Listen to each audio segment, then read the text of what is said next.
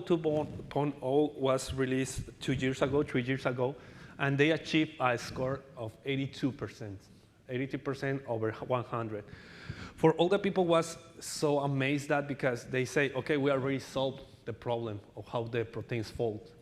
But the most important thing here is not, okay, we already know how to fold proteins, but it's about we solve a complex or a very simple problem, but with complex implication. Because once they release AlphaFold, when you can put the sequence and you now have a picture of how it's especially folded, a lot of people start working on that, but to build something or different stuff.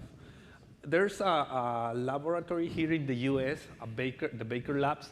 They begin try to map all the sequences and then try to correlate it about how they fold in the space.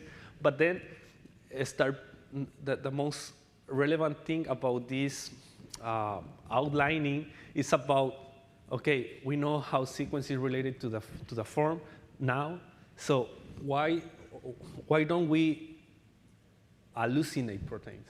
What means hallucinate proteins? Means that how, if we try to create proteins and sequence with the form that we want to. So this is something interesting because in this case, they begin like using all the data we have and then try to build something new, something that is not in nature. In that case, we are designing, or they were designing their own proteins based on the motif that is contained in printing. So what's the point about this? If AI solving a simple problem as the folding, but then begin this like new way of thinking the design protein field, what is going to happen if we can solve it in the IBF world? I put this slide because I try to like see what's the timeline of the IBF field, but we have this magnific lecture at the morning that was quite amazed because he speak a lot about how the evolution of the art, but something that is for me is or I want to introduce here is, okay, what are the key points that turn the way of how IBF is conceived? So I think that one would be how AI is beginning to introduce in the field. Yeah? First in medicine, but right now we are in the way that we have the IBF using a lot of artificial machine learning technology. But with this, we have also I think the ICSI procedure is something that begin to it's a cornerstone in the way how we conceive the IBF. Yeah? So the main concern is AI, artificial intelligence, is going to be the next revolution in the IVF, in the assisted reproductive technologies. We are at that point, and I think that we are going to have a new way to conceive the way of the reproductive technologies. Sorry about that. But before that, let's play a game and see why it's important to build this technology. Let's imagine we have these 5 embryo images. What are the embryo you are going to transfer? Take a time and think. Yeah. Or we can see it in the other way around. What would be the embryo that you want transfer? Okay? So based on the opinion of several embryologists, they say, okay, that's not going to make it. So, okay, the other 4, we are going to use it. But we can do it in the other way around. We have these other 5 and say, okay, what are the one that we are going to transfer? Take a time, once again. What do you think? Yeah. If we have a body system right now, we're going to realize that we have our each opinion, that we don't have an objective way to select the precise embryo. But AIs can help us with that, yeah? Because the adequate one is the one in the corner, supposedly. And the majority say that. I don't know. But for me, it's something, when I realized that, and that's why I moved to this field, is that, okay, we have a complex problem that maybe we can solve it in a simple way and then see how the revolution is going to be, okay? So how is work, how AI or data science stuff works? We have images, we have also videos or the data we have. And then we try to estimate or try to see if we can build like a space of all the solution we have. In that case, we want to see if we can see some correlations, some tendencies, some patterns that we can find them, and then they use this pattern to take decisions. So those images, we can estimate some features as the events of a time lapse, or maybe we can use some morphological traits, or in the case of the sperm, we can use kinetics features. So in that case, we have all the features we can have and then try to relate it to this space and then see if we can take a decision. Okay? So in a more simple way, we have these 10 images. These 10 images they are something that could be used to be transferred on something that don't. They are ones with euploidy or aneuploidy. We have hatch, not hatching. So all that information, we can indeed have it or estimate it based on the features we know.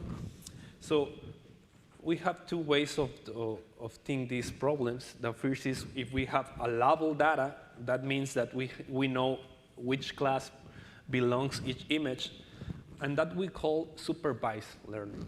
A supervised learning, we want to classify and try to see if we can split the two groups, 3, 4, or many groups we want to, and then try to see if a model fits, and then if the model fits, what is our overall performance, and say, okay, we are accurate or not. But we have other way of thinking this, that is, what if we don't know what the output we want? And then we only want to split the information. In that case, we have unlabeled data, and we want to cluster them, and then see if each cluster is related to any information, trait, or outcome we want to correlate.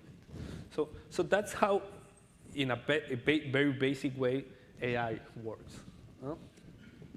So, okay, after all this introduction, in the company I work, or the company I work for, we build this AI system that help us to, or help embryologists to take decisions. They assist them in such a way that they can, how do you say, maybe bridge the gap between the experience, because we know that something that it's very common is each one has their own opinion, but we want to homogenize the decision and see if that result in a more in an increase of the outcomes. Yeah? So in that way, we built ERICA. ERICA is this system that ranks the embryos in a cycle. Yeah? We use some mathematical stuff, some technological stuff, but the important thing is that based on the morphological traits, we can rank the maybe 6, 8, 10 embryos in a cycle and say, okay, I think this is the more suitable one to go through all the process and have a good outcome. So in this case, you can, let's see a video. This ERICA system, you log in, fill your patient, and then once you have that, you can put all the images you want, or the images of the embryo in a cycle, and then see if what's the adequate one, what's the first, what's the worst, and something like that. So let's see. In this case, we use a synthetic one. We use 5 images, we put it, and then see, okay, rank them. In that case, the system told us that we have this A.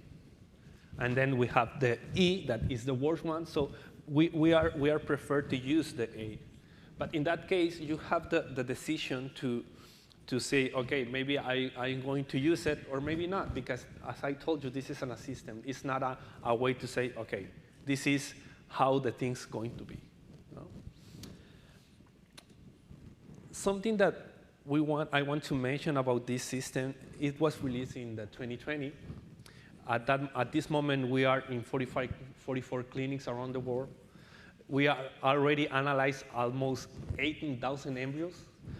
From that embryos, we have almost 4,000 of embryos transferred. And at this moment, we have the report. I don't think, maybe it's a higher number, but we have the report that 2043 children are already born with the use of this technology.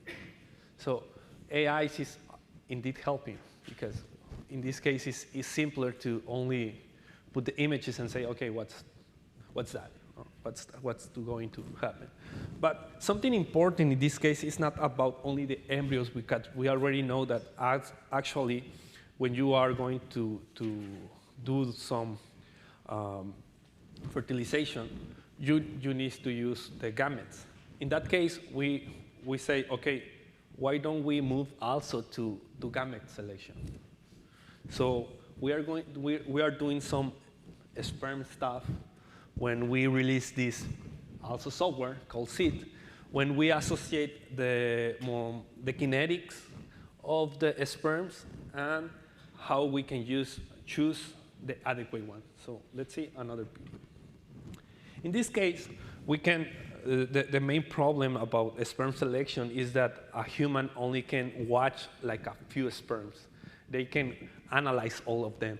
But with SEED, we can use all the microscopic field and then say, okay, we already analyzed, and maybe that's the adequate one. So this is the suitable.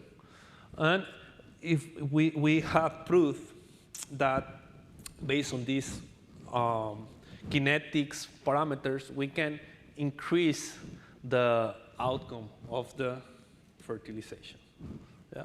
We have this, we propose a score based on the relationship between the motility features, and then we can see that with the use of SEED, we increase the fertilization and also increase the blastocyst formation. Yeah? So something that is important is that this year, several clinics that are using our technology, they send some abstracts to the ESRE conference and mention that they don't find any significant difference between the senior embryologists and the using of the SEED, meaning that our software is as good as an experienced embryologist. So these are the three clinics: Fertilis, Alpha, and EmbryoLab. One's from Canada, one's from Malaysia, and I think the other one is from Greece. Yeah? So we are going there. We are. I feel comfortable to say that we are actually solving the problem, maybe solving the problem. So we are working right now in the oocyte selection. We built this. It's a proof of concept technology called Iris, when you can watch the. You watch the oocytes, and they, based on the morphology, they can select, rank, and see what are the ones that we can use. We use this mainly to design these sibling oocytes studies, because we want to split fairly in such a way that we can use the outcomes of our technologies. We are working on this paper when we can relate the granularity, the shape, the color, and see what are the most impactful or important features to the fertilization of the blastocyst formation. So before that, as I told you, something that I want to take account is what are AIs going to do or going to be taken care at this moment or with in the IVF. I found this article, I don't remember Forbes, Time, or when they ask to people, do you trust to the AI outcomes? They say that only 3.1/5, meaning 60% of the people trust on AI decisions.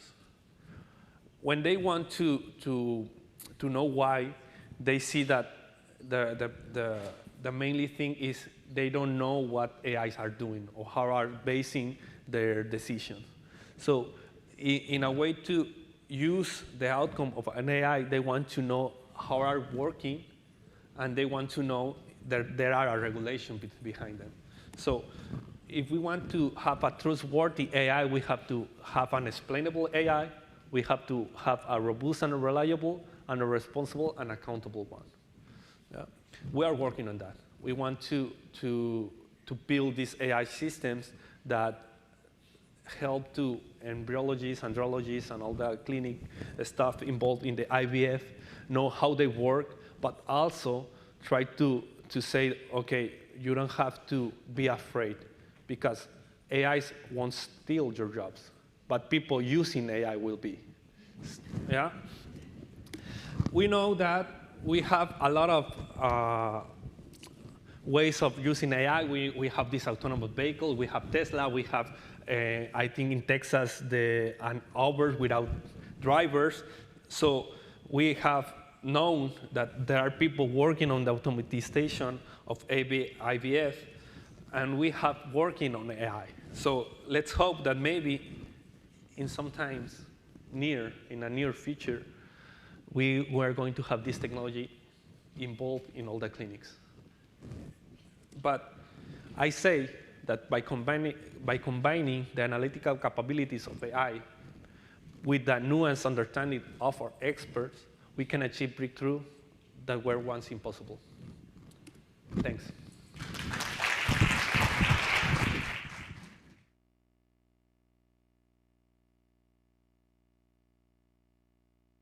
Commercial, but we have this game that is something interesting. You can scan the QR. We have these synthetic cycles, and you want to rank them and see what are the relationship between our ranking system and the human experience system. So you can play a little bit and see how that will.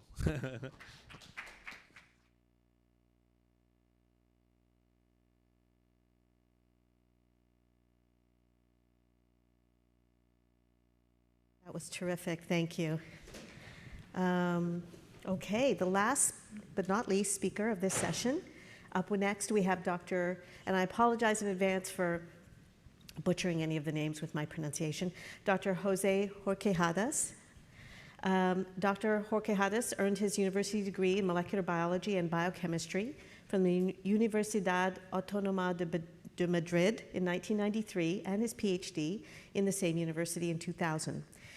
He did his PhD working on virology with Dr. Margarita Salas, one of the most reputable scientists in Spain. After that, he moved to CSO, Chief Scientific Director, Officer, of the Fundación IVI in Valencia until 2009. He was one of the founders and CSO of iGenomics until 2011, and you moved in 2011. There's a lot of moving here. To the university you became an assistant professor of genetics at the Pablo de Olavide University in Seville.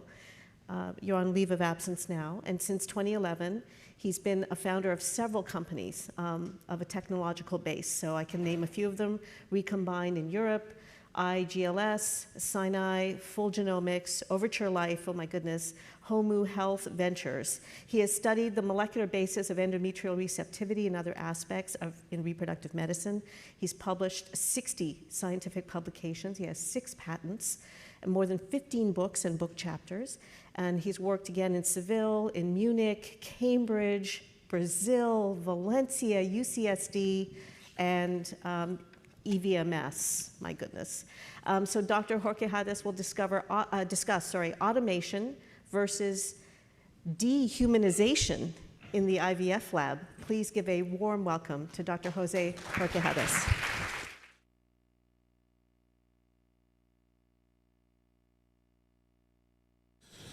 Thank you for the introduction. And first of all, I want to thanks to Sheila and Nabil to be here, to be invited to work, to talk about presentation.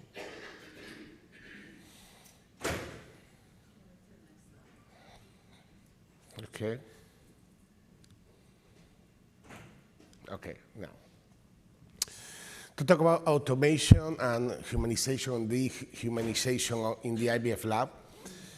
And these are the disclosure about the companies I work, most of them not related with this talk.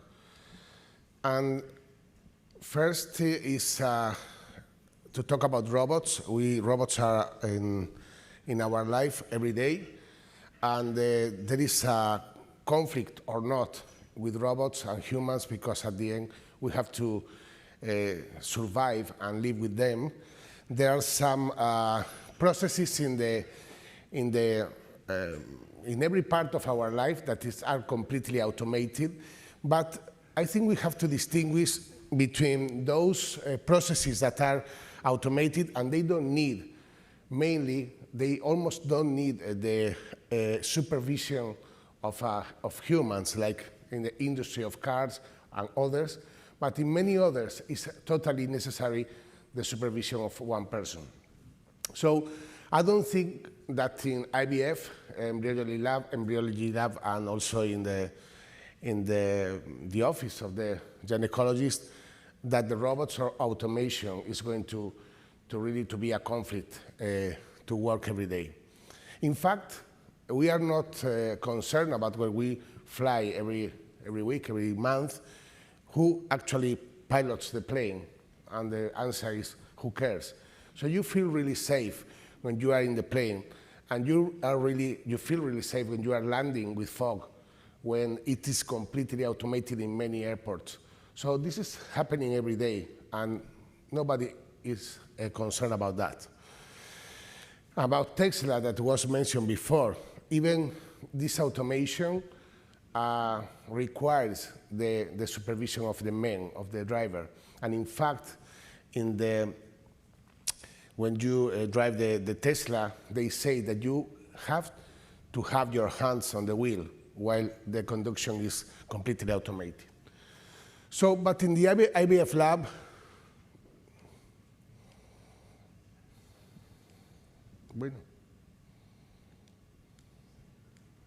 okay, now. This is the paper in 2021 in which Adachi and Gary Smith also, and Kashmir, they talk about the automation and miniaturization of the IVF lab. About IVF lab, there are many different processes that can be automated. Not all of them can be automated, but most of them they can be automated, mainly the sperm selection, the fertilization, embryo culture, embryo selection for transfer, but of course, cryopreservation.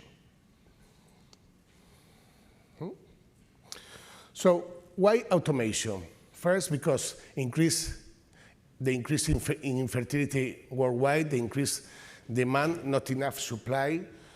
The process is mostly manual in every process in the lab. The data is kept in silos in clinics, making analysis difficult. And because there is an increase in the age of maternity. Here you can see how the increase of maternity in black in 1970s to 2000 and now 2020, in which the age of the maternity is increased a lot. So it means that we are going to have more work in the future than we have now. In fact, we have the double of cycle in 10 years since 2012. So it means there are not enough reproductive endocrinologists trained. There is not enough expert embryologists, but it depends on the country. But for example, in Spain, we need ER, but we have an excess of embryologists. So the clinics, they need the ER. There are not enough ER, but they have overbooking of embryologists in the lab. So at the end, the qualification of the professionals results in expensive IVF treatment. So what's happened with the manual processes? Mainly that there is a lot of variability between IVF centers. This is clear. And this is not only depending on the technology, because in Spain, in our case, the technology means if you have an embryoscope or not, if you have an incubator or other, or if you have good or bad embryologists, the aneuploidy rates at the end in egg donors vary from 20% to 60% depending on the center. And the pregnancy rates in the world, but also you can see this in Spain, vary from 10% to 80% depending on the center. At the end, the method and the skill level vary from center to center, operator to operator. This is an example of the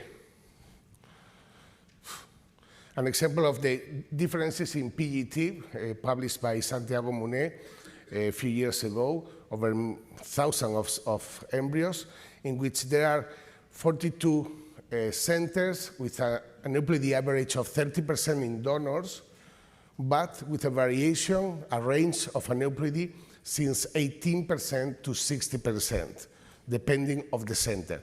And these differences can be also shown in the same center in different doctors having the same embryology lab.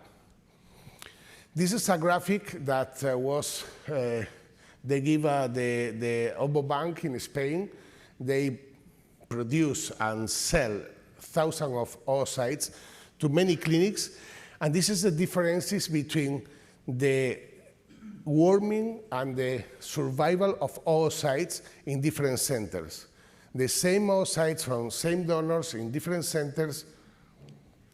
In different centers, you have some clinics that they have a survival rate of 40%, 42%, and some of them they have 100% using the same exactly kit of Kitasato in this case. So it means that the protocols are not well done in all the places, and this is part of the result of the manual use of the protocol. And the same also is in the embryology lab. Everything, most of them is manual, pipetting, preparing dishes, the use of the micromanipulator, or the loading of the oocytes of the embryo in the straws. But also the gynecologists, because the gynecologists are based in their experience, their hormone stimulation. So there is a protocol, a standard protocol for the clinic, but they have to personalize in different patients due to their own experience of the clinic and their own embryology. And also the peak of the eggs is something that they learn with the years. So is the solution for the standardize the results and to standardize the IVF or clinical outcomes, the automation? Could be in some of the processes. So what automation can provide? In theory, same results in every center, every time.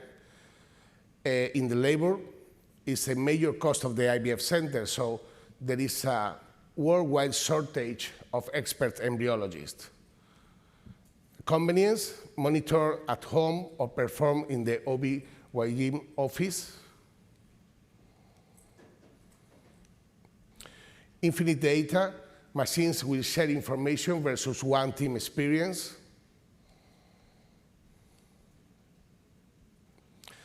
And finally, platform. This platform gives us a baseline from where to innovate faster. Why now? Not now. A few years ago, this is possible because we have affordable robotics with high precision and miniaturization, software that are making robots the new smartphone, the microfluidics. We have microfluidics for many years, but now we are applying microfluidics to IVF.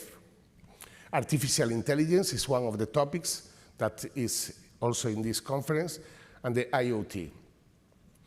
What we are already automating the lab.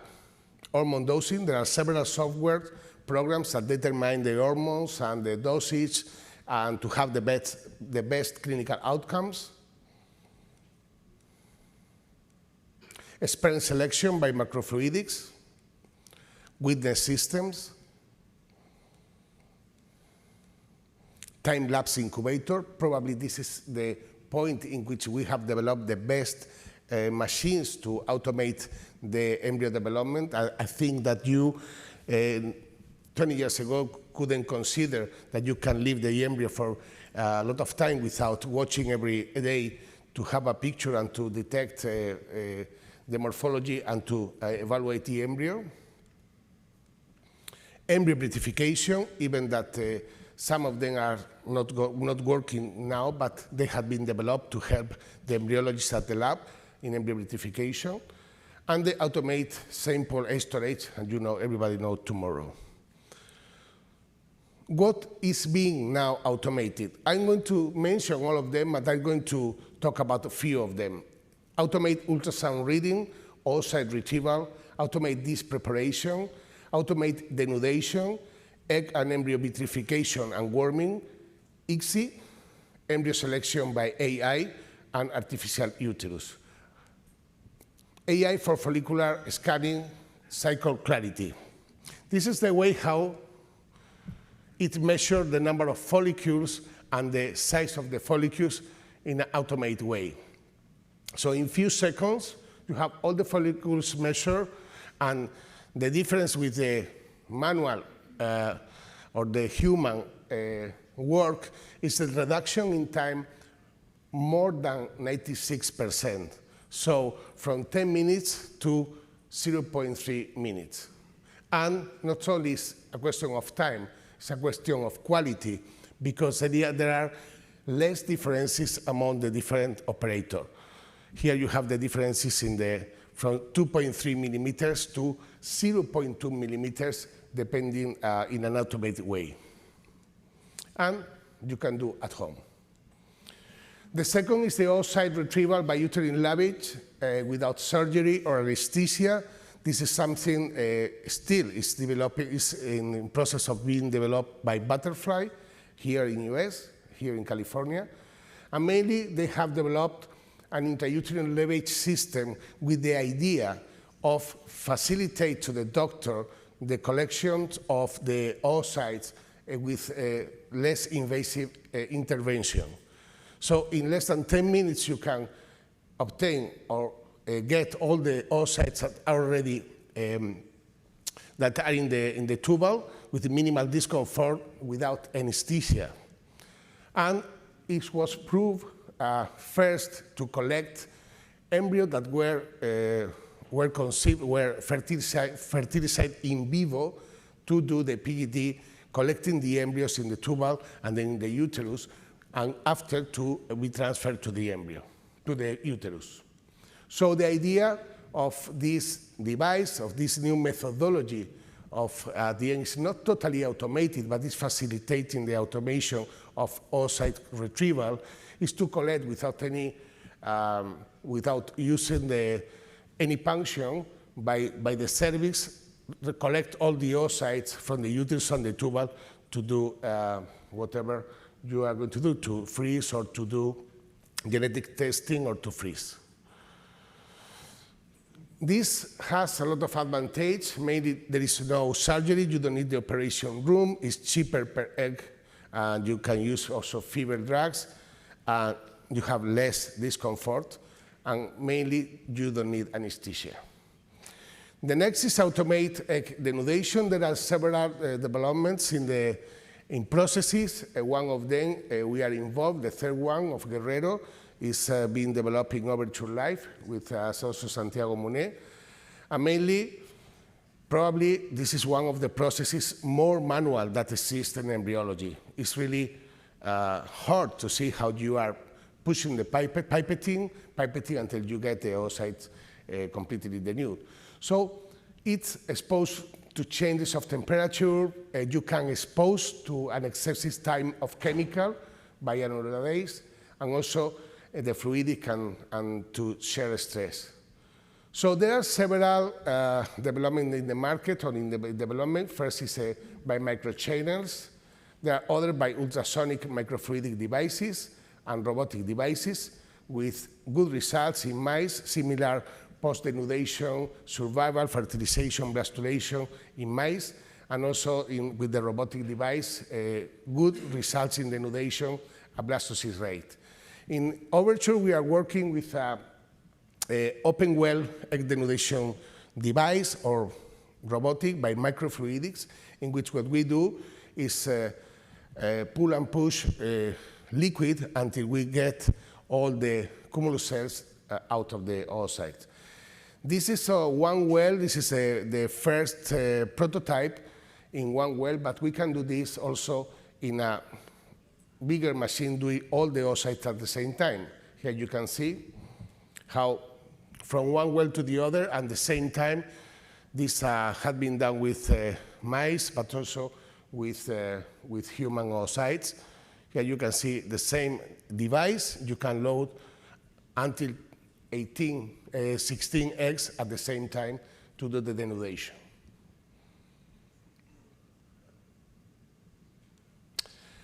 The next one is the automate egg and embryo vitrification and warming, and probably the more advanced development in Overture Life, where we are working, and in which we have developed this machine that is very small. I want to show a small video, a short video, to see how small it is and how it works. And mainly, there is a biochip device that is inserted in this machine, and everything is done automatically. So there is this device contains 2 reservoirs for the media, and at the bottom there are many microchannels. What we're doing is to mix the different ES and VS media to do a gradient for the vitrification. So it's, in theory, it's going to avoid osmotic shocks in the oocytes. I'm going to show this video for you to understand that there is a small machine. Still, we are doing the clinical trials. So what we have demonstrated in mice and we have demonstrated in bovine, we need to demonstrate in human.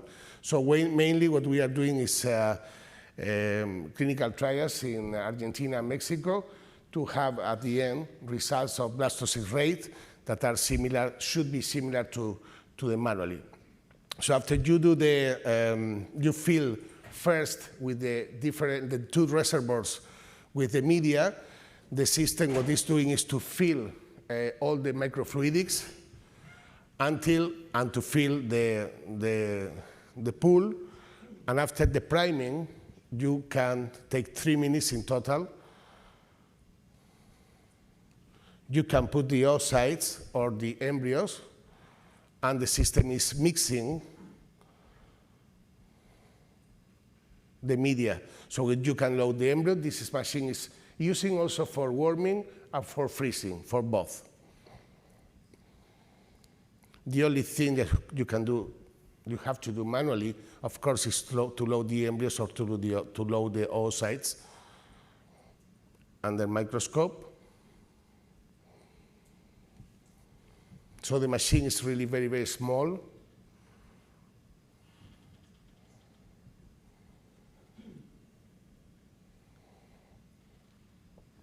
And in 13 minutes, it's finished. The second thing that we have developed is a new methodology for storing the oocytes on the embryo in a also very single way, because if not, you have to, at the end, you have to have the skill to load the embryo or the oocytes in the straw. And this is we have called Piccolo, that is basically taking the embryos or the oocyte in a direct way, and we freeze them. So these are the first results, are not the first result, the last result we have, and we have results in the blastocyst rate and all in the different processes. We have a very similar result that the vitrification, the manual vitrification. Now we are doing a test, a clinical trial, in which with 94 egg donors, we are dividing the eggs and doing manually and doing with the Davitri. And what we expect is to have a pregnancy rate standard that we have or has been published in SART. And the final automation that is probably the most interesting today is the ICSI This has been developed in Barcelona, and Santi Monet, in fact, is director of this project inside Overture, and mainly what we have developed is automatic ICSI.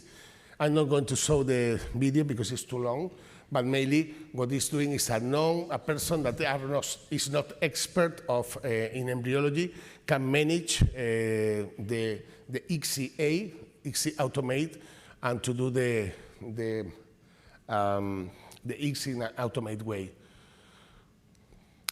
And we have done this in hamster with similar results in survival rate and 2 hours overnight. We have a similar result. I don't know why the numbers the presentation is changing the numbers, but mainly in hamster, in rabbit, survival, cleavage, and blastocyst rate are very similar. We moved to mouse model with similar results also. And finally, we went to human, in which we have very good results on survival, fertilization, and expanded blastocysts. However, we have a difference between euploidy and aneuploidy. And we don't know why, but probably it's due to the the skill or non-expertise of the manipulator, because it's not an embryologist, it's another person that can select the sperm. But in any case, we had in the first baby born a few months ago with a New Hope Fertility in New York, and it was also the price of SRBT price in 2022, and it was the first baby was born 2 or 3 months ago. Finally, I want to mention that automation not only should be done with all the processes in IVF, but also in the embryo selection. The embryo biopsy, I think now PGT, PGTA, PGT, non-invasive PGT metabolomics is something that we have to implement in our lab. In an automated way means to collect the media and to have everything down in a laboratory, external laboratory. So we want to pass from one to the other, mainly to metabolomics, from here to here, and also adding the AI to the selection of embryo. In conclusion, only to say that automation is irreversible in IVF lab, as in other fields in medicine and in our life, that there are some processes that are difficult to automate in IVF, not impossible, but difficult, that they are going to standardize the clinical results, that they are going to reduce errors in the IVF lab, and you all recognize that all we have a bad day, and the assisted reproduction professional will be happier, this is what we want, and they will have more time for research and personal development, and finally, that the loss of technical skill will be an election of the person. Thank you very much for your attention.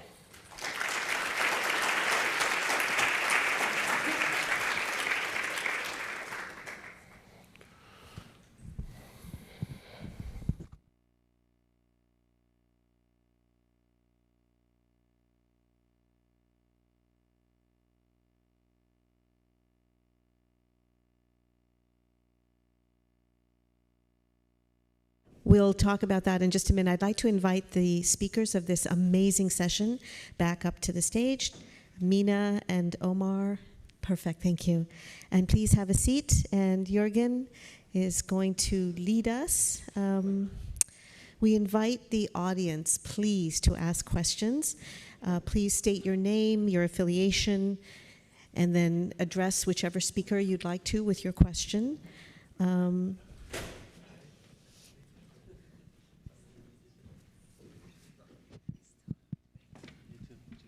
And it looks like we have a microphone, roaming microphone, perfect. Yeah. Okay, so thank you very much, Sangeeta, for the introduction. As he pointed out, please, when you have a question, stand up, announce yourself, your position, and where you're from. So it's open for discussion, please. Please. Sorry, my name's Ian. You are from Montgomery Fertility Section. Can you? Oh, that's what. Thank you. My name's Yemi Family. You are from Montgomery Fertility Center. Is that better? No. Take my one. It's fine. No. Put it in your mouth. That's good. Okay, gotcha. My My name's Yemi Famuyiwa from Montgomery Fertility Center. And I am not a lab person. I'm the medical director, so I do the clinical side. So I have a lab question, so forgive me if it's a very naive one. I really, really am excited about all the automation. The question is, when you're using, hopefully you'll get the lab working almost on autopilot, where you can load the stores, freeze the egg, freeze the embryo. Will it be able to load individual eggs into one store, or an individual, instead of one or two? I think you're putting 6 in your well? Yes. Okay. I mean, now at the moment, what is not automated is to load the oocytes in the straw, but it's because we have developed the Piccolo, that this automatically is taking everything, not automatically, it's manually now, but we have a robot that is going to take all the oocytes and freeze directly. So, but at the moment, of course, this process is not automated, it's manual. Another question, please. William Please. Ferguson here. I'm an attorney, so probably in the minority. But I had a question for Omar. Regarding the ERICA program, how did you come about, I guess, training it? What were the features? Did you pick the features, or were the features, I guess, ascertained by the system itself? Now, our first version is based on features that embryologists mentioned that are important to look at. Mm-hmm. But we are currently working on a way that we can use indeed some features that maybe, or as a humans, we didn't think about it because we have a limitation about what can we see, what are we seeing, and also we have this bias of we have to look at, I don't know, like zona pellucida, or we have to watch to polar body. But with the systems, we can use any pixel, any relationship between the pixels, so we are moving to that way to capture more information that we are ignoring right now. Okay, great. Thank you. So we'll be looking forward to 2.0 then. Yep. Hi, Collins Michael from San Francisco. One quick question going back to the retrieval of oocytes through the uterus. 3 factors. What about tubal disease? What's the recovery of those oocytes after stimulation? I can't imagine having 100 oocytes retrieved through the uterus that way with the lavage. Can you comment on that at all? I don't know if I understand you well. All right. Somebody goes through a stimulation cycle, has 130 oocytes that you see, mature oocytes. What's the recovery from the uterine lavage when you're doing it that way? How many do you retrieve? I can take that. Exactly. I'm Moses Cesario, CEO of Butterfly Bio, and we're advancing uterine lavage. We're getting 65% back right now, and so that's the efficiency. We're not getting everything out, right? We're not getting everything out, but that's about what we're recovering. So, yeah.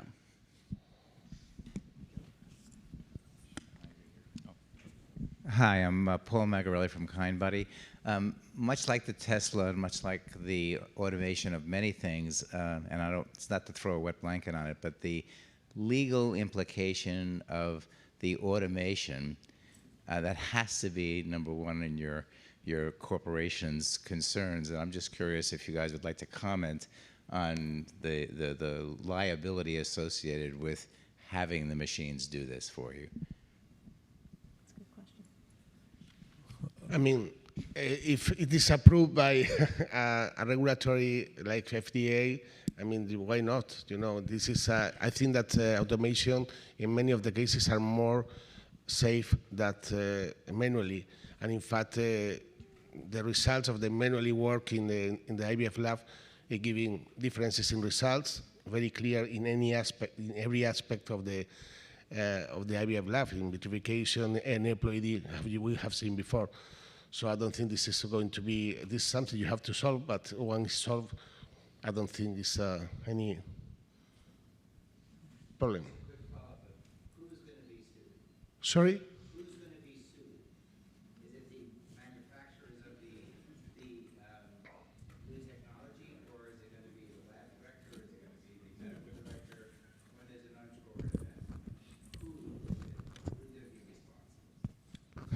Good question. I don't know. We have the attorney here, so you can.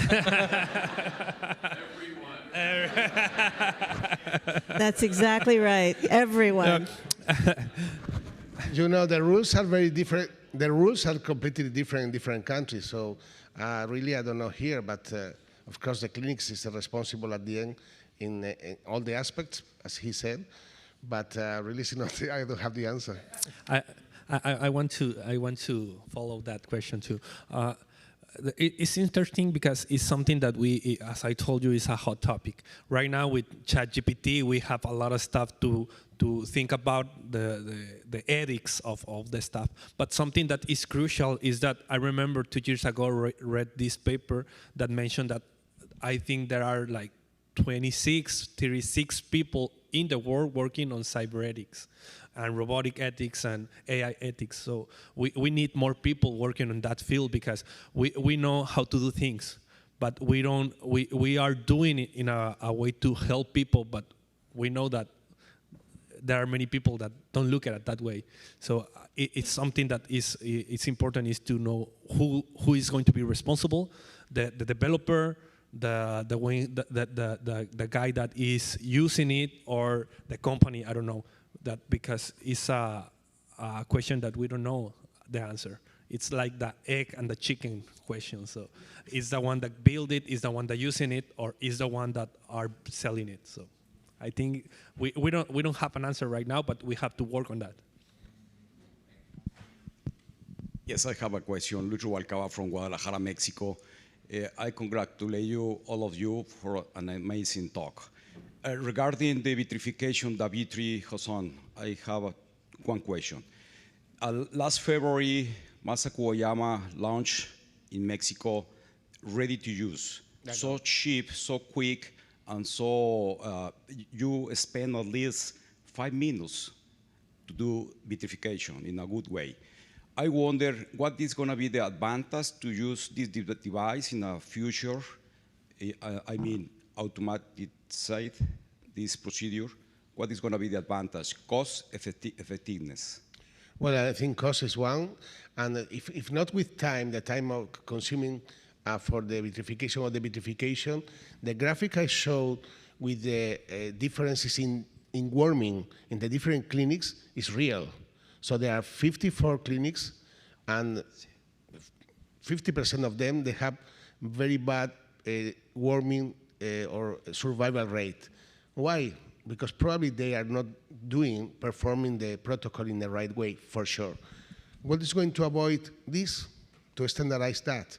If you have 95% of survival, it's 95% in your clinic, in Tijuana, in Mexico, in Spain, and in any country. And if you have embryologists, as it's not the skills of the embryology, it's going not to be, you don't need to be the expert of embryologists to do that. In fact, it's a process that should be very simple.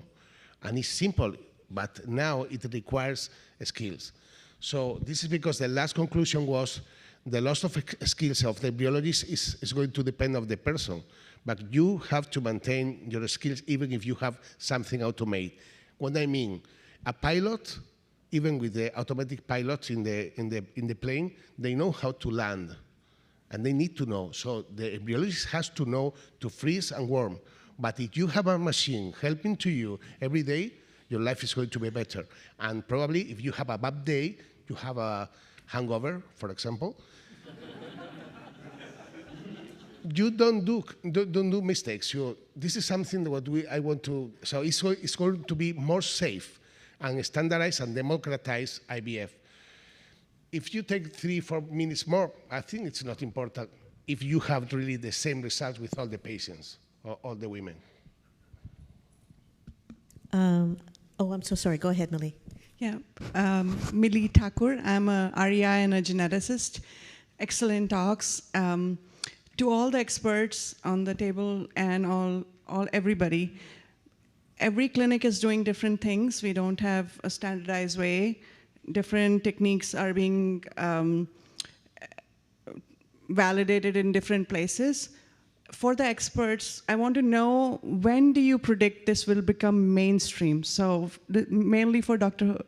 Jose, in terms of like you did different techniques, maybe 12, 15 different things. When can a medical person imagine it happening? The reason why I asked this question is the technology is exponential. So when we predict it's going to take us 10 years that this would be mainstream, it's going to take a shorter time than that. And do you have a prediction of when all of these techniques are going to be available for a physician and a patient to go through an IVF cycle? Well, I think this is one when we say in Overture and other companies to democratize the IVF, it means to be cheaper. It means to be no cost for the machine, for example. I think that if there is no cost, it's going to be available for many clinics, and not like now. I come from Colombia last week, and many people are not doing PGTA because they don't have a laser. So PGTA is good, but if you don't have a laser, you cannot do that. So I don't know. I think it depends of the cost or no cost. It depends. I think all we here and in IVF, in this field, we are very open to new technologies all the time. People, we need all the time. We are talking, what is new? So at the time it's ready and it's cheap, I think it's going to be. When all is going to be ready in the lab, little by little, step by step, are going to be, it's like embryoscope. Still many people, they don't have an embryoscope and many other things. So it's going to be like now, but I think if it is free, many of the technologies are free. The machines are going to be very fast to be in every single IVF lab in the world. So if I could add, I think predictions are really tough. And you put yourself on the spot by saying, oh, I think this will happen in the next 10 years, and then 10 years passes by and nothing. But in this case, because we are talking about AI and incorporation of AI into the operations of the laboratory in ART, I think it might be faster than we think. Because it's unimaginable to us the speed at which this can move forward. Just look at ChatGPT and other AI platforms, these language models. Well, they're not language models anymore. That was a month ago. Now, they are creative models. So the field is advancing so fast that it's simply difficult to imagine what will happen in the next 5 years even, 2 years. So that's one aspect. But the other aspect of it is the road to full automation of the IVF laboratory is a tough one. It's really tough. I think what Overture and IVF 2.0, what they have achieved is tremendous, because they may seem trivial. For example, for the AI, the imaging system, to recognize an egg. Well, for a human, that's simple. Well, that's an egg. But it is not for artificial intelligence. So everything has to be taught. And so imagine the number of steps involved in an ICSI procedure. From the time you have to, well, of course, collecting the eggs, but let's just focus on ICSI itself. You have to denude them. You have to select the mature ones. You have to prepare your ICSI dish. You have to move those eggs in some kind of order, and not all at the same time, into the ICSI dish. You have to prepare your sperm. You have to add the sperm to your PVP drop. You have to put the dish in on the micromanipulator. You have to put your tools in. You have to lower them. You have to approach the egg. You have to get in there. You have to deposit the sperm. You have to withdraw the needle. Raise your tools. Take the dish back. Put the eggs away in a culture dish and put the culture dish away. Okay.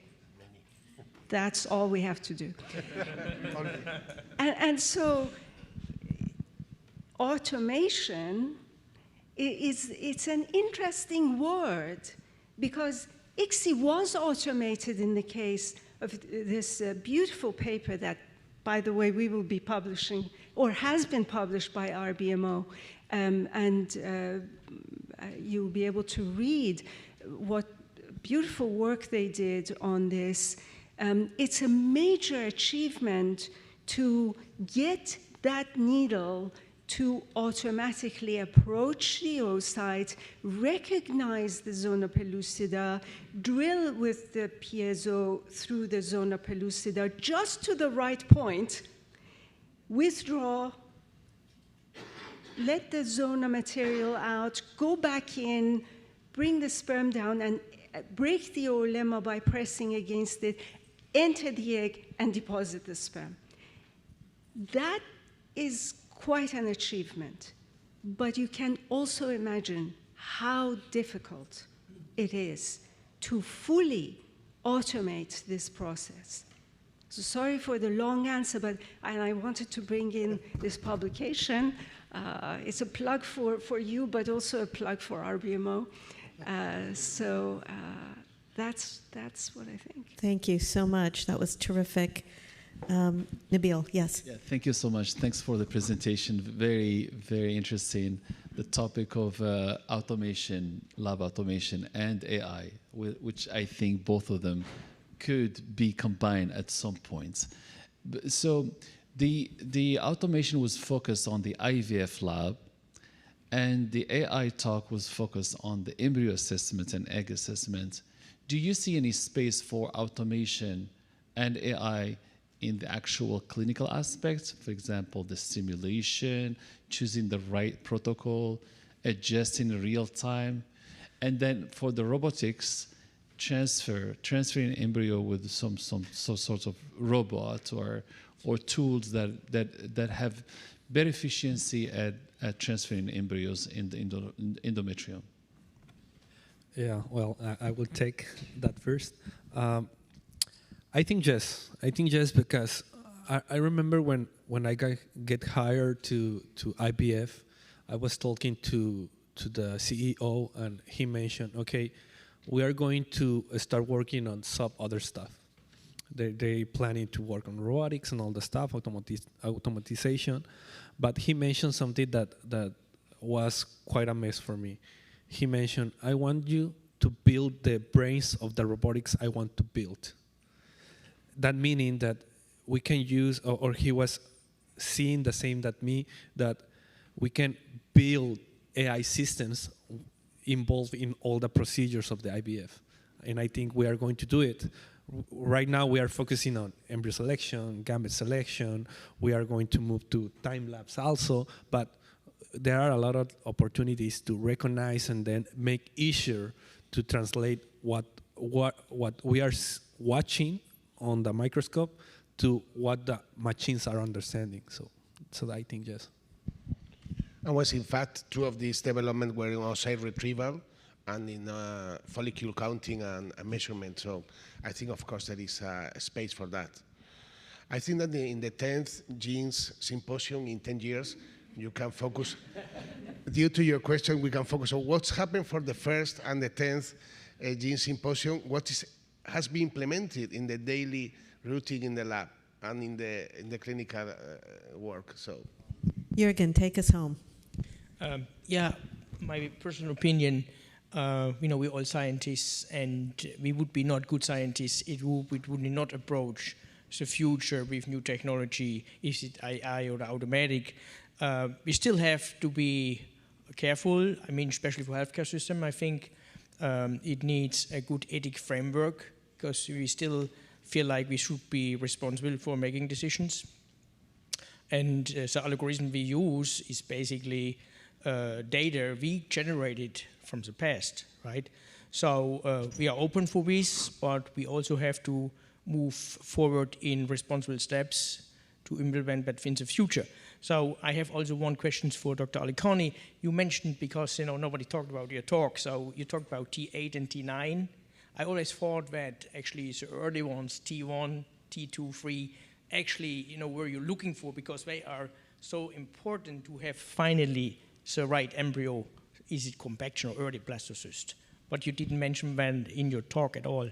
Yeah, no, actually, as I mentioned in the analysis, the recent analysis that has come out of Care Fertility, they did notice that every one of those parameters was actually delayed in aneuploid embryos. So what was difficult, the message to get across, was the difference between the findings based on the Care Fertility data set versus the findings that they extracted from a meta-analysis of 20 or so papers that are out there that they were able to analyze. So they are somewhat contradictory, or at least not fully aligned, and their model is showing, which is a logistic regression model, is showing that putting in all of those factors will give you, in the end, an AUC of 0.71, which is quite nice. So yes, those time points are also important. Yeah. So, and I remember Marcus Messinger, when he started all this many years ago, definition of T3 was like conversion from a 2 to the 3 cell. Yeah. And then, but I saw T3, you called like 27 hours, what I was surprised so early. It's usually 34 hours.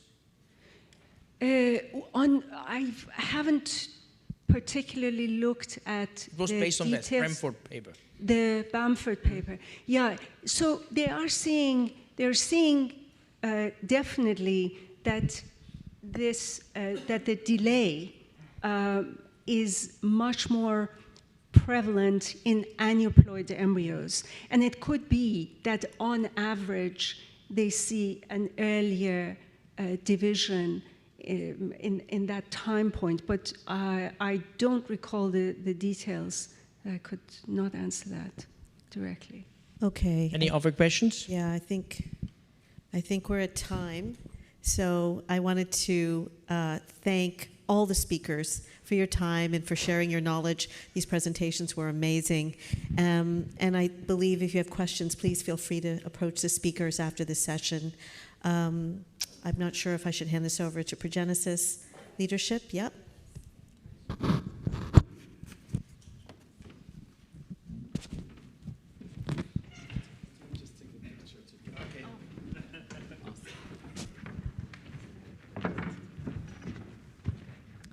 So I invite all of you to go to the next room for a coffee break for 30 minutes, and we will be back.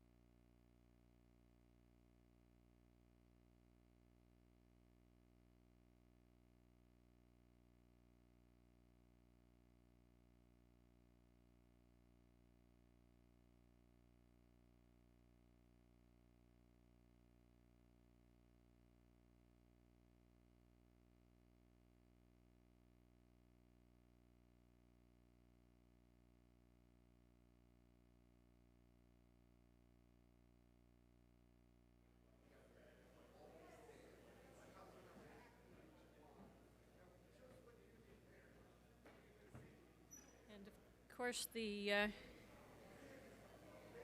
let me do something here. So I'm going to go ahead and talk. Well, saving.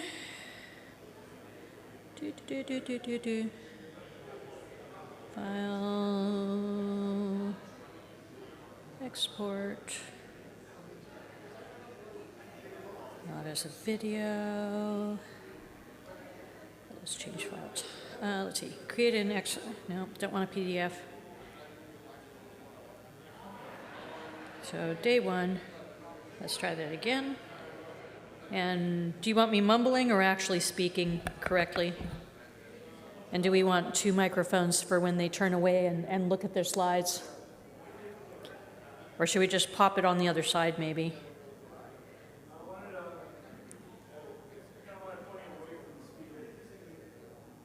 Yes. I'm just, because they're all doing this, but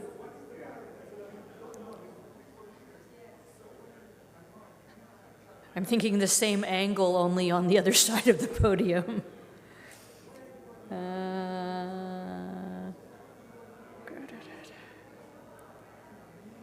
Control Z. I hate other people's I hate working on other people's computers. File. Save a copy.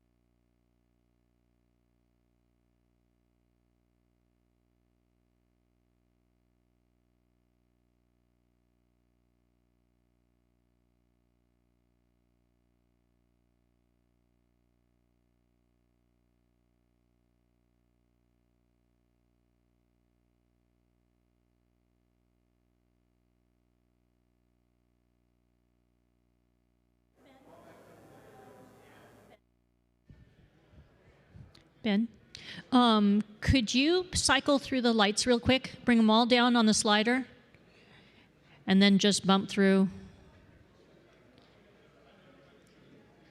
You would probably like your laptop, mademoiselle. It is parked right over there. And just to the left of the monitor. Yep. So. Oh, perfect. And I am also waiting for Thomas to give me an updated. So that's 1. Thank you. That's 2. 1 is not even a back. Okay, so if you could bump through. So that's 2. And then what's 3? Okay. And 4? Okay, 4 was the one. So 4 is both backlights.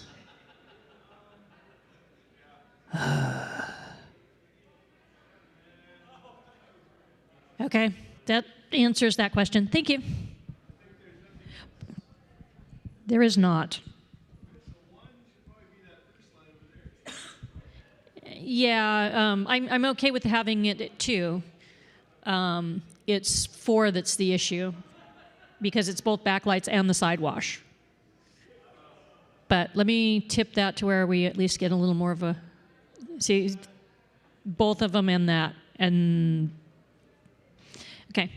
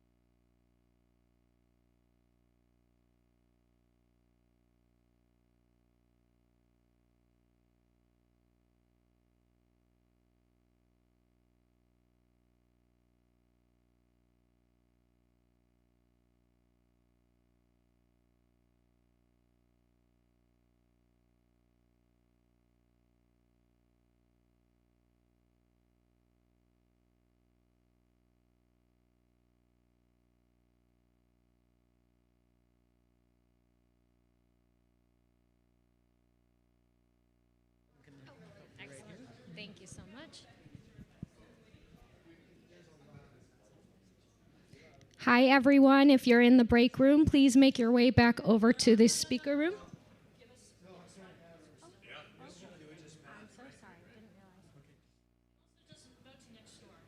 Sure, but they can hear it a little bit if they're out in the hallway.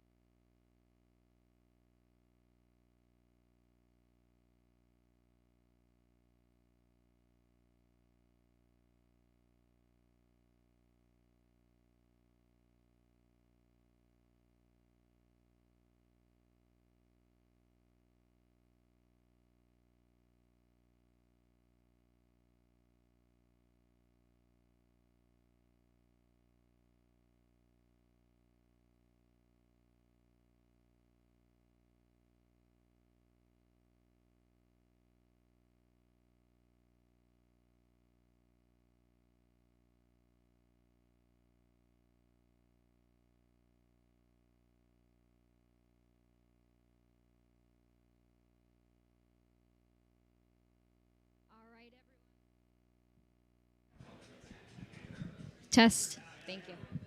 All right, everyone, if you're in the break room in the hallway, please begin to make your way back in as we begin our second segment.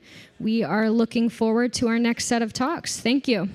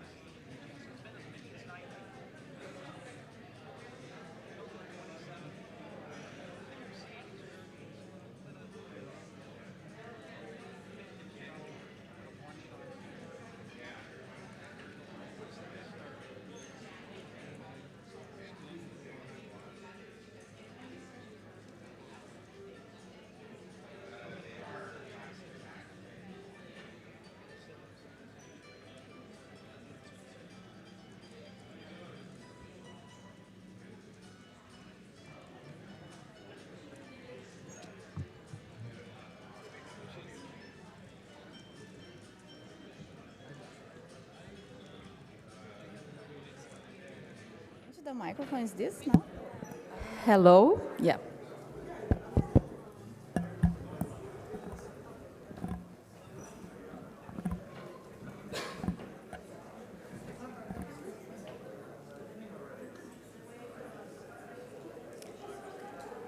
Good morning, everybody.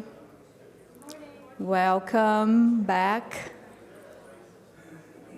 We are going to begin our next session.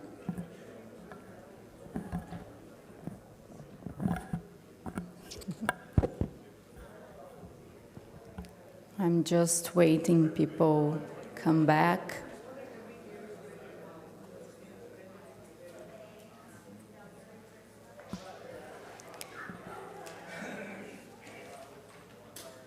I hope everybody enjoyed the last session on AI, and thank you very much for your participation.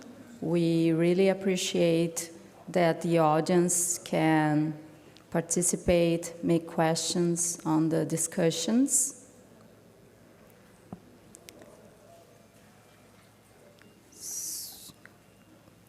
Good morning, my name is Dr. Fernanda Pacheco.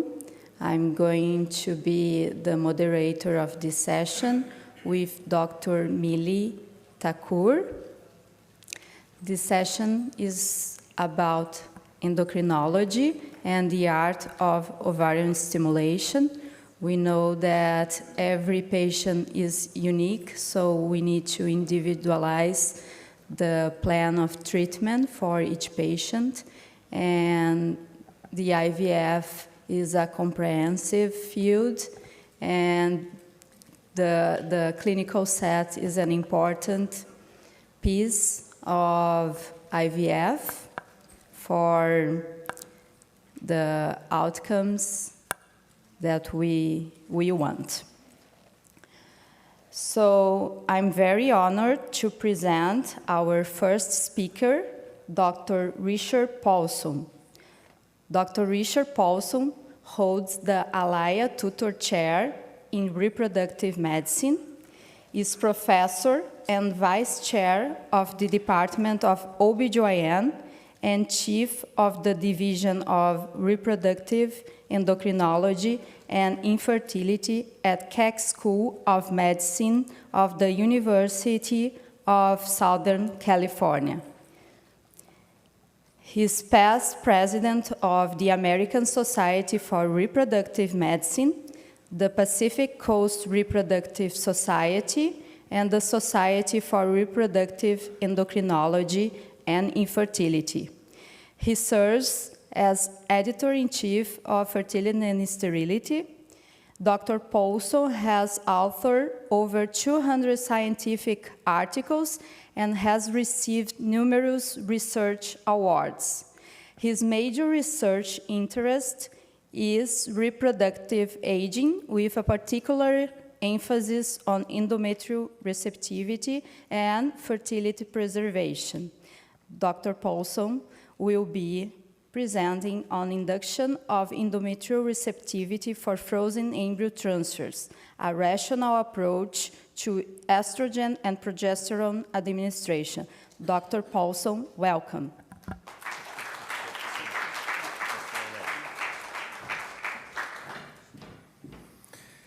Thank you very much for that lovely introduction. It's my great pleasure to be here with all of you in lovely sunny San Diego, and I really am very thankful to the course organizers for inviting me and giving me this opportunity to be here with all of you. So I'd like to talk about endometrial preparation. There it is. For frozen embryo transfer, and really for any kind of synchronization. When we started doing egg donation many years ago, talking about reproductive aging, of course, all of those cycles were synchronized.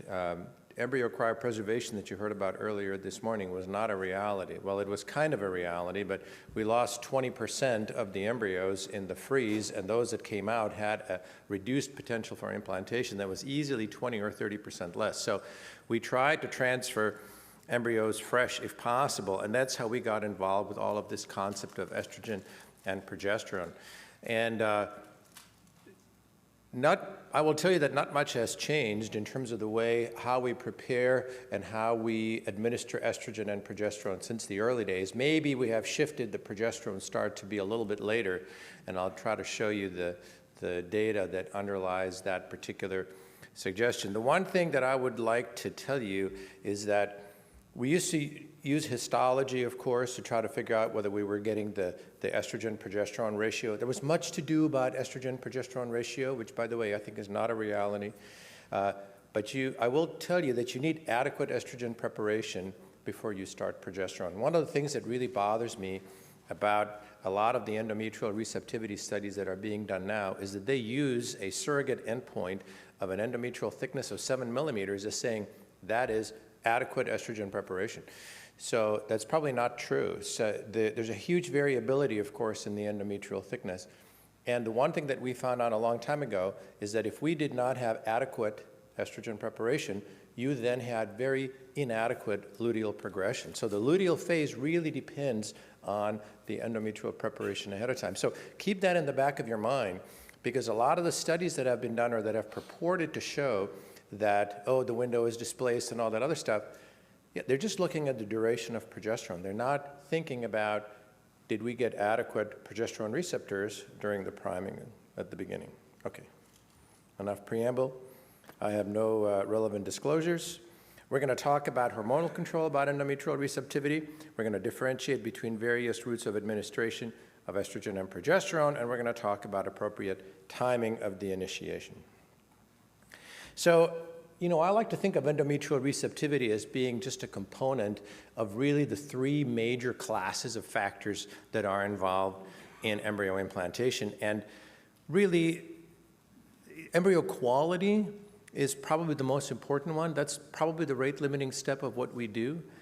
But it's good to remember that endometrial receptivity needs to be adequate. And if it's poor because the endometrium is distorted by myomas or something like that, that will prevent embryo implantation. And of course, if you have bad transfer technique or if you put the embryo into the wrong place, then it's also not going to implant. So it's a component of the overall picture of embryo implantation. The other thing that I really wanted to share with you is this concept that implantation is a mechanical event. So it's not a black box where, you put the embryo in there and then you close your eyes and you hope that pregnancy occurs. That embryo has to somehow make its way to the surface of the endometrium. So how do you know that it's opposed, that it's actually on the endometrium? You say, well, I put the embryo into the endometrial cavity. I see that on the ultrasound, so I know I did that. Okay, yeah, you put it into the endometrial cavity, and where is it now? So it is not touching the surface of the endometrium, right? The endometrium is secreting all of these major mucin molecules, the proteins that are then saturated with the physiological fluid, and that is how the embryo floats around in the endometrium. I would suggest to you that is, of course, how it also migrates from the fallopian tube, or for that matter, migrates back out into the fallopian tube when you get that occasional ectopic pregnancy after an embryo transfer. So it has to come down to the surface somehow, and that's the mechanical part of the implantation. So how does the embryo migrate towards the surface? So it doesn't have a flagellum, has no means of locomotion, and even if it did, it would be very hard to get through all of that mucus. So the mucus has to be absorbed and has to be gotten out of the way, and that is the function of the endometrium. So if there is some sort of physiological principle of how it is that the endometrium allows the embryo to implant, it has to include the uptake of the secretions that are filling the endometrial cavity that allows that endometrium to come down, make contact, and actually implant. And here's a great picture from a paper that was in the New England Journal, now, unbelievable, that was 22 years ago, showing the blastocyst sort of being opposed next to the endometrium, and you see the little bumps underneath there. I don't know how well that projects. The word penopods are under there, and I'll show you some pictures of that. That is probably the epiphenomenon of the surface epithelium taking up those macromolecules, and then by osmotic pressure, they swell up and make these bumps. So the bumps on the surface of the endometrial cells are not receptors that are reaching up towards the embryo. They're tiny. They're just a couple of microns, but they probably are an indicator that the embryo is coming down. Denny made me do this, okay? In case you're thinking of the embryo as a soccer ball. Okay. So these are penopods. They were described by Alexander Psychos back in the 1990s, and he was Greek, and that's why he came up with this term as opposed to penocytosis. These are the penopods, and that's what they look like. They're bumps on the surface of the endometrium, and if you imagine that epithelium took up, MUC1, MUC2, all of those mucin molecules, then that it might absorb the fluid and then be swollen up like that. All right, so estrogen and progesterone. So both are needed, alone are sufficient, and no other factor has been found to improve endometrial receptivity. We tried LH and we tried HCG. Some of you may recall the studies where they tried to flush the endometrial cavity with HCG prior to embryo transfer. None of that has panned out. So we're back to estrogen and progesterone. It's useful to remember that nature does not have sort of step functions. It doesn't go from 0 to 100. There's always sort of gradual rises. There's a gradual rise to LH, gradual rise to progesterone. And we sort of try to imitate that, but because we give exogenous medication, we do have these step functions where you go from nothing to a lot. All right, so estrogen, responsible for endometrial proliferation, and as we just talked about, progesterone receptors. How much do you need? How do you give it? And for how long should you give it? So lots of routes of estrogen administration. There's not much estradiol around, so you just need to get a little bit in there. It's measured in picograms, and oral, transdermal, vaginal, and all the other forms really work probably equally well. Oral administration, of course, is subject to first-pass metabolism, and it gets converted. The estradiol that you give to the patient is immediately converted to estrone and estrone sulfate, and then there's an equilibrium between E2, E1, and E1 sulfate that looks like this. These are pictures of the molecules, and estradiol is at the top, and then estrone in the middle, and estrone sulfate at the bottom. Transdermal estrogen actually is more similar to in vivo production in that it avoids the first-pass metabolism, and it gives you about the same kind of ratio of E2 to E1 as you have if you measure estradiol in a normal ovulatory cycles. And there's an easy conversion in there. A 0.1 milligram pad should give you about 100 picograms per ml, which is approximately the equivalent to 2 milligrams oral. So if you want to know how to convert 2 milligram POBID, the answer is you need to put 2 patches on. And there were studies early on that purported to show that the histology was better after patch administration. That probably has not panned out because of the equilibrium that we just talked about. So even though you have a lot of estrone and estrone sulfate after oral administration, it's converted back to estradiol, and that doesn't seem to be a problem. These are the levels that you expect. The top line, for example, is a 0.1 milligram patch, and you see it's about 100 picograms per ml. So it has a reasonable predictability. If you want to give somebody estrogen for a long time, I like the idea of giving them 2 patches. I figure they have about 200 picograms per ml. I will tell you that there's a huge variability. If you measure estradiol, which you can in a patch, because it should have theoretically constant levels, right? Not much point in measuring it after oral administration because you know you're going to have these spikes and troughs.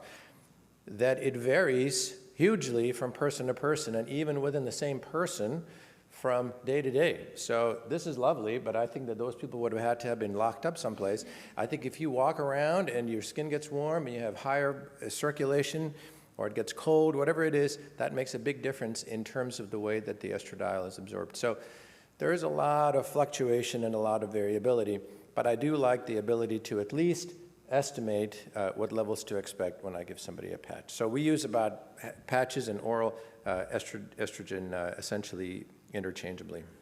Vaginal estradiol administration I thought was a really good idea because it would get absorbed really well.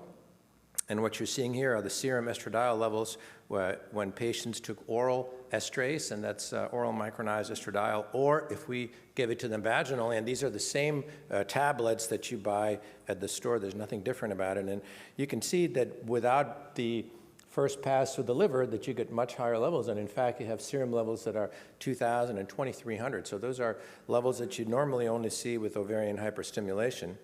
But here's the kicker. The endometrial tissue levels are even higher than that. They're about 80 times higher than what you have after oral administration. So there's nothing even vaguely physiological about the levels and that you get in a patient after you give them vaginal administration. And we did manage to get a research prize for this because we thought that patients who had thin endometrium after 2 weeks of standard oral therapy could be treated with vaginal estrogen, and then once they got to 7 millimeters, we gave them the progesterone. So on the left side, you see the total number of weeks that the patients received the estradiol, and then the number of patients, of course, was not very high, but they all got pregnant, which was great. So at least we know that we weren't harming them by giving them the super high estrogen levels. What's missing from this study, of course, is the control group that would have received the same oral medication for another 2 weeks or another 3 weeks. And we sort of thought about that afterwards. Gee, I wonder if it's just time rather than the total amount of dose. And so that's kind of the approach that we have taken now. I like, in somebody where you can't get the adequate endometrial thickness, is to put them on patches, because then I know they're getting estradiol. I know it's going to be constant. And then drag it out. Give them 5 or 6 weeks of estrogen. That does not seem to be in any way harmful. And at least you can get the cosmetic result of having a 7 millimeter endometrium. Whether or not that's critical to implantation is another debate that we would have to have. So in summary, for estradiol, the oral route is probably the one that is most commonly used. It's probably the most convenient, lots of first-pass metabolism. Transdermal is most physiologic. We use it a lot. Vaginal, highest endometrial levels, and the duration is fine. You can really go for a long time without worrying that you're going to somehow overstimulate the endometrium or that will somehow impede implantation. So progesterone, of course, needs progesterone receptors. You can't just put somebody on progesterone unless they have been adequately primed by estradiol, which is what induces those progesterone receptors. It's progesterone that opens that receptivity window that apparently turns on the program in the endometrial cells to bring the embryo down to the surface. And the question is, how much do you need to give? What's the best route of administration, and how should you time it? And the answer is that there's probably not such a thing as too much progesterone. So serum progesterone levels in the natural luteal phase, of course, are very pulsatile. So if you see a study that says we measured a single value of serum progesterone in the luteal phase just prior to embryo transfer, and we found that the levels correlated with whether the patient became pregnant or not. You have to say, but isn't it pulsatile like that? Yes, it is pulsatile, so I'm skeptical about those data. So which is best? So progesterone, of course, is much higher levels than estradiol. It's measured in nanograms. It's about 100 times as much steroid that you have to give, and the oral administration is really prohibitive. So has never been shown to be adequate for fertility. It may be okay for menopause to antagonize estrogen, but it is not useful for fertility care. So what about transdermal? You can do that for estrogen, but progesterone, again, would be a huge amount of patch that you would need, right? It would have to be kind of a jacket that the patient would kind of put on. And then on top of that, you've got 5-alpha reductase in the skin, which converts testosterone to dihydrotestosterone. It also converts progesterone to dihydroprogesterone, and so probably prohibitive. That is why you're not seeing progesterone patches. So really, we just have IM and vaginal.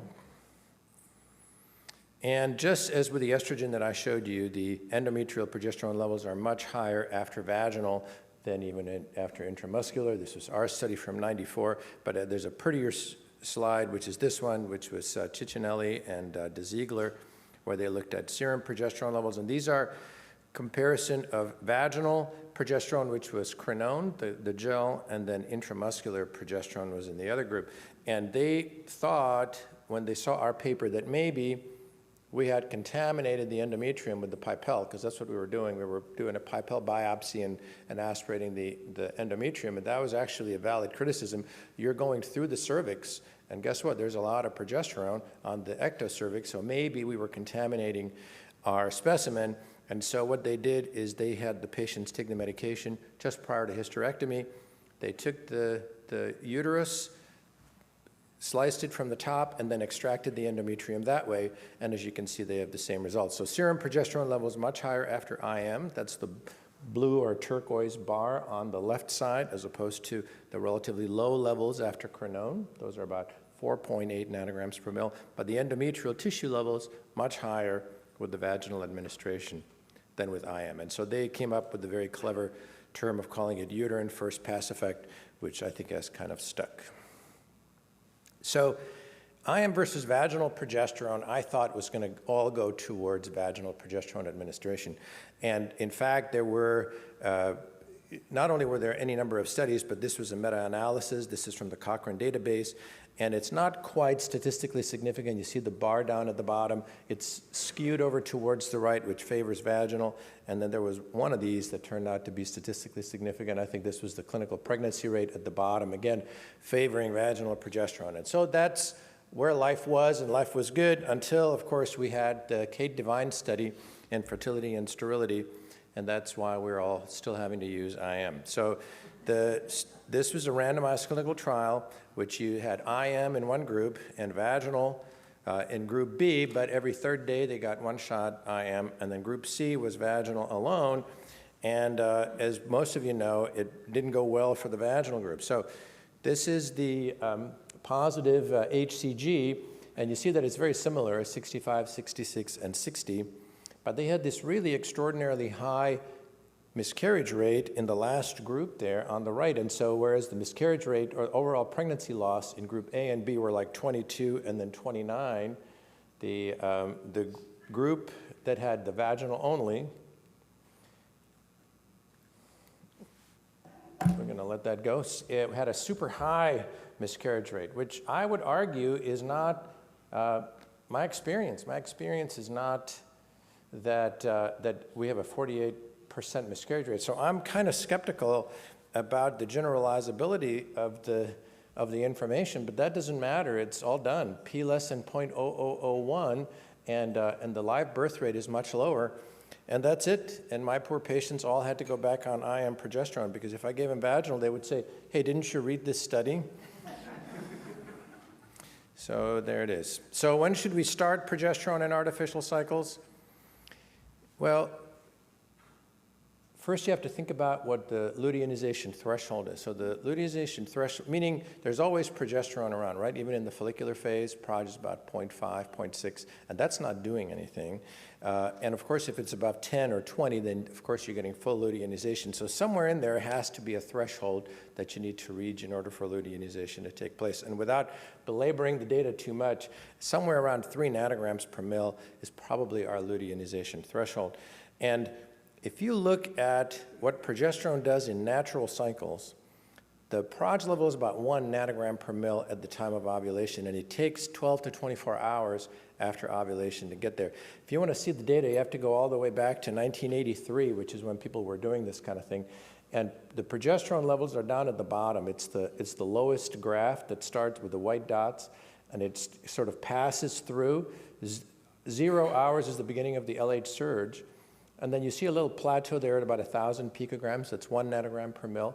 And that goes on until about 36 hours after the onset of the LH surge. And only then does it go up. So it doesn't hit 3 nanograms per mil until about 48 hours after the onset of the LH surge, which is 12 to 24 hours after ovulation. So progesterone does not start to act in a natural cycle until quite a while after ovulation, 12 to 24 hours. So why are we starting progesterone on the morning of ovulation in the recipients? That's not true, right? And some of you are doing modified natural cycles, as we are, for frozen embryo transfer. You should know, if you trigger them with HCG, as we do, that 36 hours after you give somebody HCG, which is what they did for natural cycle IVF, and that's where these data come from, the proj is still really low, 0.5. It's actually less than in a cycle where natural ovulation occurred. So it really takes a long time for that to come up. So in a natural cycle, the progesterone does not start for at least 24 hours after ovulation. In contrast, in stimulated cycles, of course, progesterone levels are high. In fact, we measured progesterone on the day of HCG frequently. We're doing less and less fresh embryo transfers, but I still do those. And yes, I do respond to if somebody has a high progesterone on the morning of HCG administration, and then we freeze all of those. So not to belabor this too much, the natural cycle with endogenous LH surge, 1 nanogram per mil at ovulation. In a natural cycle with HCG trigger, it's a 0.5 nanogram at the time of ovulation that you would expect. And in a stimulated cycle, it's much higher than that. And if the same person can get pregnant in a stimulated cycle and in a natural cycle, that must mean that the window of implantation is pretty wide, and it's got to be at least 48 to 72 hours. I think that in the interest of time, I'm going to skip this over, but my point is that the window of implantation must be wide. So when somebody tries to tell you that you need to advance the time of your progesterone start by 12 hours, you have to say, I'm not sure that that really makes sense to me. So we have said all of this. I said this about endometrial receptivity at the beginning, and that is that the estrogen stimulation is really underappreciated in its role to prepare the endometrium for progesterone and therefore potentially making that difference. So to repeat all of this, variety of routes of administration for estrogen, oral is the highest metabolism, vaginal has the highest endometrial tissue levels, transdermal is the most physiologic, and duration really, short administration is okay, but long administration is also okay if you have somebody who has a thin endometrium. Vaginal versus IM, in my heart, I feel there's no difference, but you know, what can I do? There you get IM. One of my favorite, I got this from Google.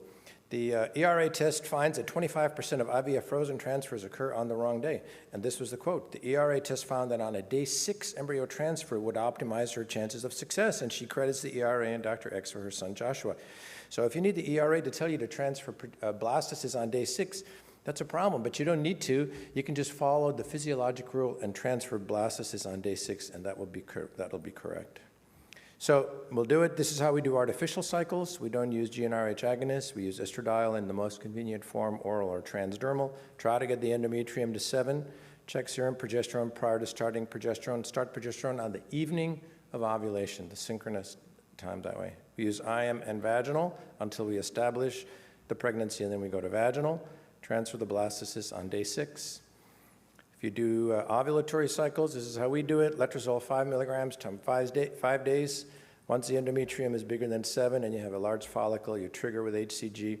Start supplementing with vaginal progesterone 3 days after trigger. That means 1 day after ovulation, and then transfer the blastocyst 1 week after trigger, which is on the 6th day of progesterone. All right, sorry I went over time, but thanks very much.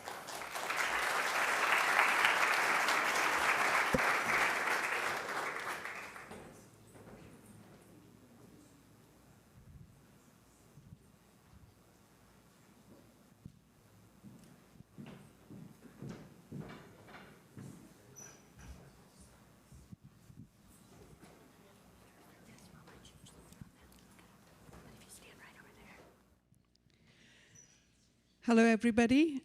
Thank you, Dr. Paulson, for that thorough review of a very important topic. Next up is Dr. Nasran Fayouzi. Dr. Fayouzi is a board-certified subspecialist in both reproductive endocrinology and medical genetics by the American Board of Obstetrics and Gynecology and the American Board of Medical Genetics and Genomics. She thrives on solving the complex genetics inherent to reproductive failure and considers the result of her efforts, which is healthy children, the greatest reward of her work. Dr. Fayouzi is a reviewer of manuscripts and abstracts for multiple organizations and is a member of ACMG Position Statement Committee on pre-implantation genetic testing for polygenic risk screening on embryos. Today, Dr. Fayouzi will discuss how the genetic variations contribute variability in stimulation response. Please welcome Dr. Nasran Fayouzi.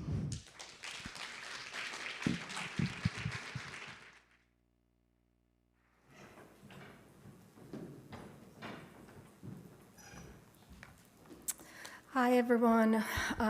Thank you, Millie, for a nice introduction. And also, I'm going to thank Sheila and Nabil for inviting me and making this conference happen. To be honest with you, it's not fair after Dr. Paulson to talk. It's just so tough, so tough.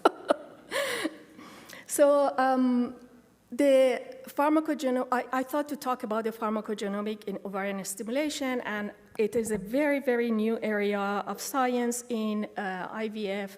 There are not so much data exists, but I try to go through and summarize everything to make it work. So I don't have any conflicts of interest. So from the time that Louis Brown were born, it takes about 40 years now, that the demand for the IVF has been increased dramatically, but the success rate, the protocols, and medications are still the same.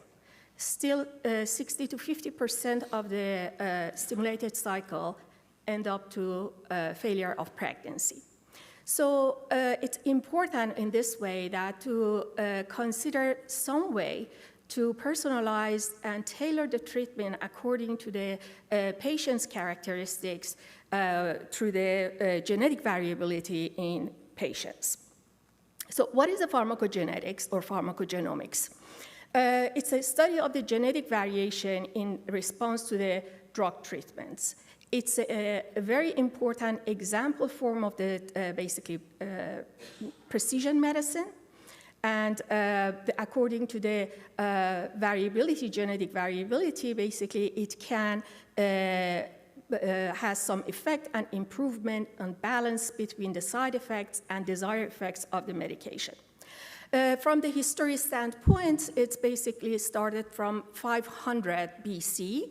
That was the first time they find out that some people, when they get the fava beans, they will develop very severe side effects, and they will, some of them die.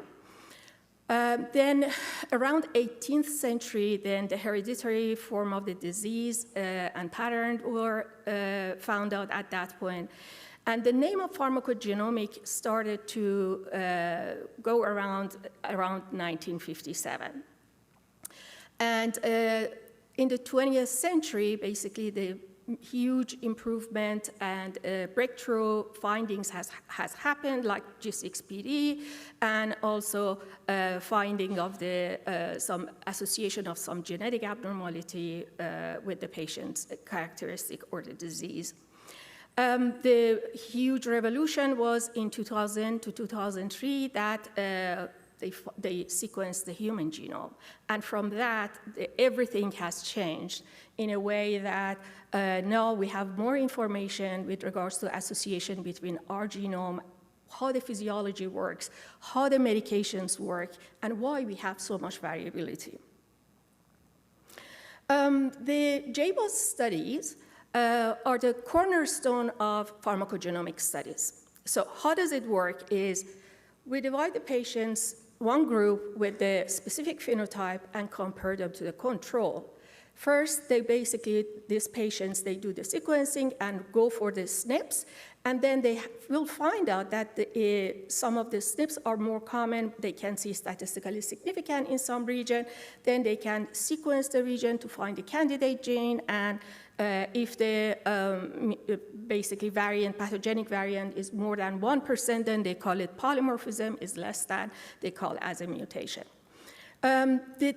The caveat is here, though. In the human disease, JBOS, the effect size is small or it's moderate. And that makes it not very valuable in basically understanding of the genetic of the hereditary or the disease, because there are so many characteristics of the patient, environmental factor, that should be in consideration. However, the difference is in pharmacogenomic, because it's dichotomous, variable. So it's yes or no. And by that way, the power and effect size in JBOS study with regards to the pharmacogenomics studies are pretty good. So what are the applications of pharmacogenomic? It can improve the drug safety, can reduce the adverse effect, can tailor the treatment to meet the patient's genetic predisposition and find out what is the optimal dose for this patient. It can improve drug discovery and also improve the proof of principle for efficacy studies. So, how does the pharmacogenomic works? There are good association between the pharmacogenomic, pharmacodynamic, and pharmacokinetic. The genetic variability in each person can determine what is the metabolism, distribution, or absorption of the drug. For example, if the cell has more receptors, then the response is more. If they have less receptor, the response is less. Or the other things is drug breakdown.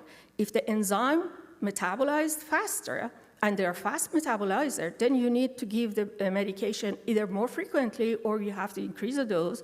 And if they are the slow metabolizer, then definitely you have to decrease the dose of medication in the patients. And also drug uptake has another effect on pharmacokinetic. How many receptor can go and uptake by the cells? If, for example, this number is low, means that lower amount of the medication goes inside the cells, so we are going to see the adverse effect of the medication according to the genetic variability and how the gene express of the receptors and enzyme activity on tissue. Now, with regards to the controlled ovarian hyperstimulation, I'm sure all of you saw many patients that ovarian reserve is very good. They go through stimulation, very unexpectedly very poor response. Or you have somebody who doesn't have a very good AMH or AFC, but they go through stimulation and unexpectedly makes us happy and we get so many eggs. Why this happens? Why some people develop OHSS and some people don't. And honestly, I have seen even with the estrogen of 3,000 or 2,500 OHSS, which shouldn't happen. So these are all the questions that could be responded and answered by study on the genetic variability on human and its association with the controlled ovarian hyperstimulation.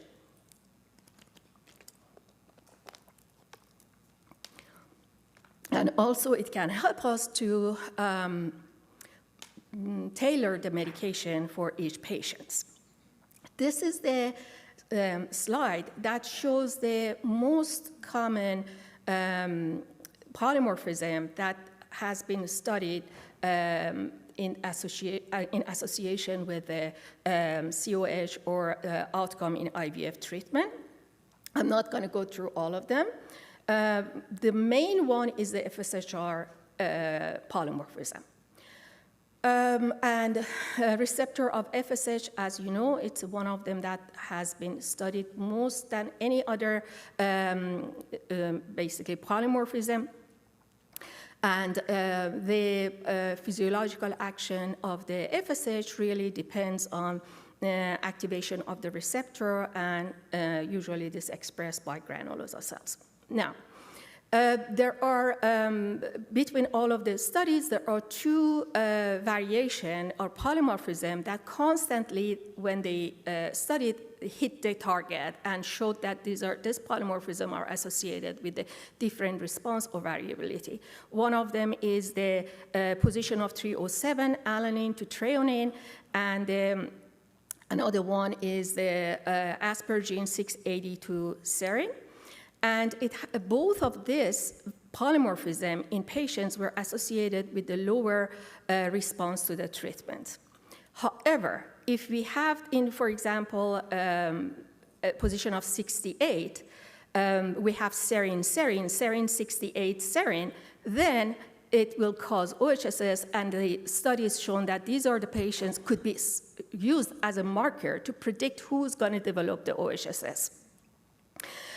Also, not only that, the 307 threonine to alanine has been shown that not only the duration of the stimulation is longer, the amount of the FSH that this patient needs is higher, the amount of the matured egg in these people are lower, fertilization lower, and also the blast formation are lower. And basically, these two polymorphisms, when they are together, then even the pregnancy rate will be dropped.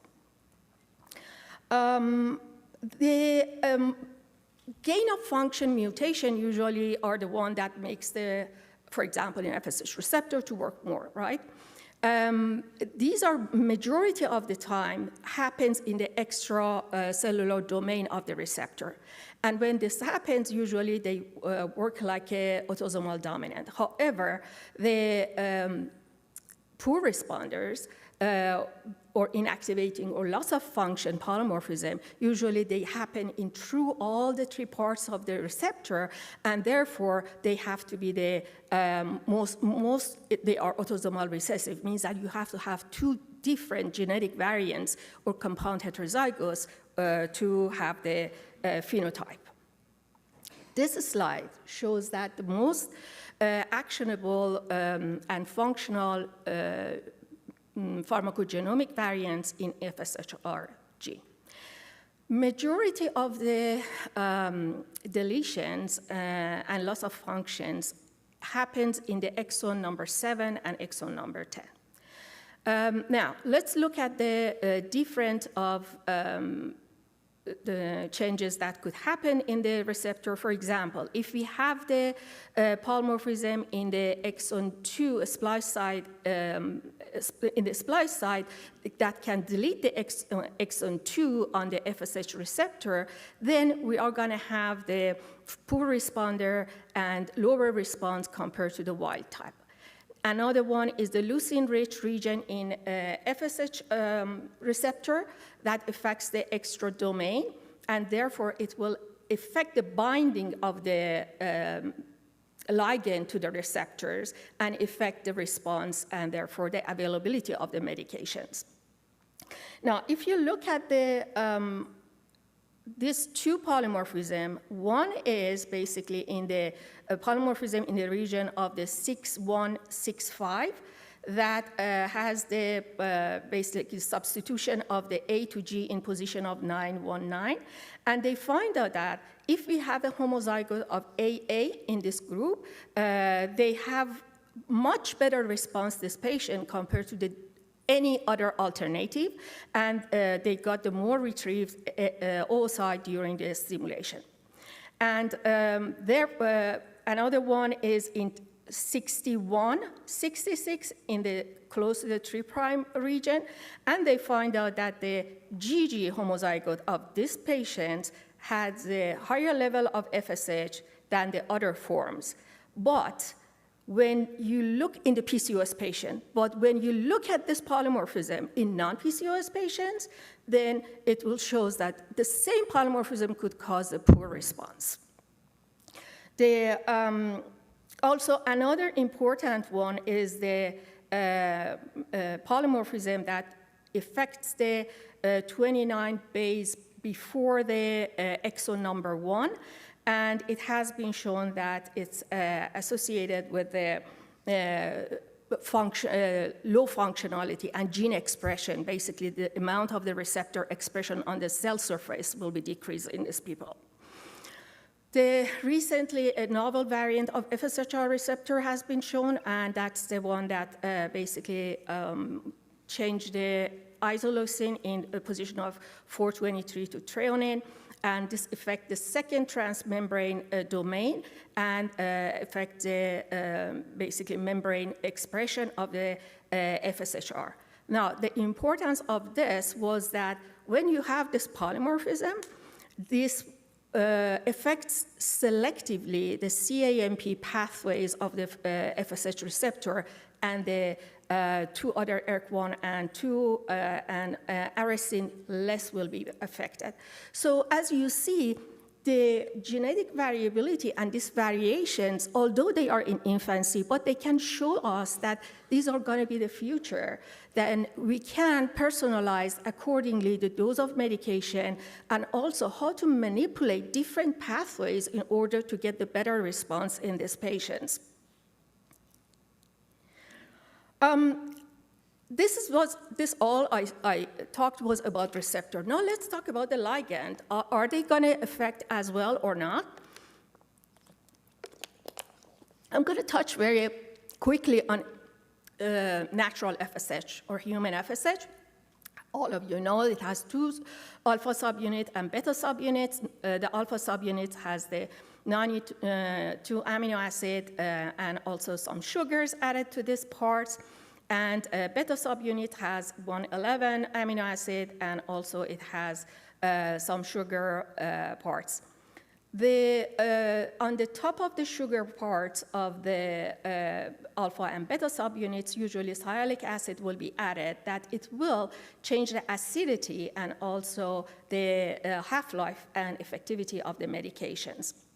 Now, if we have the fully glycosylated FSH, they call it as FSH24, and this has usually difference in expression throughout the female reproductive life.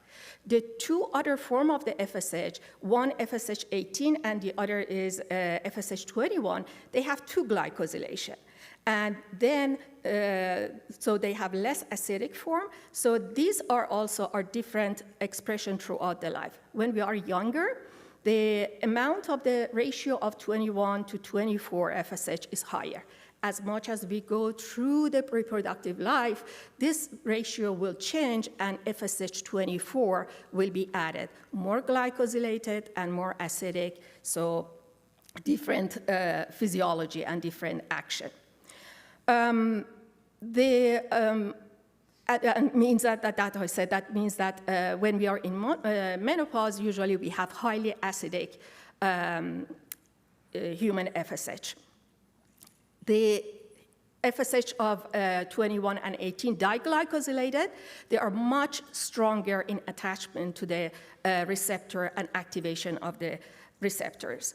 Now, this slide, don't be scared, I'm not going to go through all of it. It's just showing that what are the synthetic form of the FSH is available, and what is their difference with human. So if you look, there is a gonal F, which has the alpha subunits. There is a beta pholotropin, that these two are the majority of the time that we are using. They have, all of them, they have two glycosylation. They are less acidic, And when we compare with the physiologic amount of the FSH, they have different property and half-life. They are less acidic compared to the natural one. Also, not only this, they activate the different pathways. In human FSH, for example, if you consider that menopause compared to follicis. First of all, follicis is 95% pure. Menopause, only 5% pure. And of course, the response of the patients are going to be different because the human one is more acidic. Menopause is more acidic than the recombinant FSH. Now, in normal situation, the pathway that usually will be activated is CAMP pathway. Arrestin, ERK1 and 2 are the secondary pathway. When they use the gonal F with the hormonal and physiological dose, they find out that it doesn't activate the CAMP. They have to increase the dose of medication, the potency of the medication, in order to be able to activate the pathway. And majority of the time, it was preferable to be activated through ERK1 and arrestin 2. So this means that we are activating the different pathways with the different preparation that we have. And this also could have the different effect on response to the treatment in different patients. So what are the problems that we have now with regards to the pharmacogenomic studies in IVF and ovarian stimulation? One, there are not so many JWAS studies. Few JWAS study has been done. Sample number is very low. And it has been calculated that if, when we are assuming the common SNP variant to explain about 3.4% change in the response on the treatment in IVF, at least we need 1,000 samples. None of the JVOICE study had this number. And we don't have enough number even to do the meta-analysis and find out. So one thing that I'm saying, and I'm calling, is having more JVOICE study to have more data with regards to that. Also, the other things that the population heterogeneity in different studies, cost of genetic testing, it's huge. In some way, if the pharmacogenomic going to be a part of the precision medicine and our everyday practice, there should be some way that we could bring the price down.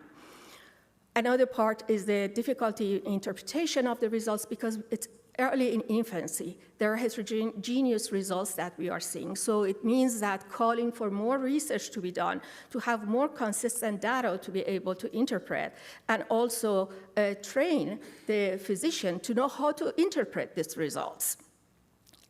The last thing is the important things that the nature of the response in COS is really polygenic.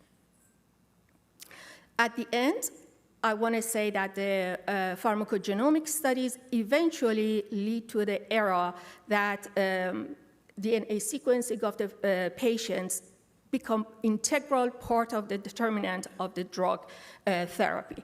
So this is going to happen.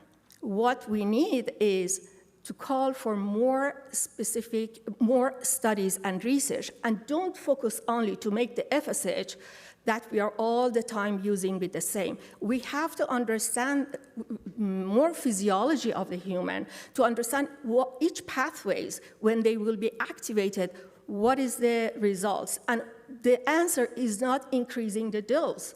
Whenever we increase the dose, it doesn't mean that we are getting the favorable results.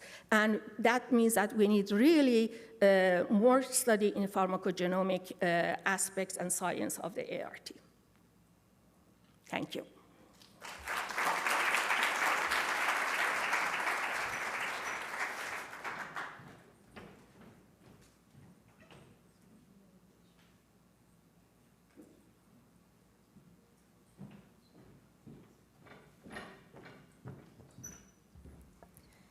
Thank you very much, Dr. Foyuzi, for your pioneer research. And I feel that now we have more responsibility when planning for a treatment for a patient. So up next, we have Dr. William Frege. Yes. Dr. William Frege graduated from Tufts University School of Medicine and completed his OBGYN residency at the Los Angeles County University of Southern California Medical Center. He completed a fellowship in REI at the University of Texas. After fellowship, he completed a doctorate in human genetics at the University of California, Los Angeles. His passion is in genomic medicine, and he has used new genetic technologies to interrogate basic clinical questions. Over the last 8 years, he has been providing clinical care in private practice in Encino, California, and at the Reproductive Sciences Medical Center in San Diego, California. He is currently the medical and laboratory directors of the Envita Fertility Center in Laguna Hills, California. So Dr. Frege will discuss the novel uses of medroxyprogesterone acetate in controlled ovarian stimulation. Please, everybody, give a warm welcome to Dr. Frege.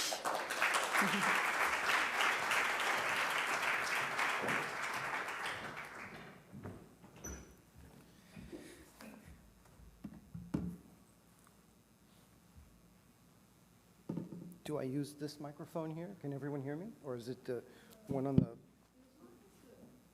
This? Oh, right here? Okay, okay, very fine. Okay, I want to thank Dr. Raj for inviting me to speak here today. And I just want to share with everyone here that I'm a basic scientist at heart. I was at UCLA for many years where I directed a laboratory where we looked at intrauterine growth restriction and looking at the epigenetic modifications. And that's a really neat model because it brings together nutrition, metabolism, genetics, and epigenetics. Life took me down some different pathways, so I've been doing clinical medicine over the last 8 years. And so I'm going to talk about some of the experiences I've had over the last few years using medroxyprogesterone acetate during controlled ovarian stimulation. I want to say that when I finished my fellowship in 1999, I was in awe of genetics. It was right before the human genome had been fully sequenced. New genomic technologies like microarrays were first becoming available. And I was in awe then, and I'm in awe today. I mean, we have microfluidic platforms, we have optical sequencing, we understand about higher order chromatin structure. It's just a really, really exciting time to be involved in medicine and in genetics. So with that background, I'll start talking about a very clinical thing. And let's see.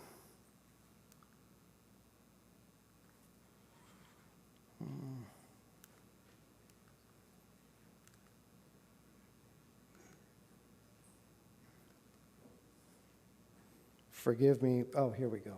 Okay. So I have no disclosures to the group here.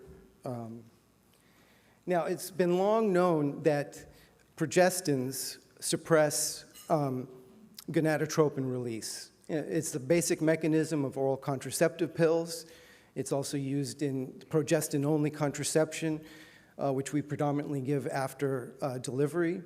It's the mechanism operative with Depo-Provera.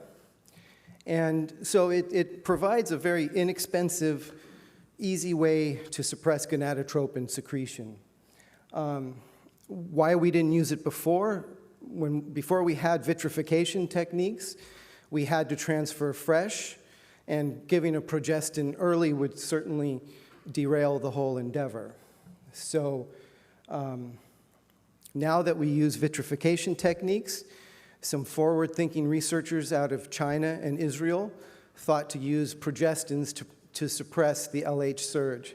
This was published in 2015 in Fertility and Sterility, and there are 280 publications on this now. It's a very common protocol used internationally. Amongst my colleagues and some of the fellows that I've trained, they didn't even know about some of this. So that's why I thought it would be interesting to share it with the group today. The moniker that they've given is called progestin-primed ovarian stimulation. It's not really priming, it's co-treatment, but that's what, if you look it up, this is how you would reference the literature. And the initial publication used 10 milligrams of medroxyprogesterone acetate concurrent with gonadotropin stimulation, and the control group was a short agonist. And what they found was that it was non-inferior to a short agonist protocol. There was longer stimulation days, and there ended up being a higher estradiol level in the medroxyprogesterone group. This is a figure taken from that publication. On the upper left panel are levels of FSH over the stimulation time. On the bottom panel is the bottom left is the estradiol. And what's the most important is the upper right panel. That is LH levels over the stimulation cycle. And it's apparent that actual levels go down of LH when you co-administer medroxyprogesterone acetate at 10 milligrams. The bottom panel is progesterone levels. Also from that publication, the duration of HMG was 8 days in the control group, 9 days in the study group. And the peak estradiol levels were 2,000 in the Provera group, as opposed to 1,600 in the control group. Oh, let me just go back. On the bottom, they found no difference in the number of 10 millimeter follicles, 14 millimeter follicles, oocytes retrieved, M2 oocytes, fertilized oocytes, cleaved embryos, ... But I put in yellow, the incidence of premature LH surges are not increased. When do you start it? Well, the time for the optimal suppression of LH during the stimulation is if you start it with the first day of gonadotropin treatment. And they reference some unpublished data in that paper, which says if you start in the mid-follicular phase, that it will not suppress as well. There's really not a lot of literature when the Provera is started in the mid-follicular phase, at least none that I could find to review. They state to start it when we have a baseline of 50 to 70 picograms per ml of estradiol. And they have gone on to publish many, many other papers, and they describe a flexible protocol where there's transient use of a gonadotropin antagonist followed by the administration of medroxyprogesterone acetate. They went on to show that it's effective in polycystic ovary syndrome, endometriosis, poor responders, as well as asynchronous follicular cohorts. And as I said earlier, there's 280 publications on this. They've also looked at different types of progestins. Dihydrogesterone, not available here, but internationally available, is effective. Progesterone itself is effective. And overall, the medroxyprogesterone acetate is probably the most widely studied and where the most data is. The original authors went back to a study in 1984 to figure out what the effective dose is to prevent LH surges, and that was determined to be 10 milligrams. However, studies in the last few years have shown that 4 milligrams is effective in preventing the LH surges. And I said different progesterones are all effective. Now, this was where my interest was piqued, is like, how can we know what this is doing to the folliculogenesis? What happens when the progesterone is given during the growth of the follicles? And I think it is my third. The second one is that the modeling is very complicated. Some studies have been done looking at human granulosa cells, directed animal studies, conditional knockout models, RU486, immortalized cell lines, looking at reporter constructs. And there really isn't a clear synthesizing the effect of progesterone during folliculogenesis is not clear. We all know that there's two receptors, the PRA and the PRB, as well as there's membrane receptors. And we know that the nuclear translocation of the progesterone receptor can be immunolocalized to the theca of small antral follicles and granulosa cells of preovulatory follicles that are exposed to HCG. There needs to be nuclear translocation of the progesterone receptor for ovulation, and progesterone effects is that it can suppress primordial folliculogenesis through slowing granulosa growth. And that is probably why the cycle length is increased when it's used. So I had patients asking me about this protocol. I've taken care of a lot of international patients. So I was asked, well, do you use progestin? Do you use the PPOS protocol? And my first answer was no, I don't know that much about it. So I decided that I was going to try it out.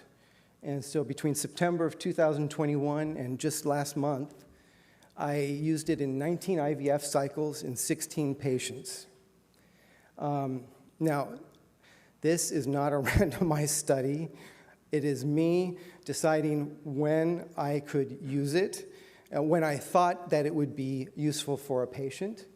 I'm not going to be able to prove anything one way or another, but I do find that it is a useful adjunct in our armamentarium of medications. When did I select it? When patients had a high basal level of LH, or they had LH levels after a few days of stimulation. If they had elevated LH levels, then I would start it. I would say that I've done this in a minority of my patients. I usually use a GnRH antagonist. Rarely do I use a short agonist protocol, and rarely also a long agonist protocol.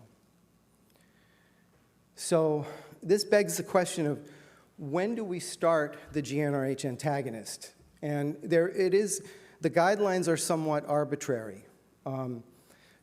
Some literature, well, if you look at the package insert, it says after stimulation days 5 or 6, or when the follicles reach about 13 millimeters, or when the estradiol levels are above 500 picograms per ml for an extended time. Now, I've had I've worked with different colleagues over the last 8 years. How each of them use the antagonist and when they start it is very different. And as an aside, I think that the GnRH antagonist is a phenomenal treatment. It brings down LH levels. It suppresses it almost too much. So I oftentimes will give either half doses or quarter doses of antagonist. It's available at a 3 milligram dose, but the standard daily dose is 250 micrograms.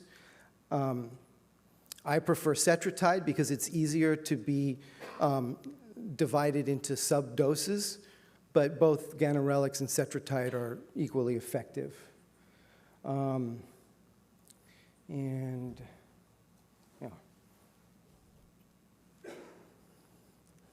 I look at the antagonist dosing similar to estrogen dosing. It should be given for the lowest amount of time at the lowest dose. I think that gives the highest quality oocytes. I think that if you give too much antagonist early, you can suppress follicular growth, and if you give it too late, you can have premature luteinization.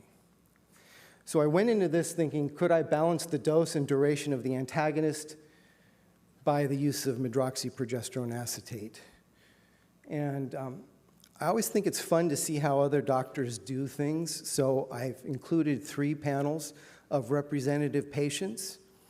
And here is a stimulation cycle.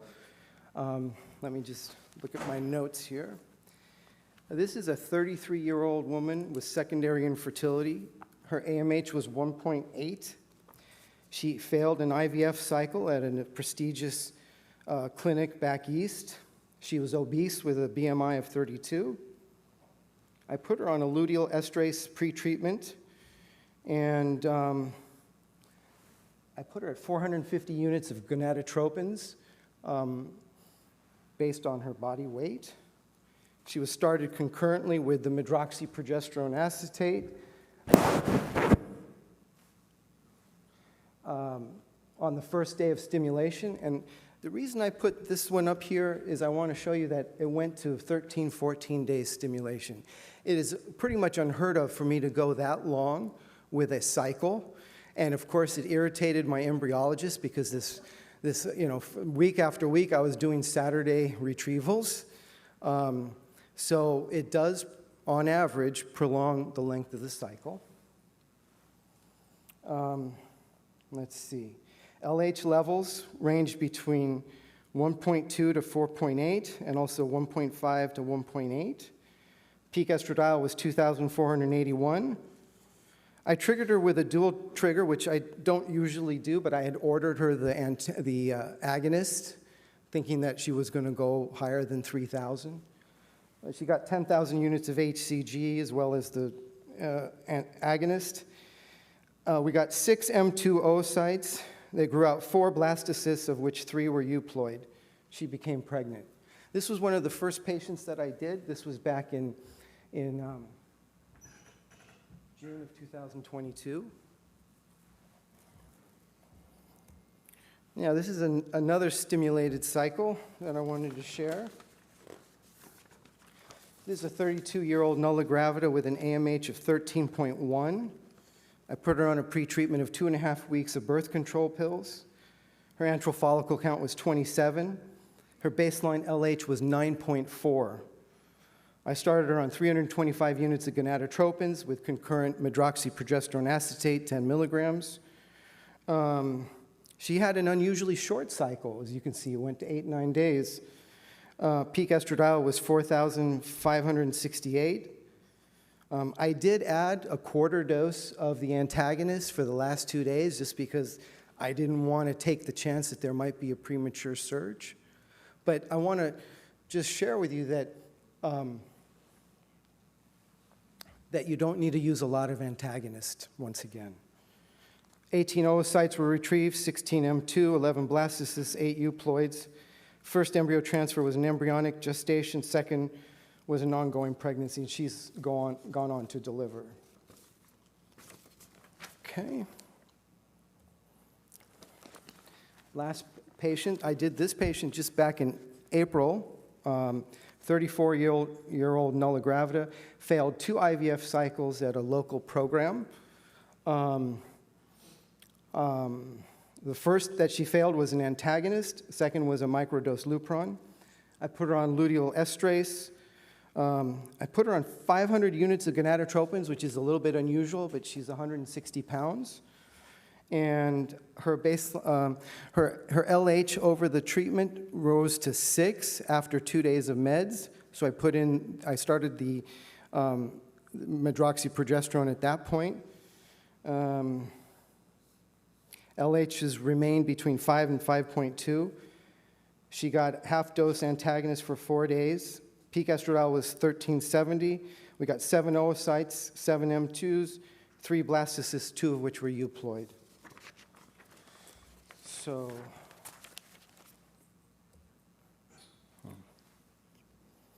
need to wrap this up. So 16 patients, 19 cycles. My feeling is that the number of oocytes collected were correlated with the number of mature follicles. 14 patients underwent IVF, 2 were planned oocyte cryopreservation. I don't like to do this with oocyte cryopreservation because I want to know what the outcomes are now, but those 2 patients had LH profiles that seemed optimal for this treatment. 12 of the 14 patients undergoing IVF cultured euploid embryos. The 2 patients that did not culture euploid embryos really had unfavorable characteristics. One was 43, one had a unilateral salpingo-oophorectomy previously. 8 of the IVF patients have undergone 11 embryo transfers, and 6 have either ongoing pregnancies or have delivered. So I don't think it sacrifices embryo quality or implantation potential. So I think it's an inexpensive pharmacologic agent that can prevent premature LH surges.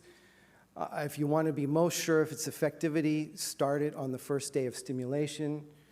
The optimal patient would be someone with a high antral follicle count, a high AMH, and high basal levels of LH.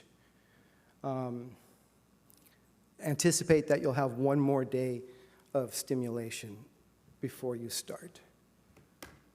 I think it does limit the duration and total dose of the antagonist that you give, and I don't think it affects cumulative live birth rate. There is evidence in the literature that there's no adverse fetal or neonatal outcomes. Cost effectivity, it might be effective if you, since we have to freeze the embryos, it makes it more expensive. So you have to kind of look at the cost-effective analysis depending on how you're going to approach it. And I want to acknowledge Dr. Raj and, of course, my colleague at Reproductive Sciences Medical Center. So thank you all.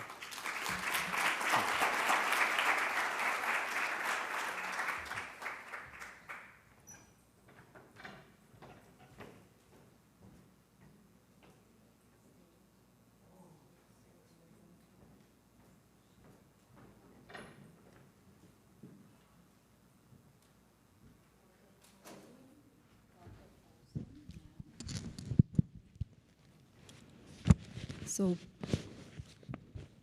we are going to open for the discussion after these insightful lectures with these renowned specialists.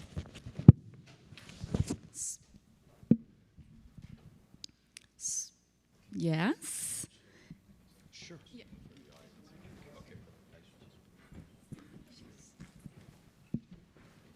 Thank you. I hope I'm not boring you with my questions. I'll try to speak louder too. My question goes for the last lecturer, and you just showed how what we do is really more an art, right? Playing with what we do is an art, manipulating different doses. My question for you is, do you have much use with Orilisa? I tend to use that, especially in my self-pay patients, because it's so much cheaper than using ganirelix, and I don't have to use the full pack like they would use for endometriosis. Do you have much experience with that? I have not, no, but thank you for sharing. Right, I got that from Dr. Schnorr from Pacific, was it, in the donor conference, because they use that a lot. So when I went there and I said, oh wow, wonderful, and I started using it and playing with it. Some insurance may not pay for it, but for self-pay patients, it just lowers their price by a lot. And Dr. Schnorr's paper is coming out in this month's Fertility and Sterility Reports, to use a shameless plug for the journal.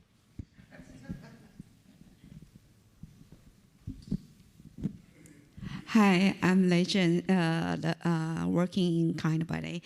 I'm very interested in the pharmacogenetics. Here, the lecturer only introduced that this kind of drugs all affected the stimulation outcomes. But in the clinic, in the real practice, we also realized that some different stimulation plans also affect the outcomes of the embryos euploid rate and the aneuploid rate. Do you have any research about this? With regards to pharmacogenomics, no, there was nothing. But you're right. In the practice, we see some changes. But when you look at the whole data outside with regards to different protocols for poor responder, honestly, none of them was superior to the others. That's the literature says. So, but I didn't see anything in pharmacogenomic studies with regards to different medication better the response. The only part was the variability in two polymorphism that I said in the FSH receptors. Was one of them was in the position of 307. That was the one that showed when people have this kind of polymorphism, there are more mature oocyte and more blast formation, but the pregnancy rate wasn't different. Could you actually elaborate on how it is that the different FSH isoforms activate different pathways? I did not understand that. If they bind to FSH receptors. Correct. But yet they activate different pathways? Yes, through the G receptor, G coupled. So the physiological situation, the human one, it activates the CAMP through the G alpha. But because for the synthetic form, we have to use higher dose. That doesn't activate through the G alpha. It goes to the supraphysiological dose, and GQI will be activated. Therefore, that two pathway of ERK and attestin 2 will be activated as a predominant one. Then should we be using a combination of either Lupron or Clomid or something that'll stimulate endogenous FSH production in addition to giving exogenous FSH to activate both pathways?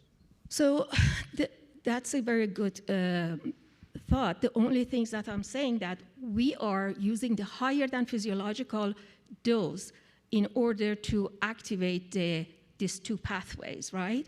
They didn't see that the physiological dose, the hormone, amount of the hormone, when you get to that basically 20 units of the human FSH and you give the 20 units of the follistim, it's not going to activate in vivo at all the CAMP pathway. So they have to use higher dose to be able to activate. Now, if you are thinking about the increasing the dose, yes, you can activate the other pathway as well, but then you are also in a very, very supraphysiological dose. And what I'm arguing that if we are if we look at this polymorphism, maybe we don't need at all to go through such a high dose. If they could, enough study happen, they could design a medication that only activate the more physiological part rather than the other. Of course, if you are adding the Clomid or HMG or something that has more the other, basically activate the other pathway, we are going to get the response. But then oversaturating, we are much more than over the physiological dose. Any other questions? Yes, once again, Luis Rubalcaba from Mexico. Professor William, I read a very nice paper of Antonio Lamarca from Italy doing a great comparison between the dose, the progestin, and the oocyte quality. Did you find any change of oocyte quality using medroxyprogesterone? My experience was no.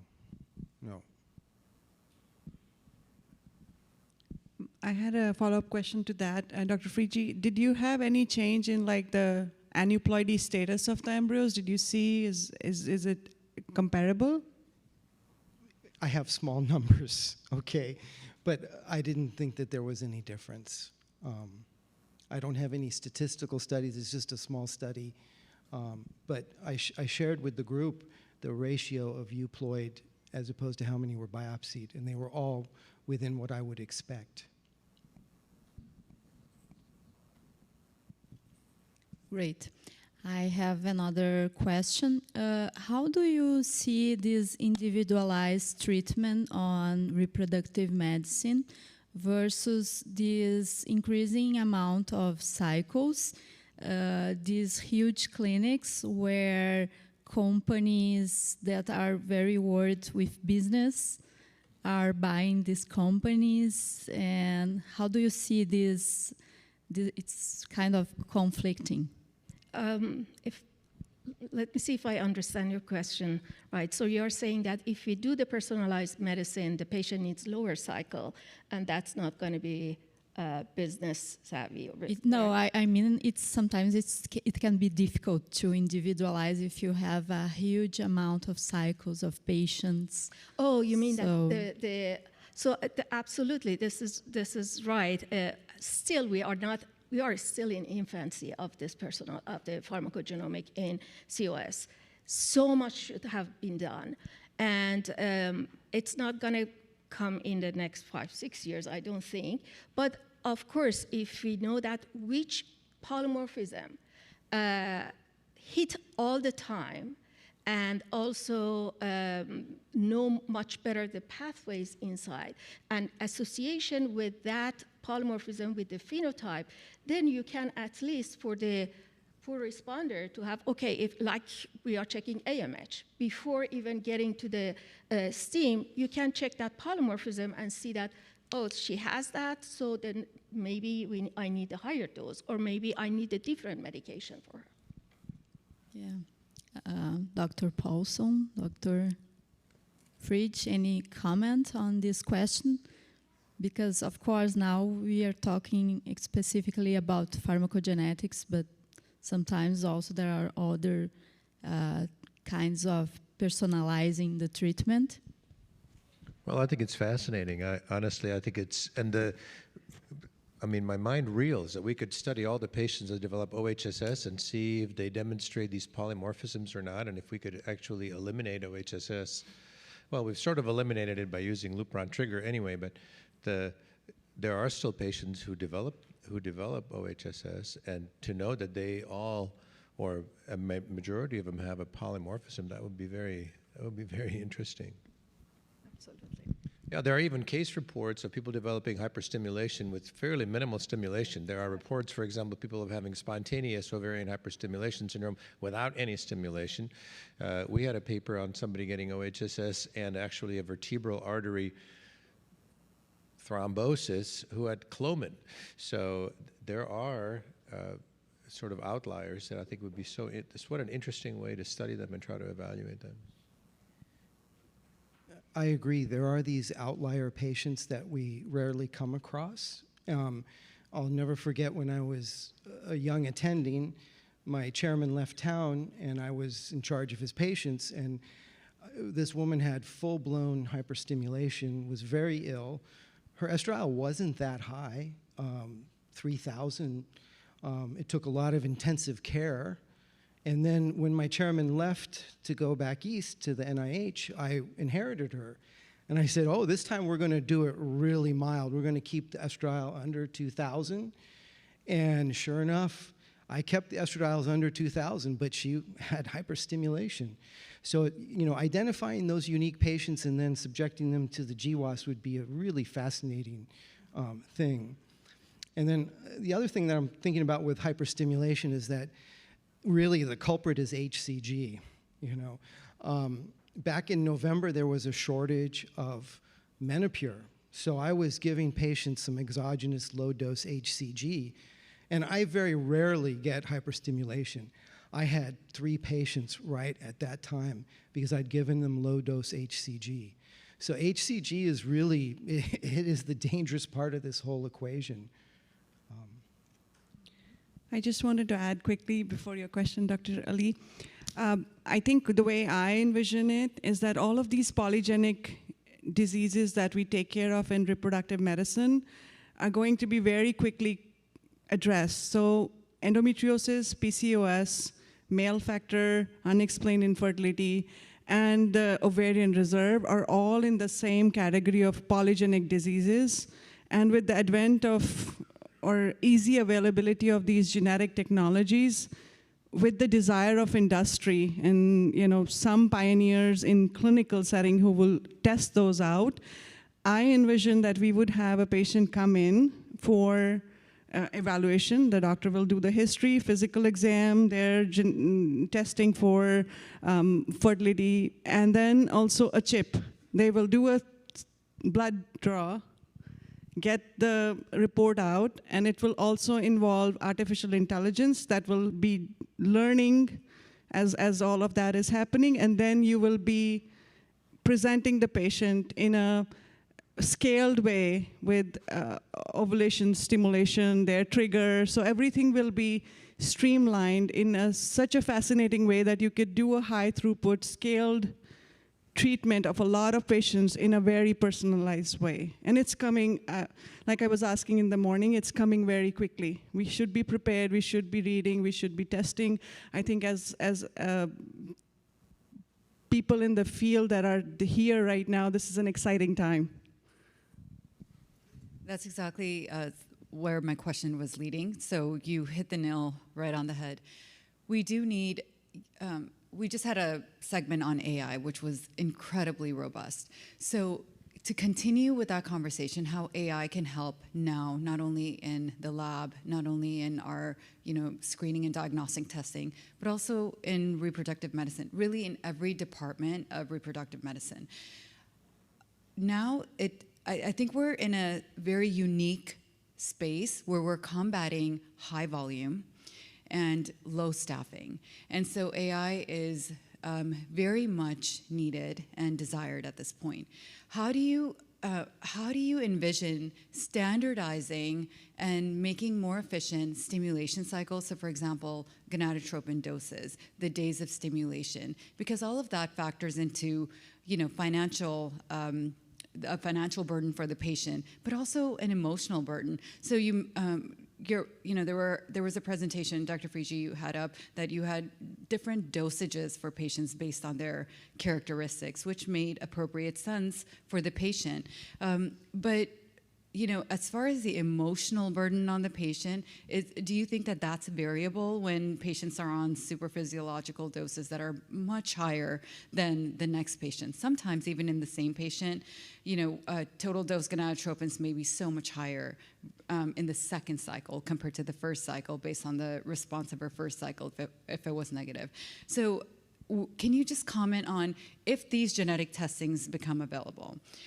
How would you feel about modifying that stimulation, and how would you make that change? Because even in one clinic, the data is available to you, but how often is it compiled, or how often do you group together to look at your stimulation practices, not only within the clinic, but between one doctor to another, or between one type of patient, like PCO patient, compared to a patient that has preliminary ovarian failure? So would you comment on the practices and how AI may change that with the addition of genetic testing? Well, we have multiple pieces of data coming in, and it becomes a superhuman challenge to identify the wheat from the chaff. So I think the AI can really help us with that.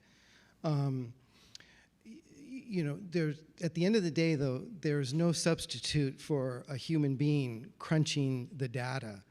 And I mean, I remember when I was a graduate student, I'd be up till 1 and 2 in the morning looking at genomic data. And that's oftentimes how genomic reports are issued. There's still a person at the end of the day looking at the data, identifying what are the most viable candidates and what are variants of undetermined significance. Maybe AI will be able to confirm that, do better. I mean, it's all going to be something that we're going to learn together. But at the end of the day, I think there has to be a responsible person looking at the data saying, does it make sense? Is there a hypothesis in there? Is this real?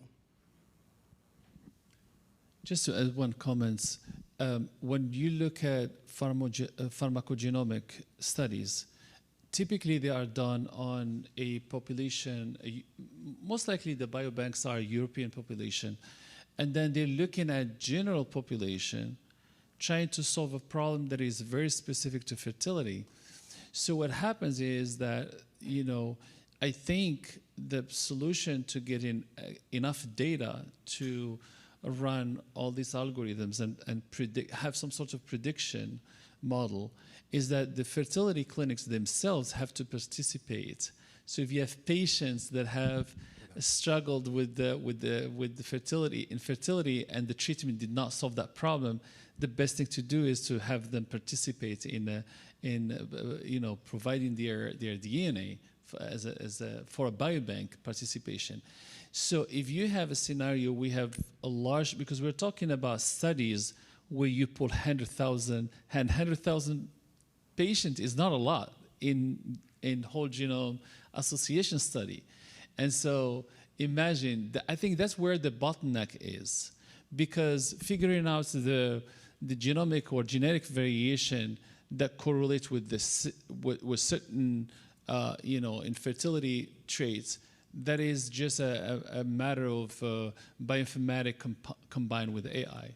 But the source of limitation is the population is not the right one that we're looking at.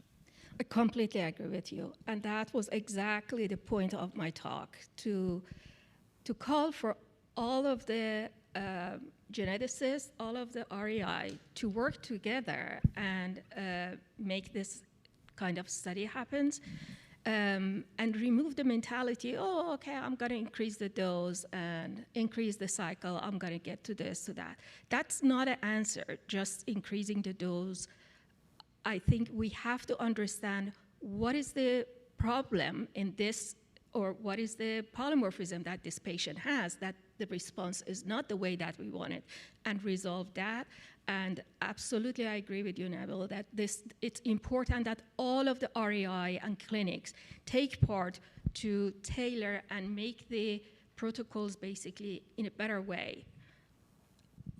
And I just wanted to add to that, I completely agree with Dr. Fayouzi.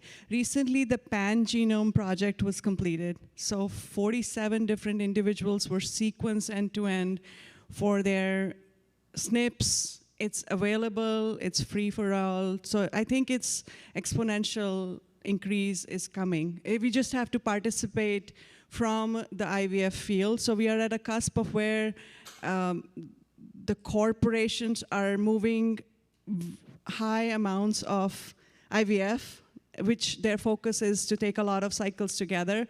But we as scientists and physicians and embryologists and everybody in the field have to be mindful of what's happening in the science piece of it, so we can take all those patients in a new era. Like, things are going to change very quickly, is my personal opinion.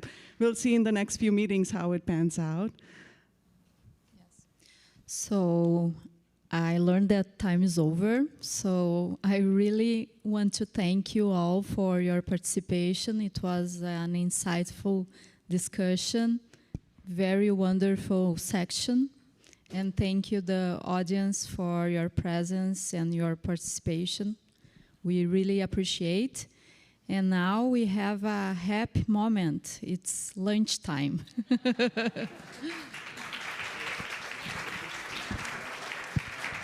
Thank you so much. Thank you.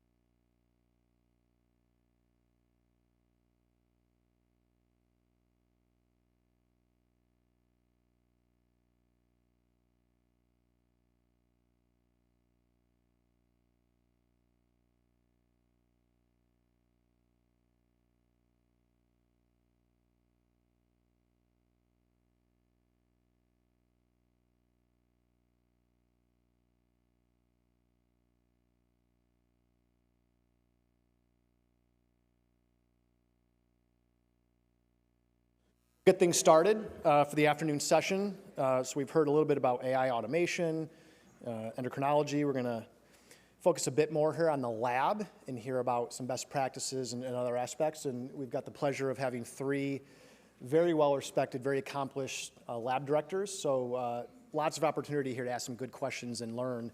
And so, please take advantage. So our first speaker falls certainly into that category, Dr. Sangeeta Jindal, PhD HCLD, got her PhD in Toronto and has now been the lab director at Einstein in New York for the last 20 plus years. And very accomplished on-site lab director there, off-site lab director in several other locations, has published over 130 articles, is the president of SART, has been long active with various groups at ASRM. Very amazing educator and trainer, a big advocate for embryologists and training embryologists in the labs. And personally, I would say as important, if not important, she's a great person, very good friend, and just personally, on a personal note, she should get a medal for this alone. She operates labs in New York and Florida and has been a huge help to me over the years trying to navigate regulatory in those states as we have opened up labs there, and she's done so very successfully. So that alone deserves a round of applause. So here's Dr. Jindal to talk to us about cancel culture, outcomes from the second stimulation cycle. And also applause for a very clever title. Oh, thank you. I definitely paid him to say that, all that stuff. Yeah, my husband's actually worked in advertising, and he comes up with all these catchphrases and titles, but I came up with this one. So thank you so much. Oh my God, I have no notes. Seriously? Slight disaster. I need my notes.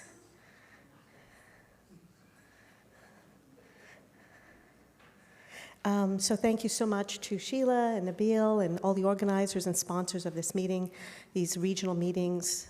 Now we have quite a few of them, and they're terrific for small group format and learning from leaders and sharing content and meeting people.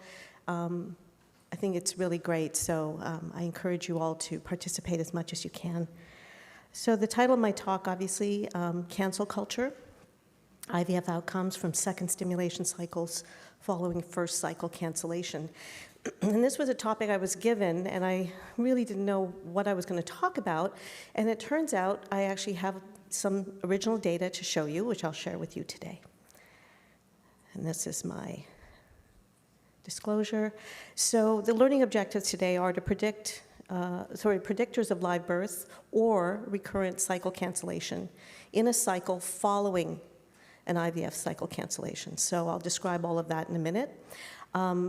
Also to identify any modifiable factors which improve outcomes following IVF cycle cancellation, and any lab KPIs which are associated with improved outcomes, again, following a cancellation. Is there any way to get the notes? I feel like I'm going to okay, perfect, thank you. I'll just fake it till I make it here, okay. Oh, maybe I have notes here, terrific, let me see if I can do this. So this is a very simple schematic of how the process starts, and it starts, of course, with a physician consultation. They do testing for day 3 FSH, E2, they do antral follicle count, AMH. They work with the patient to develop the gonadotropin protocol and the dosing. And next, the injectables are given for controlled ovarian hyperstimulation for about an average of 11 days, followed by an ovulation trigger and egg retrieval about 36 hours later under ultrasound guidance. Eggs are retrieved, fertilized, embryos are transferred back into the patient during a fresh transfer, or actually very commonly are frozen for later transfer or biopsied and frozen for later transfer. So despite continued advancements in ART and the more or less personalized nature of each cycle, IVF cycles unfortunately do not always go as planned. In fact, about 10% of cycles per year are canceled during the stimulation process before even reaching the egg retrieval stage. By far, the most common reason for this is poor response to stimulation, but may also occur for over-response, inadequate endometrial response, something like a concurrent illness or withdrawal for personal or financial reasons. Oh, thank you, Nabil. I actually do see comments here, so yeah, I think it's okay. I think I can fake it. Okay, thanks. That's very kind, thank you. So when cycle cancellation occurs, patients must be counseled about their adjusted predicted chance of a live birth if they were to repeat a cycle. So in these scenarios, REIs often look to alternative stimulation protocols as a more desired response, to achieve a more desired response. And this is really one of the only variables that we are able to modify from cycle to cycle. However, data supporting this is limited in that existing studies that either evaluate a second stimulation after a completed cycle, so it wasn't canceled, one that made it all the way to a transfer, or they don't look at the outcome of live birth. So I'd like to present some original research that we have done on this topic. My fellow Jenna Kahn, she completed this study actually as her thesis project, and she's graduating in another month. And we've submitted this paper for peer review to Fertility and Sterility. And we just got comments back this morning. So we are using SART data. This is a self-reported national IVF registry, SART cores, which everyone in this room knows about. And what we did was we sought to understand which patients are most likely to have a live birth from a second cycle after a cancellation, and to determine any possible predictive variables for cycle success. We also wanted to determine which patients were at risk for recurrent cycle cancellation. And finally, we wanted to determine if changing the STIM protocol in the next IVF cycle affected odds of live birth or recurrent cycle cancellation. So this was a retrospective cohort study of first IVF cycles from SART member clinics between 2014 and 2017 that resulted in a cancellation and was followed by a second IVF cycle within the same study period. So as you know, the SART cores database, it represents about 81% of all clinics and 95% of all cycles in the US. And each cycle is given a SART number at the initiation of the cycle, regardless of the outcome. And since 2014, we were able to link cycles, as you know, from their index cycle of stimulation all the way through to all their subsequent cycles, including FETs, to give you a cumulative live birth rate. And this is why we did this from 2014 to 2017. So data are collected through voluntary submission. It's verified by SART and reported to the CDC, and this is all in compliance with a federal mandate, the Fertility Clinic Success Rate and Certification Act. This is from 1992. The database is validated annually. It's a very rigorous process that SART leadership undergoes for the data. They do quality assurance and validation. I can talk about that in more detail after this talk. And generally, it's found that the data has a discrepancy rate of less than or equal to 5%. So in our study, we defined cycle cancellation as cycles which were stopped during stimulation before the egg retrieval. These are the inclusion criteria, and additional exclusion criteria were any supernumerary cycles that were canceled, meaning if someone did 4 cycles, but cycle 1 and 3 were canceled, only the first and the subsequent cycles were included in the study. We also excluded any fertility preservation cycles. These are some of the demographic variables that we controlled for: maternal age, obviously, BMI, race, which is not a very well-populated field, I'll admit, but the fellow had an interest in this specifically. Smoking status, also not well populated. Gravidity, parity, and infertility diagnosis. These were all collected from the index IVF cycle. Cycle characteristics assessed were the day of cancellation, baseline FSH and AMH, and also the reason for the cycle cancellation of the index cycle. So a total of 13,340 index cycles were included and analyzed for both the demographic and the clinical predictors of their linked second IVF cycle outcomes. So these were the univariate analysis variables. There were 3,112 patients who had recurrent cycle cancellation and 10,228 egg retrievals. So most of them made it to retrieval after cancellation, half of which made it to embryo transfer, and there were 1,860 live births. So this figure shows the unadjusted probabilities of live birth and or recurrent cycle cancellation based on maternal age. So the x-axis is, I don't want to turn away. The x-axis is the SART age groups, and the y-axis is the percent of probability.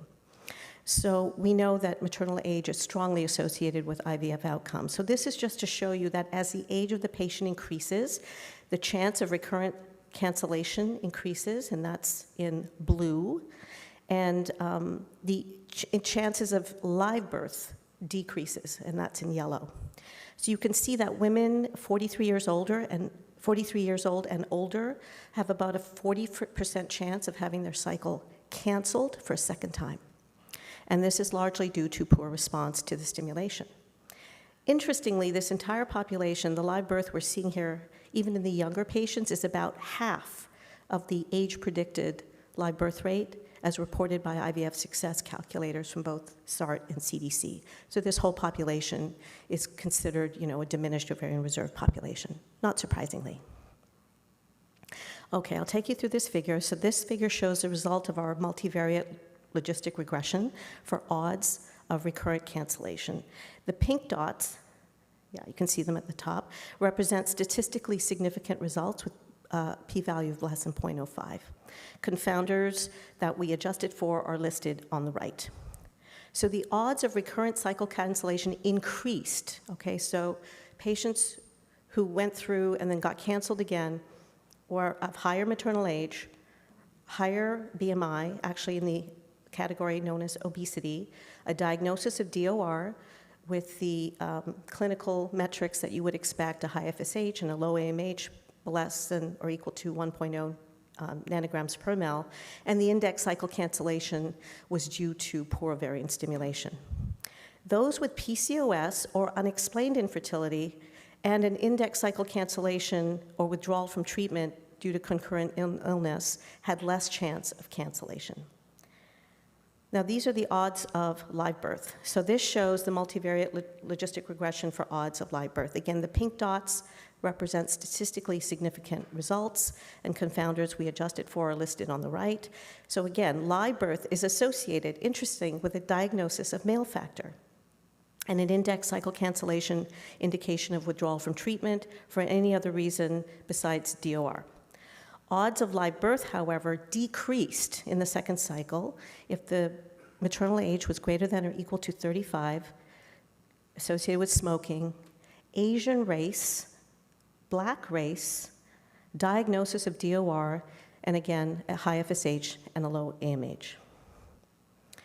So we did a sub-analysis to look at whether changing the protocol in the second cycle would impact their outcomes. But before I go into that, I just want to provide a little bit of a background on the 3 protocols that SART collects data for.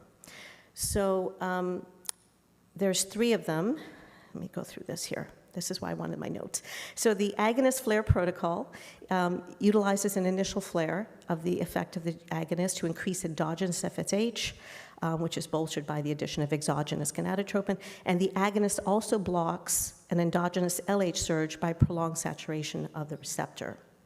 The suppression protocol starts in the luteal phase prior with the agonist to avoid the initial flare in the follicular phase, and this ultimately results in ovarian suppression, allowing complete control of follicular growth from exogenous gonadotropins, and it also blocks the endogenous LH surge by prolonged saturation of the receptor. And the last protocol, which is the most popular and most, I would say, used these days, is the antagonist protocol.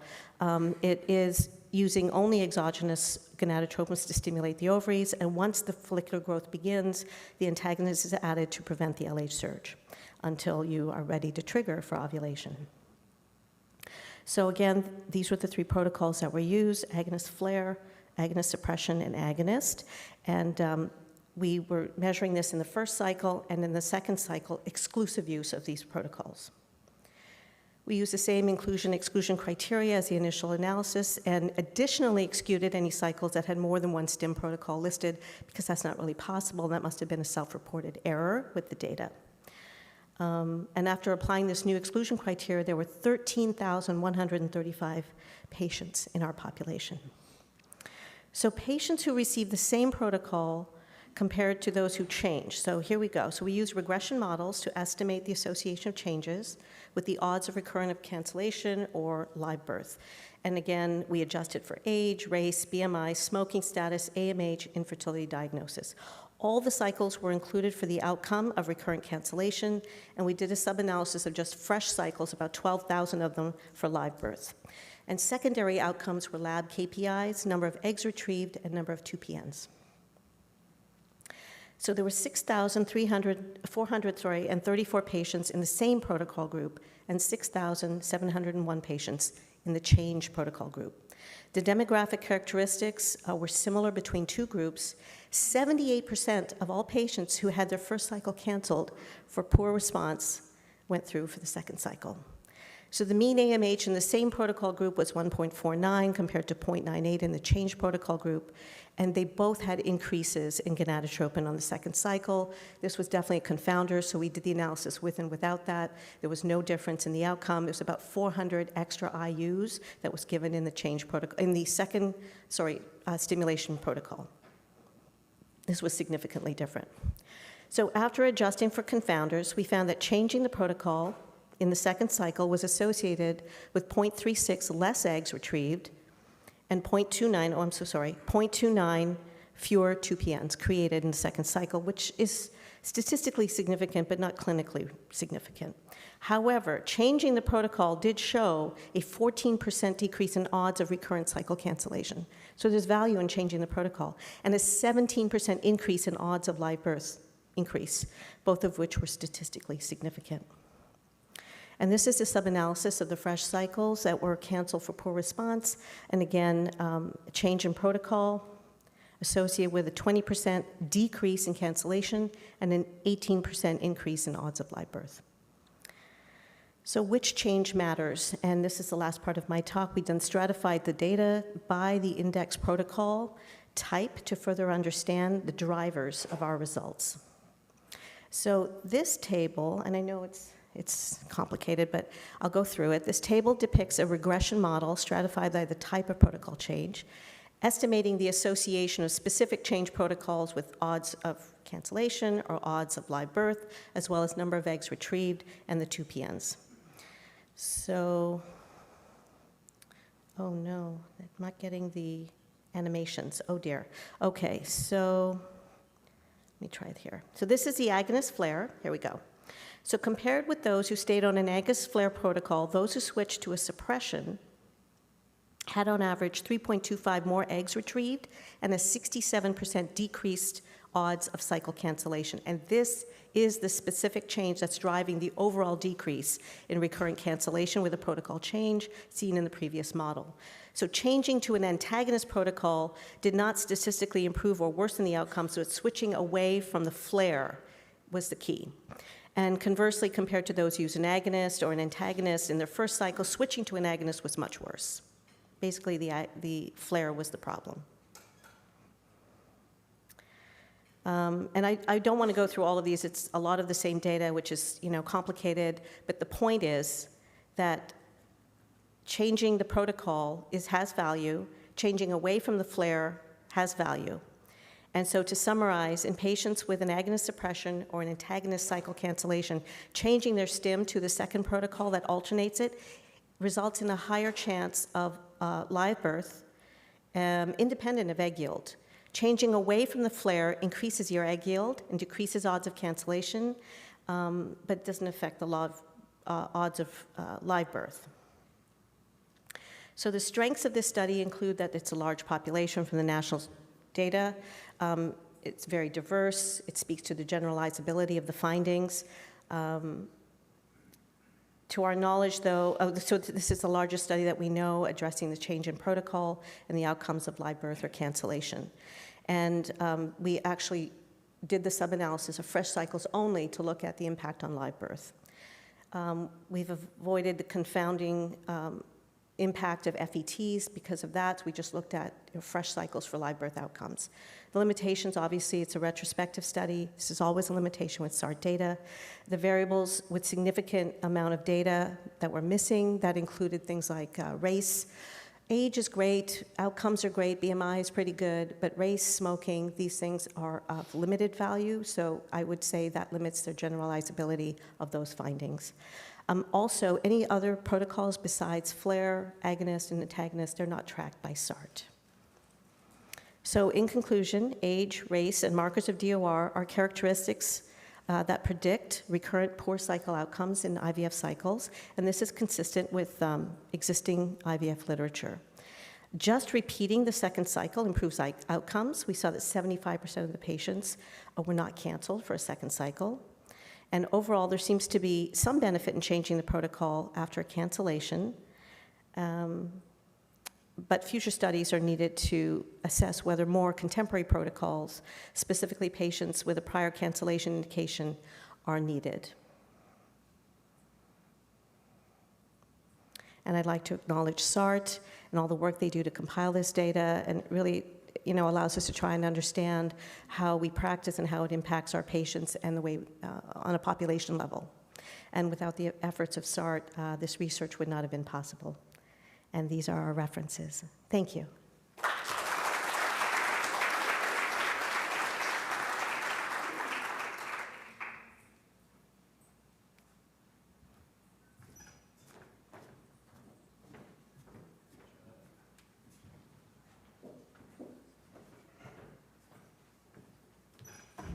Good afternoon. So I'm the second co-moderator, but in contrast to Dr. Swain, I did not memorize the script. It is my pleasure at this time to introduce our next speaker, Dr. Jürgen Lieberman, and who will be talking about a more rapid approach to vitrification, which I'm fascinated by because vitrification already sounds like it's pretty fast. So certified as a high-complexity clinical laboratory director through the American Board of Bioanalysts, Dr. Lieberman has been working in the field since 1995. He's director of laboratory services at the Chicago-based fertility centers of Illinois, including embryology, the endocrinology, and andrology. He received his doctoral degree from the Technische Universität von Munich in Bavaria, Germany in 1995, and his postdoctoral thesis in 2004 qualified him as university lecturer in experimental reproductive medicine at the Bavarian University in Würzburg. And in 2017, Dr. Lieberman took the position of the scientific co-chair at the Council of Physicians and Scientists, the nation's largest private network of physicians and embryologists. Dr. Lieberman has been frequently invited to present at national and international meetings, has authored numerous papers and abstracts, and contributed more than 15 book chapters in the area of reproductive sciences. And now we got a plug for his book, because in 2007 he co-authored a book with Dr. Michael Tucker, Vitrification in Human-Assisted Reproduction. Due to the high demand for this technique, a second edition was published in 2016. Dr. Lieberman.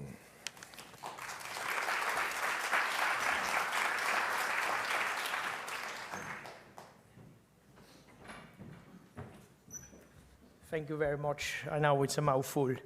Thank you very much for inviting me and organizing that meeting. I'm very impressed and amazed. It's not easy to set something up, especially to have a successful meeting. It takes some time, some effort, a lot of people involved we don't see. They are all in the back, so big thank you to everyone we might don't see and hear.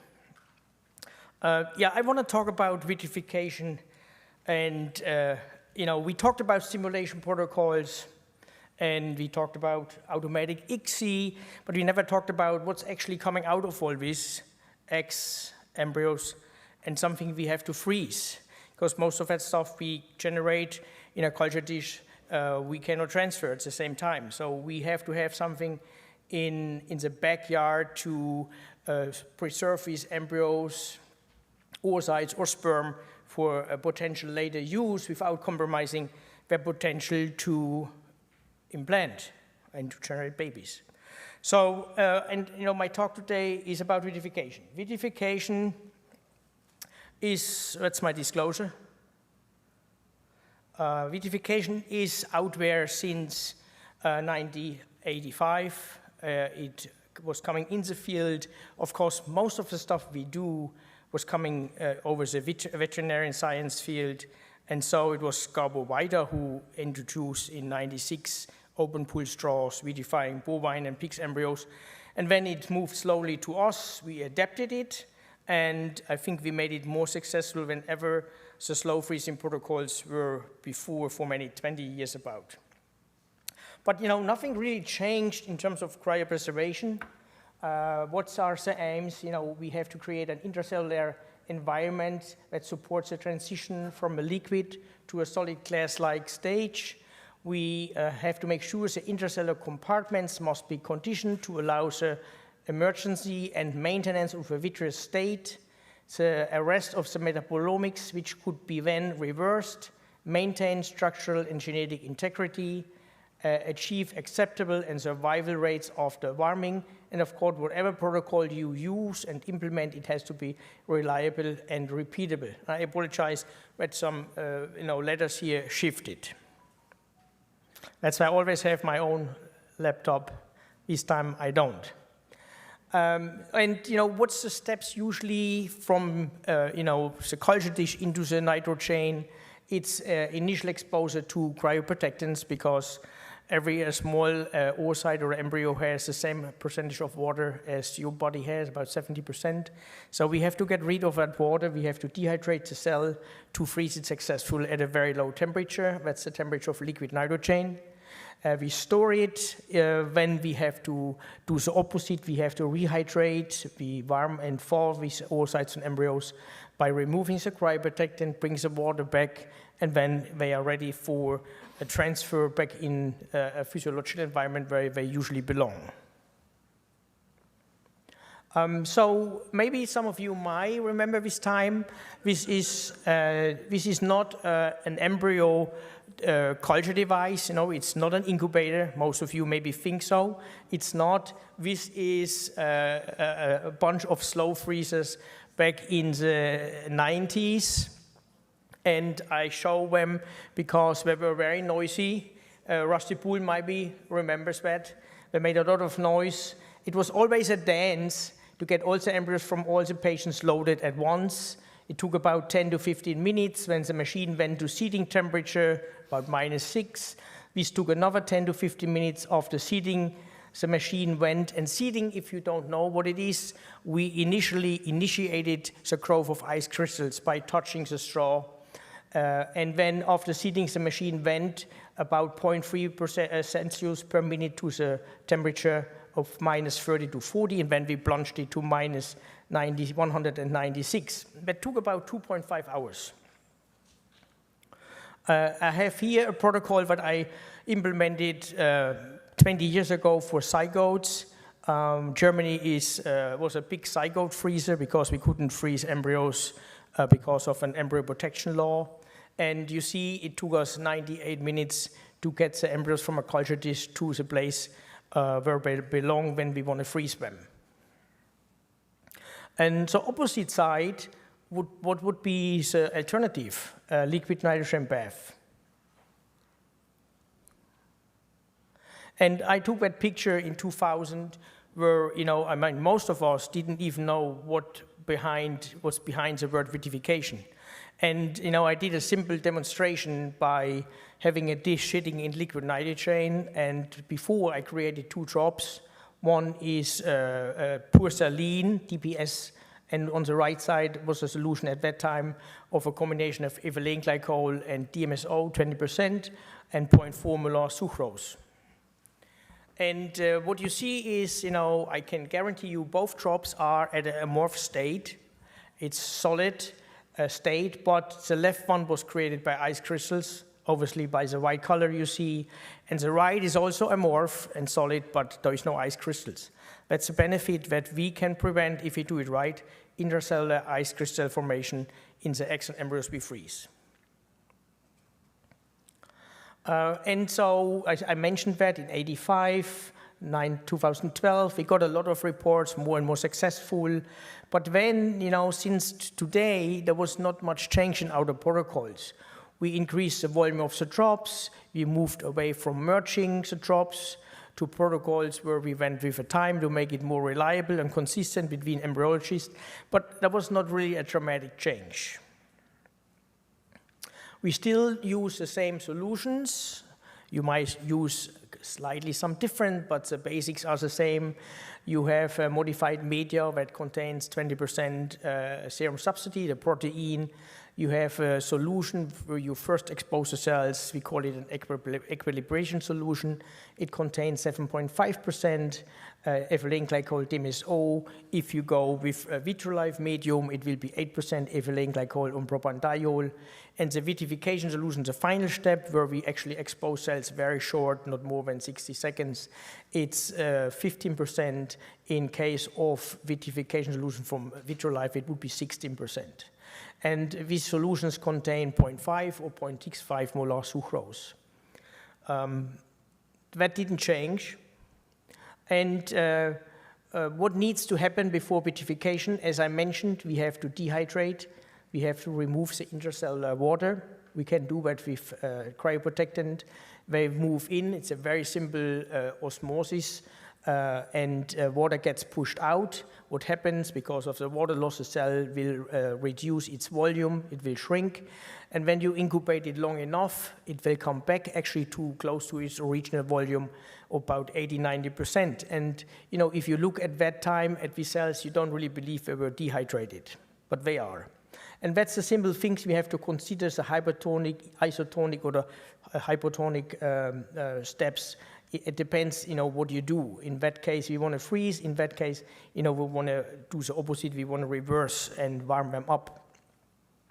And just to give you a little bit of a slide, when we vitrified blastocysts before, as I mentioned, we started with a drop to rinse them. When we merged after 3 minutes, and we kept them here in a single drop of ES in 5 minutes. And when we went through 4 drops of VS in 60 seconds, it took us 9 minutes. That didn't dramatically change. I just shortened it now to 7 minutes, but much more simpler. We have 1 drop of rinse media. It's actually ES, and then we expose it here in ES for 6 minutes, and then we freeze here in 2 drops of VS going through in 1 minute, so a total of 7 minutes. When we warm the cells, we have to do the opposite. As I mentioned, we now have to get rid of the cryoprotectant that's sitting in the cell. And if you expose them to your warming solution, water has a desire to create an equilibrium, and based on osmotic, it's rushing in the cell with the purpose, to make an equilibrium inside-outside, and in return, the cryoprotectant gets pushed out. The key is that you have to control this water influx. If you don't do, you will have no survival. And cells will gain their volume over time, and then they look also very normal when you get them ready for transfer. Then for the warming, our dish was even more complicated. It took us 11 minutes. We thawed them, most of you, in 37 degrees Celsius in 1 molar TS, and then we went in 1 molar, connecting 0.5, 0.5, 0.5 with no sucrose, diluting the sucrose out, and on the end we kept them in a wash solution with no sucrose. It took us 11 minutes. And the key here really is that we improve that protocol by plunging in now a bigger drop of 400 microliter of 1 molar sucrose at 37 degrees. And then we move from there after this immediately in our culture dish, which is ready for transfer. We use for the transfer sage blast media, remnants of the step media, first step for day 3, sequential media. So the blast medium was the last step in the sequential media. We still keep it for transfer of frozen embryos and adding 20% protein. And I want to mention, it's very important that this publication was done before. It was a prize abstract at PCRS, and it was also a prize paper at ASRM by a group out of North Carolina, South Carolina, Tyler, Mann, And they tried to publish it, but I think it ended nowhere. And so we started to look into this. We did in-house studies. We had a lot of embryos signed for this position. So I started to, before I implemented this, about 600 embryos, 564 blastocysts, mostly PGD abnormal embryos. And I differentiated in embryos that were biopsied and some that were not biopsied. They all had an excellent survival. They looked awesome after 24 hours. That's what we used as a survival criteria. And their ability to hatch and totally to hatch out, it was amazing. And but we also saw that it was necessary to some extent when you look at the number of hatched embryos, biopsied and non-biopsied. Here is biopsied, non-biopsied. There is a significant number of embryos where didn't underwent BGD. I think they require still assisting hatching to make sure that this percentage is able to come out of the sonar and to implant. So after these results were very encouraging, and we started then, after presenting to physicians, this in September last year. I report here close to 1,000 transfers. We now have 1,020. And you see here our distribution. The 38% were FETs with no tested embryos, where were not tested with biopsy.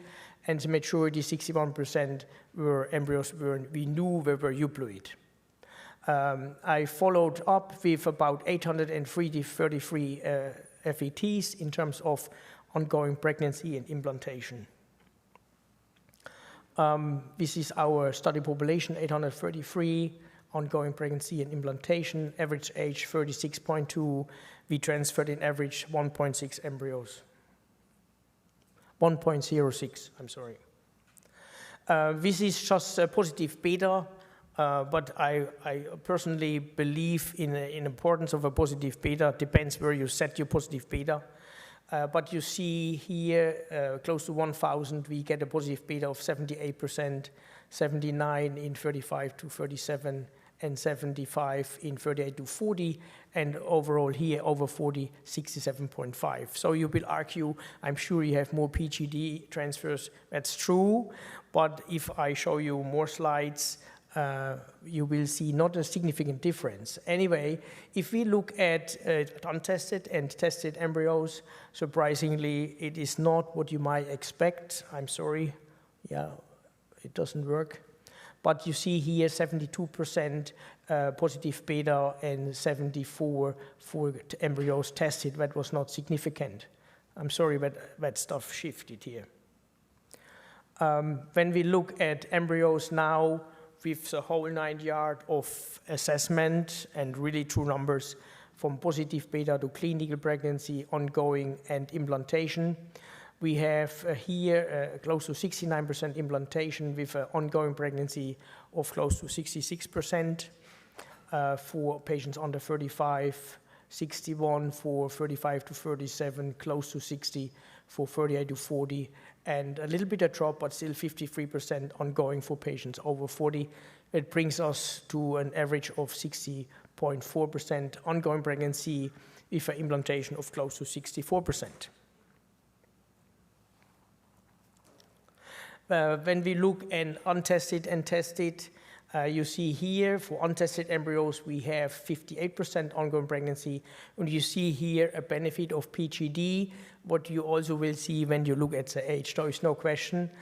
We gained about 5%, 6% for transferring tested embryos. It is not significant because of the size. We need more ends. Implantation rate here 60% versus 66.3%. That was significant. I have 5 minutes left. I might need 10. Slow freezing, and I want to show you the difference. When we compared our technique where we used 11% of warming to 1 minute, it's a different size number.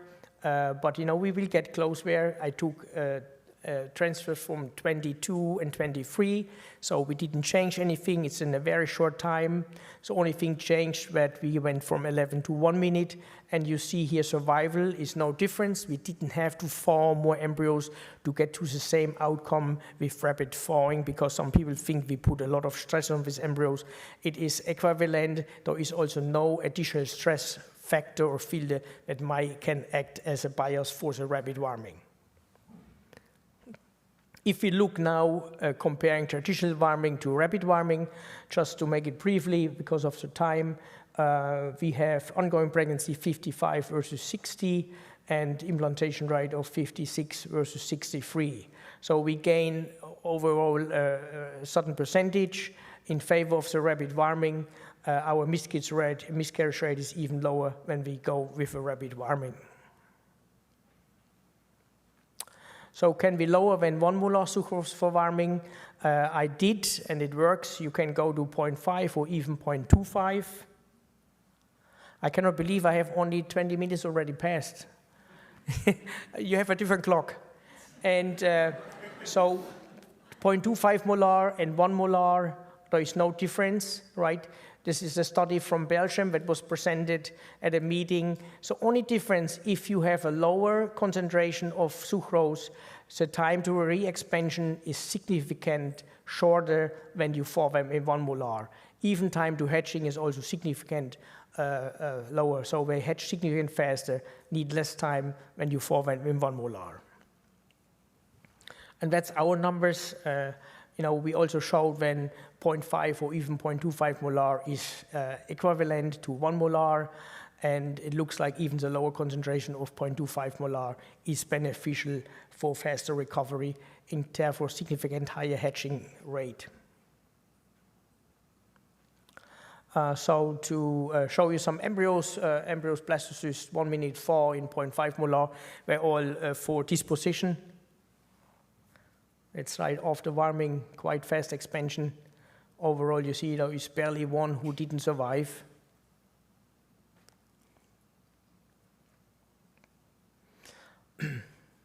And you see already here 24 hours later, most of them are totally hatched out.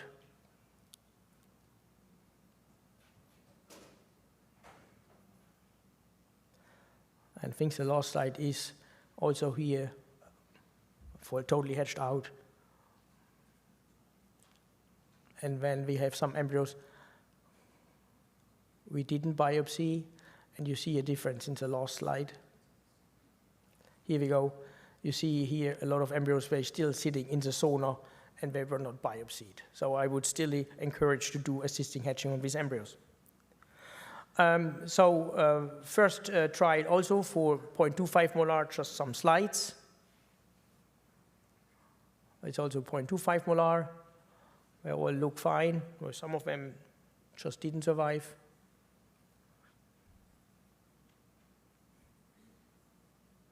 But you see also, post-warming, 24 hours.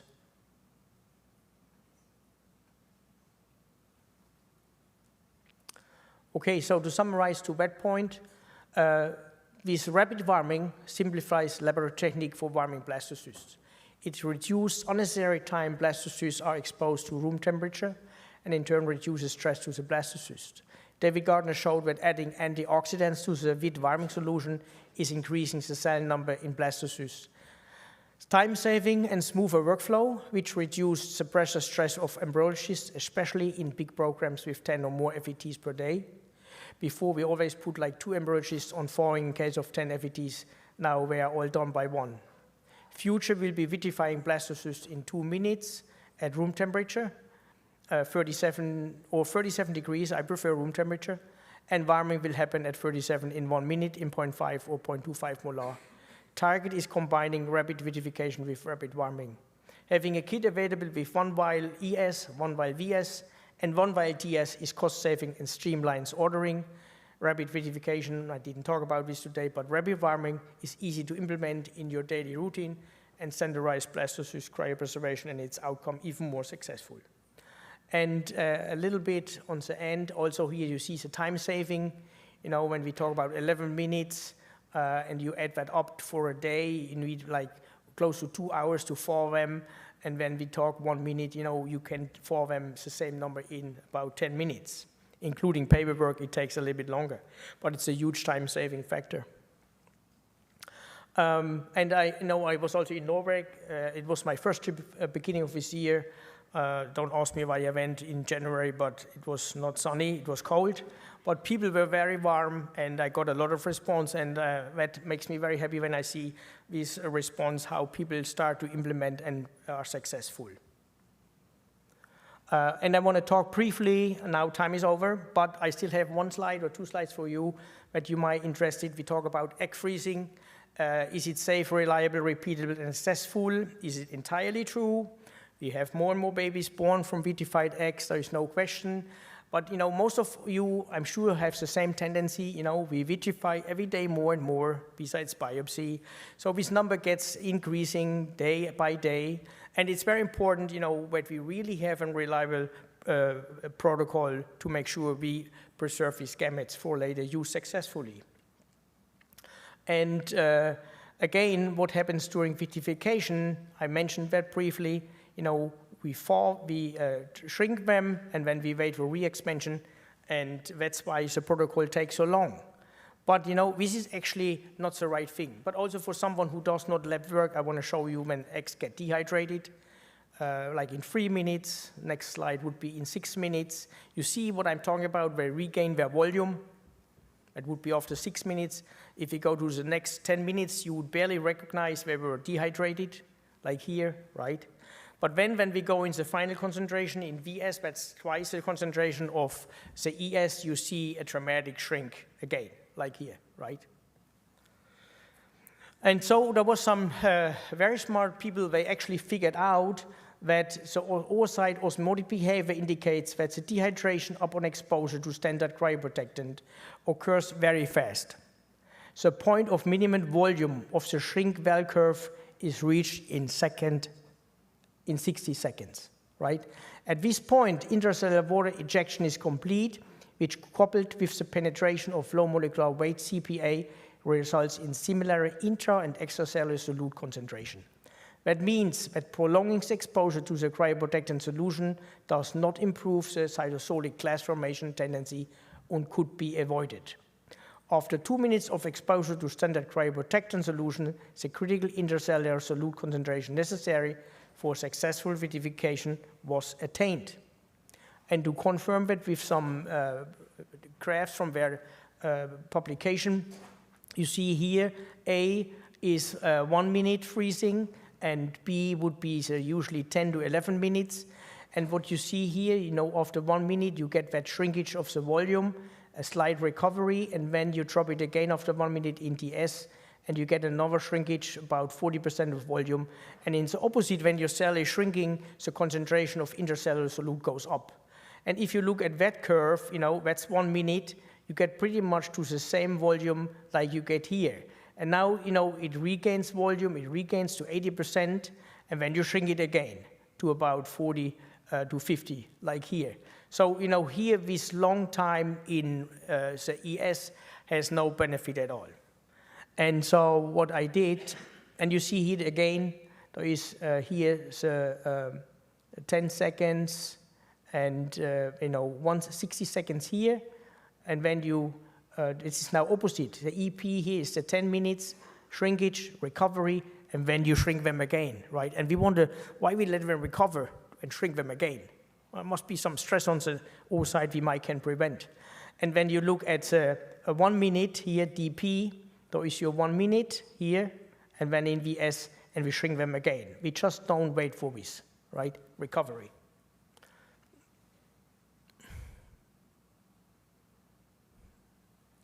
And I get to my end. So as I mentioned, what is different from the rapid vitrification, we don't wait for this. We don't wait for that the cells recover their volume.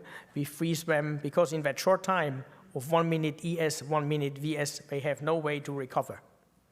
So, and I did a bunch of studies since last year. In May 22, I started vitrifying eggs.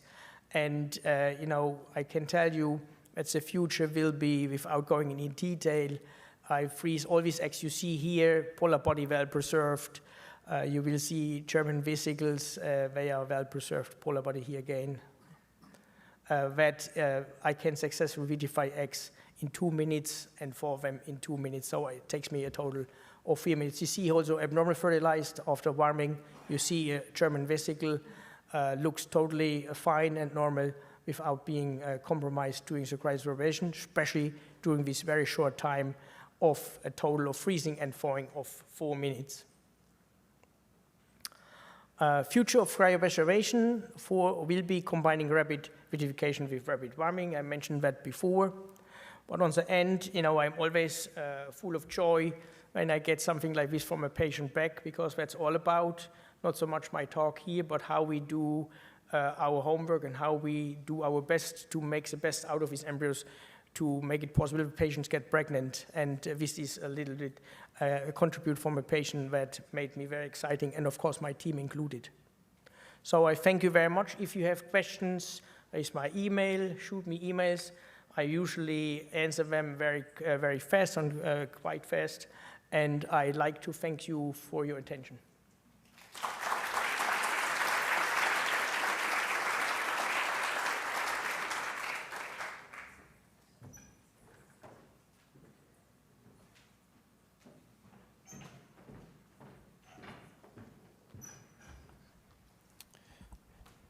Thanks, Jürgen. So the next speaker really needs no introduction, but I'll do it anyway. Dr. Denisakis has been involved for several decades, since the early 80s, in assisted reproduction. Got his PhD down at Monash with Alan Trounson. Is currently the Chief Scientific Officer of Boston IVF, and really, you name it, he's done it when it comes to research dealing with gametes and embryos, sperm, eggs, embryos, culture media, new technologies, worked with a variety of companies and helped develop a lot of the things that we do today. And so he's going to be talking a little bit about some of that, just a small portion of some of his work, specifically sequential versus single-step media formulations and embryo metabolomics. Dr. Sakis, thanks.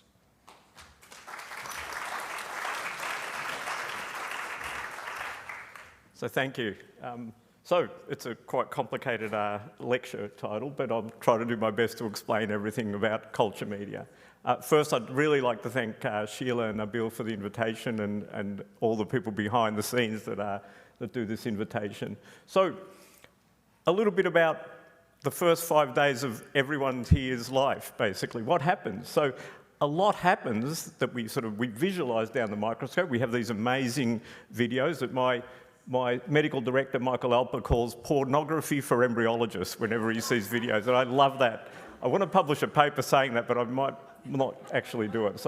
But a lot actually happens here. So, one of the first things we know is there's a transition from this reliance on the mother with purely maternal messenger RNA to embryonic transcription. And this happens in nearly all mammalian embryos. And in the human, it's been shown to happen between the 4 to 8 cell stage. So this amazing video of development in the first 5 days, we see these images and we see these lovely embryos developing, but behind the scenes, the embryo's doing these incredibly complicated things, and I'm going to go through some of those complicated things.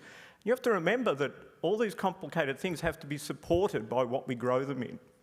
So this is just a quick summary of some of the complicated things they do, and what we've learned many, many years ago, and Rusty gave a great presentation earlier about some of the pioneers that worked on this, is the embryo is a little bit schizophrenic in the way it uses its metabolism. And one of the things that it does, we've actually shown that sperm actually like to have a little bit of glucose around, but then the early embryo actually changes the way it metabolizes. And this was fundamental in the way we created culture media many, many, many years ago. So one of the first things it does is it actually relies mostly on pyruvate and lactate in the early stages. And then it has this switch where it goes to using glucose or glycolysis as its main energy source. And this is, I just show this because David Gardner always shows this just to confuse everybody. And he could probably name all the molecules in this, but I can't. So in the early stage, it's undergoing, in the cleavage stage, it's undergoing the tribocarboxylic cycle. It's using pyruvate and lactate as its main energy source. And then it switches completely, and basically for the rest of its life, to glucose-based metabolism. it's very interesting because the actual other cells that do this are metastatic cancers. So cancer cells do this also, and they have this switch, and the difference obviously is a cancer is uncontrollable, sadly, but the embryo has this ability to control this switch in metabolism. So it's a peripheral area of research that a lot of people interested in this area show. So this is the classic graph that was shown many years ago. I thought this was going to work, but you can see here, up to the 8-cell stage, you have this reliance on pyruvate as a metabolic source. It decreases, and then you get this increase in glucose metabolism. And this is seen in nearly all mammalian embryos, and it's a phenomenon that's really intrigued us how it's controlled in that. But as I said, it's fundamental to the embryo culture media we use. And it even gets more complicated than that, because the body knows that this is what it needs to do. So in the fallopian tube, if you look at the fallopian tube, you can see the embryo goes these dramatic changes in the energy sources, but the actual fallopian tube, it knows it actually has to do these types of things. So it actually has this gradient within it, from fallopian tube to the uterus. There's an oxygen gradient, and the embryo is actually being prepared to actually undergo implantation. And you can see this decrease in reliance to the Krebs cycle, this reliance on glucose, and this decrease in oxygen concentrations that it sees actually as it develops. So why am I talking about all this? So one of the reasons is that we, for many years, didn't quite understand this, and we actually started understanding this in the early 90s, and we changed the way we grow our embryos. So a lot of the embryos that we grow now are reliant on these changes. And I'm going to talk about the old days and the newer days, and hopefully how we're going to culture embryos in the future. So these are the types of embryo culture media we're familiar with. Of course, we had the first media, which were actually amazingly based on just Krebs ringers bicarbonate, like basically 6 or 7 salts that we threw pyruvate, lactate, and glucose into, and got births. So a lot of the first pregnancies were actually in this very simple media. And I think Rusty mentioned it before, it just shows we're actually incredibly lucky in IVF, in human IVF in particular, that the embryo has a lot of plasticity in actually trying to get to its ultimate aim of becoming a live birth.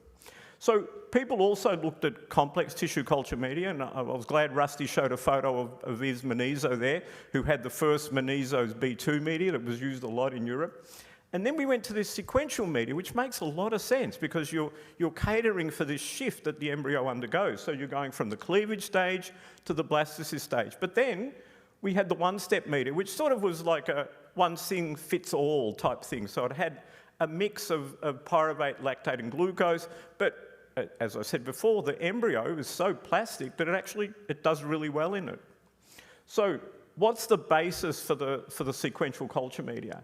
So grosso modo, basically cleavage culture media, pronuclear to 8-cell stage, there's very low glucose or no glucose at all in some, high pyruvate and lactate, EDTA, which is like a complete lecture and has to do with a thing that many of us suffered for many years with mice, called the 2-cell block. And then we found that there's actually a particular mix of amino acids that needs to be in, and actually the cleavage culture media preferred non-essential amino acids. Obviously, as the embryo gets more complex, it's undergoing differentiation, it starts developing more of an adult phenotype, if you want. It needs glucose, it needs low pyruvate and lactate, because it's not reliant on those as much anymore, and needs the full complement of essential amino acids. So that's sort of the basic levels of your sequential culture media.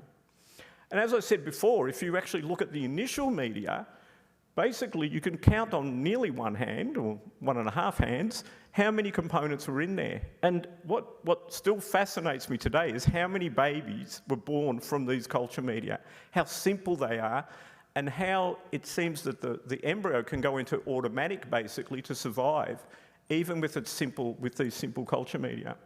And this, if you're a bit of an embryo media geek, a number of papers have been published that actually characterise the type of culture media we use today. And this is actually the composition of sequential media. And you can see most of them follow the pattern of low glucose and then changing over to higher glucose in the cleavage, from the cleavage to the blastocyst media, and vice versa for lactate and pyruvate. So they all follow this type of pattern, if you want. Slightly different levels, if you want to look at them, but all have this basic phenomenon of low glucose to high glucose, high pyruvate lactate to lower pyruvate lactate. But then a lot of the single-step media came along, and as I said before, they cater amazingly well to the way our blastocysts develop. In many studies, some of the early studies showed that actually blastocysts developed even faster in some of these mediums, and a lot of this was thanks to John Biggers and his foresight in using these simplex methods for developing media. So that's where we are now. We have this basic understanding of embryo metabolism. We know we can sort of cheat the system a little bit by using one-step media very efficiently, but there are other things that I think in the future we will start looking at. So one-step sequential media, I'm going to talk a little bit of microfluidics in the end. We saw a great talk by Rick Paulson, who even showed us the soccer ball before, and he showed us how complex actually the uterine environment is. But you have to remember, we're growing these media in water, basically. They're not growing in water in the uterus or the fallopian tube. It's a very viscous solution. So we haven't even really attacked that type of aspect yet, about actually looking at viscosity of media. And there are indications that the viscosity will have actually profound changes on the embryo in terms of actually how it compacts. So these are things I think in the future we have to look at. Co-culture was a thing of the past, but maybe we need to revisit it. Gas phases, new incubators, all these are things we will eventually look at. And these are sort of the factors that we will cover eventually when we're looking at culture media. And I won't go into all of these, but there are a lot of things that we really don't have a really good understanding of. But what we do know is, what we thought we knew really well, was the metabolism of embryo. It's a slam dunk. We know this happens at the cleavage stage and this happens at the blastocyst stage. But can we learn more about the metabolic signatures of the human blastocyst? Is there more than just this metabolic shift? So we've been very interested in that for quite a few years, and we've been looking at various discovery platforms, and most of these platforms we've aimed to look at to sort of try to predict which embryo is the best one. And I won't go into that because it's a very different talk. But one of the technologies I'm going to talk about is a fluorescence, a semi-non-invasive technology based on looking at the metabolism of embryos. So we know that the embryo actually shows differences in its developmental capabilities. And actually in 1980, Jean-Paul Renard and Yves Menizo showed in cow embryos that embryos that had a higher glucose uptake, bovine embryos, led to a higher rate of pregnancy or ongoing pregnancies. And this is a study done. Henry Leese and colleagues did these studies in mice and other species, but David Gardner and Michelle Lane did this study many years ago now, so it's more than 10 years, which is amazing, showing that actually if you looked at the embryo's metabolism before you transferred it, so these are blastocysts, and it had a high glucose uptake, it was more likely to lead to a pregnancy than ones that had a low glucose uptake. So we know the metabolic signature of a blastocyst at least, and its glucose uptake is imperative for it to actually be viable or not viable. Problem is, this technique, there's probably only a handful of people in the world that can actually do the technique that measures glucose uptake. So we've always been looking for methodologies that would allow us to look at metabolism in another way, a faster way. So we've been working now for several years on this technology called fluorescence lifetime imaging microscopy. It's a laser-based technique, and it allows us to metabolically and non-invasively look at the signature of embryos and oocytes. So this is just a quick video. This is just showing, this is a stylized video showing how we can actually grow embryos under this. And this initial paper, we did a lot of work on mouse embryos. We showed a lot of characteristics of how metabolism works. We repeated a lot of the old studies and validated them. But we also showed that this metabolic technique was actually safe. So we could grow embryos under the microscope for 5 or 6 days, mouse embryos, transfer them back to pseudo-pregnant mice and get fetuses, and they all looked normal. They weren't fluorescing differently or had a weird activity, but they were all normal. So we were quite confident that this technique worked. So fluorescence lifetime imaging microscopy, it's not just looking at the intensity that you're used to looking at fluorescence images. It's a novel, non-invasive method of embryo imaging that gives us more than just the fluorescence intensity, but gives us actually the time a molecule will stay in an excited state. And what we're looking at, the two candidates we're looking at with non-invasive metabolic screening is NADH and FAD, which are both key factors in mitochondrial function. I won't go into this in a great lot of detail. We all believe mitochondria hopefully are very important. If you don't, then I think you've got a problem. You could get rid of your mitochondria and you're not going to do very well. But mitochondria are integral to our energy source. And it's the same for an embryo. One of the cool things, though, is two of the things, the key factors in mitochondrial metabolism, NADH and FAD, they both do this thing called autofluorescence. So when you excite them with a laser, they actually emit fluorescence. And there's quite a lot of factors in the body, in cells, that actually do this. So we can do these non-invasive screenings without actually adding a molecule in there to try to make the embryo fluoresce. So they're autofluorescing when we excite them. So what do we look at? I won't go into this completely, but we look at when an embryo fluoresces, or NADPH or FAD, and how long it takes to actually get down from the excited state. And we can measure these really geeky things about mitochondria. So in total, we look at the brightness, we look at the lifetime a molecule stays in an excited state, how long it takes to get to a shorter state, or to defluoresce, and what the lifetime overall is of that fluorescence. So for NADH and FAD, we get 4 parameters of their existence within the mitochondria, if you want, and we also get a thing called the redox potential, which is the NADH divided by FAD, which is important also in knowing how the embryo functions. So we can measure all these parameters, and we get a lot of information about how an embryo develops. You can see here on the left-hand side is NADH, on the right-hand side of FAD. The first thing you see, FAD is not as bright as the NAD, and you can see around the time of 8-cell stage, it changes over and it's actually brighter.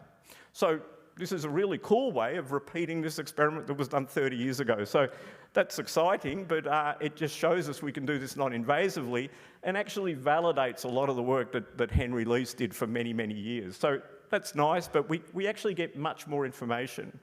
And I'm going to talk now about what we found out about blastocysts, how human blastocysts metabolize in not just this simple way that we thought, but actually how clever they are in actually using metabolic factors in the culture media.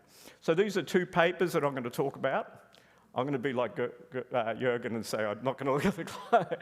But this is how we do it. So we take human blastocysts and we just scan through them. So this is just an indication of just scanning through them. And we take 3 sections. Basically, we focus on the inner cell mass, above and below the inner cell mass. And this is what we found out. We looked at many blastocysts. These were all donated, discarded blastocysts. They were from 137 patients. So we could look at blastocysts overall. We could look at differences between blastocysts from the same patient.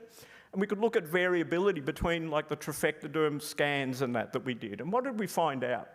So the first thing we saw, and we sort of knew before, inner cell mass and trophectoderm actually metabolize in a very, very different way. So we have this big concept that they all use glucose, but they use it in very different ways. And if you look at the metabolic signature of the inner cell mass and trophectoderm, we find that the inner cell mass and trophectoderm are very different in terms of how they metabolize. And you can virtually, if you look at the blue dots, unfortunately this isn't working, but if you look at the blue dots, oh, there you go.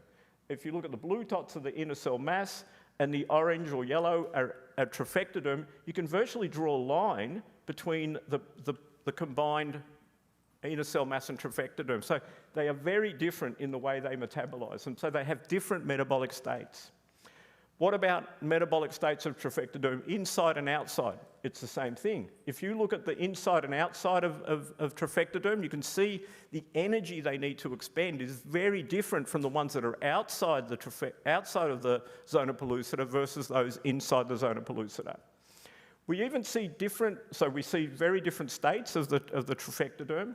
We also see very different states from what we thought was the same embryos. So if you grade all these embryos and say this is an AA, this is a BB, this is a CC, what's fascinating is that there's no significant difference in the metabolic state of these embryos.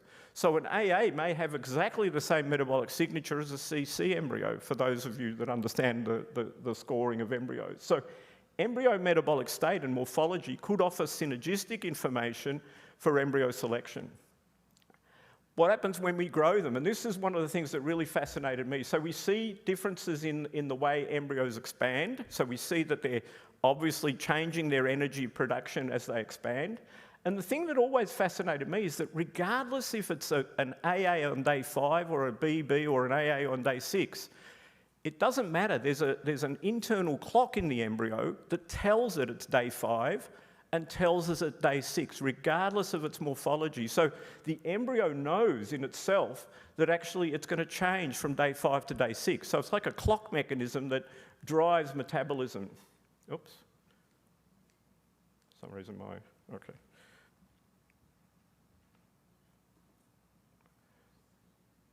Oh. I've gone to a completely different slide here. I'm presenting, I think, Jürgen's presentation's come back. So this has stopped working. So, and on here, I'm seeing Sangeeta's presentation. Wait, let me see if I can, no. Do you remember approximately what slide number you were in? No. I'm on here, it's saying 119 of 137, but I'm seeing Sangeeta's presentation.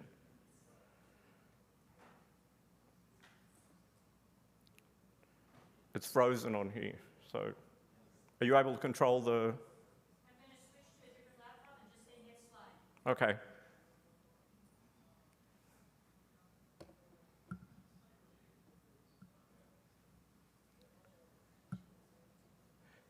So you can see here, like a day 5 and day 6 embryo are very different, regardless of their morphology. The next slides, I can talk to them while they're going. We showed actually that when you, so here is the metabolic signature. Can I change this, or are you changing it?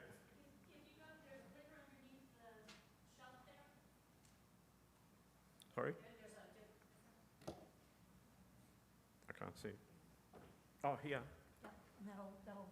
Okay. It's not working. This one. Oh, did it move? Okay, maybe it's just delayed. So I'll just go. Okay, so there is an association between embryo developmental rate and metabolism. And let me see. I'll just skip through these. Whoop. This is very random. Oh. So one of the things we were also interested in is the ploidy status. Can you look at metabolic signatures and see if an embryo is euploid or aneuploid? So we actually published this. It was Jamin Shah et al., and I'm still having problems clicking this. Oh, there you go. It's very slow. We do see a difference. This was like just a few embryos, but actually we've done many more to this date, and we now see about an 81% or 0.8 ROC curve analysis, area under the curve analysis, of showing embryos that are euploid or aneuploid in association with their embryo metabolism. The sad thing is, and I'm not showing it here, when we do this and we've done a pilot clinical trial looking for embryo metabolism and seeing if they go to pregnancy or not, we're not able to see a difference in pregnancy related to the metabolism. We can see everything about a blastocyst, but we can't tell you with its metabolism if it's going to be pregnant or not. And we've done over 100 transfers.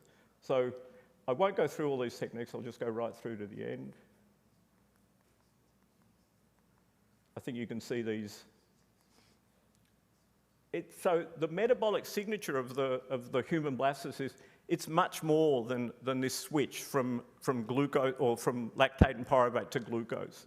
So it readily uses high oxygen levels high levels of glucose. it also has a really high consumption of oxygen. And it still converts half of that glucose to lactate, actually. It's consumed by lactate, and it performs aerobic glycolysis. All right? But it's much smarter than that. It does this, it has a distinct metabolic signature between the inner cell mass and trophectoderm. It has distinct metabolic states outside and inside the trophectoderm. It knows that it's actually not dependent on its actually stage or its morphology. So different morphology embryos have the same actually metabolic signature. The strange thing is there is this switch from day 5 to day 6 where the embryo knows it's its 5th day of development, and it knows it's in the 6th day of development. And finally, the metabolic state may be associated with its ploidy status. And then it creates its own metabolic environment and signaling mechanism through lactate during implantation. So metabolism is much, much more than what we're doing. And to be honest, we're relying on the embryo in these culture media that we use. So maybe we can do this better. So the lab of the future will be, I think, very different.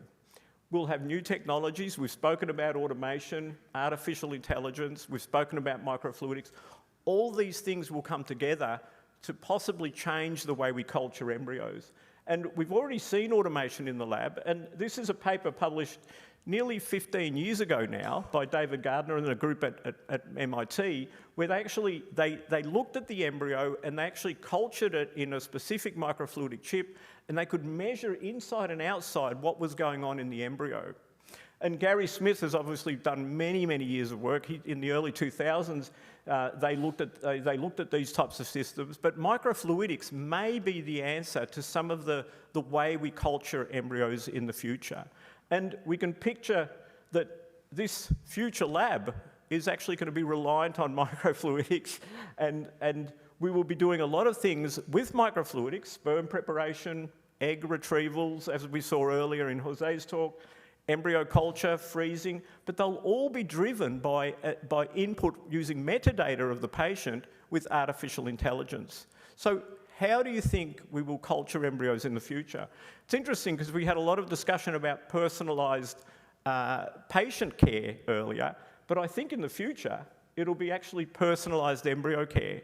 So you can imagine in the future, if this works, oops, can you run that video or? There you go. So imagine each embryo will be in its own little well, and through AI, we will actually be adjusting personally for each embryo how it will actually be consuming certain factors within the media. So we won't have a sequential media, we'll have just a continuous media change that will cater for the embryo when it's at the 1-cell stage, the 4-cell stage, and as it's getting to the blastocyst stage. So you can see these media will be controlled, the media will be taken out and tested maybe in some way, maybe for DNA or other factors, maybe metabolic signatures. We'll take an image of the embryo, and all that personalised information will control how that embryo is being fed by its culture media and how we assess it to know whether we're going to freeze it or not or transfer it in the future. So I believe microfluidics eventually will come into the system and how we will grow embryos. It's going to take quite a while, and there's already a number of companies working on this, and hopefully at some stage we'll get to that stage. So finally, I get to come to San Diego and give these talks, and this comes from sharing a lot of drinks at pubs with people, so much smarter than I am. So these are the people. Marta did a lot of the work on, she did her PhD on the phlegm. These are people we've collaborated with for many times. Jamin Shad is a fellow, an REI fellow in our department, or he's not with us anymore, but he did a lot of the aneuploidy, euploidy work.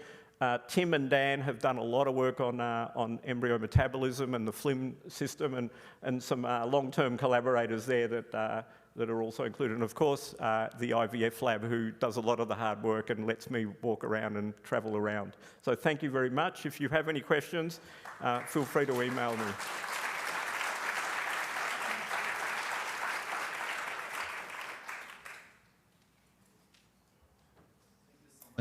Thank you so much for this presentation. We're gonna just wait, yeah.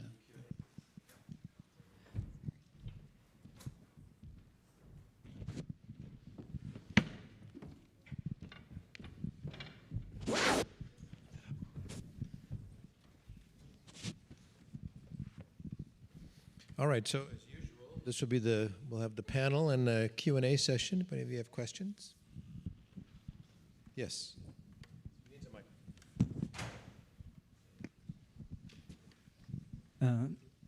My name is Cihan Holcagil. I am the lab director at Yale Fertility Center.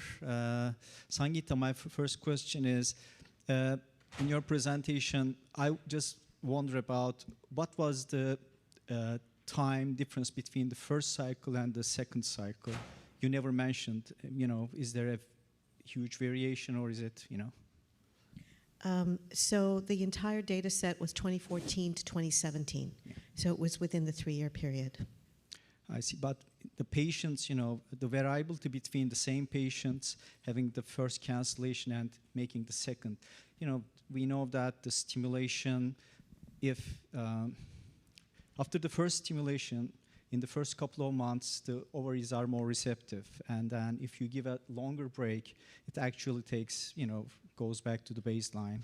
So did you look at the time between the cancellation and the second individual in the groups? Yeah, Cihan, that's a good question. We did not look at that. So working with SART data, there are certain limitations. Mm-hmm. We can't even capture if a patient leaves a clinic and goes to a different clinic and tries a different cycle. Mm-hmm. Those people we couldn't capture. So, those are ones who've also had a second stimulation after the first cancellation. And time between cycles, that's an interesting idea. I don't know, though, if that wouldn't be confounded by a number of issues. It's difficult to generalize conclusions, I think, from that time period. And the second question for Jürgen, would you, use this fast thawing for completely hatched 6, without zona embryos as, comfortable as the ones which are in the zona? It's an excellent question.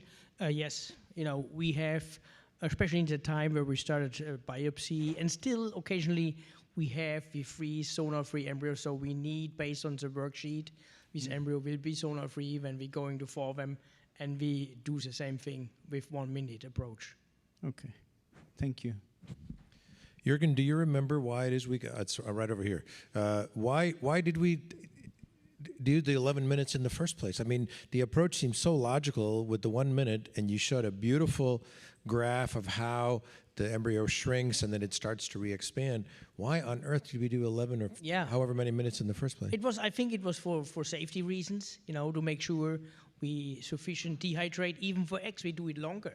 We do it 15 minutes, right? For us, at least, was a standard protocol. It's still, for most egg banks, it's 15 minutes, right? Even you can start freezing them early or moving them in VS like after 10 minutes.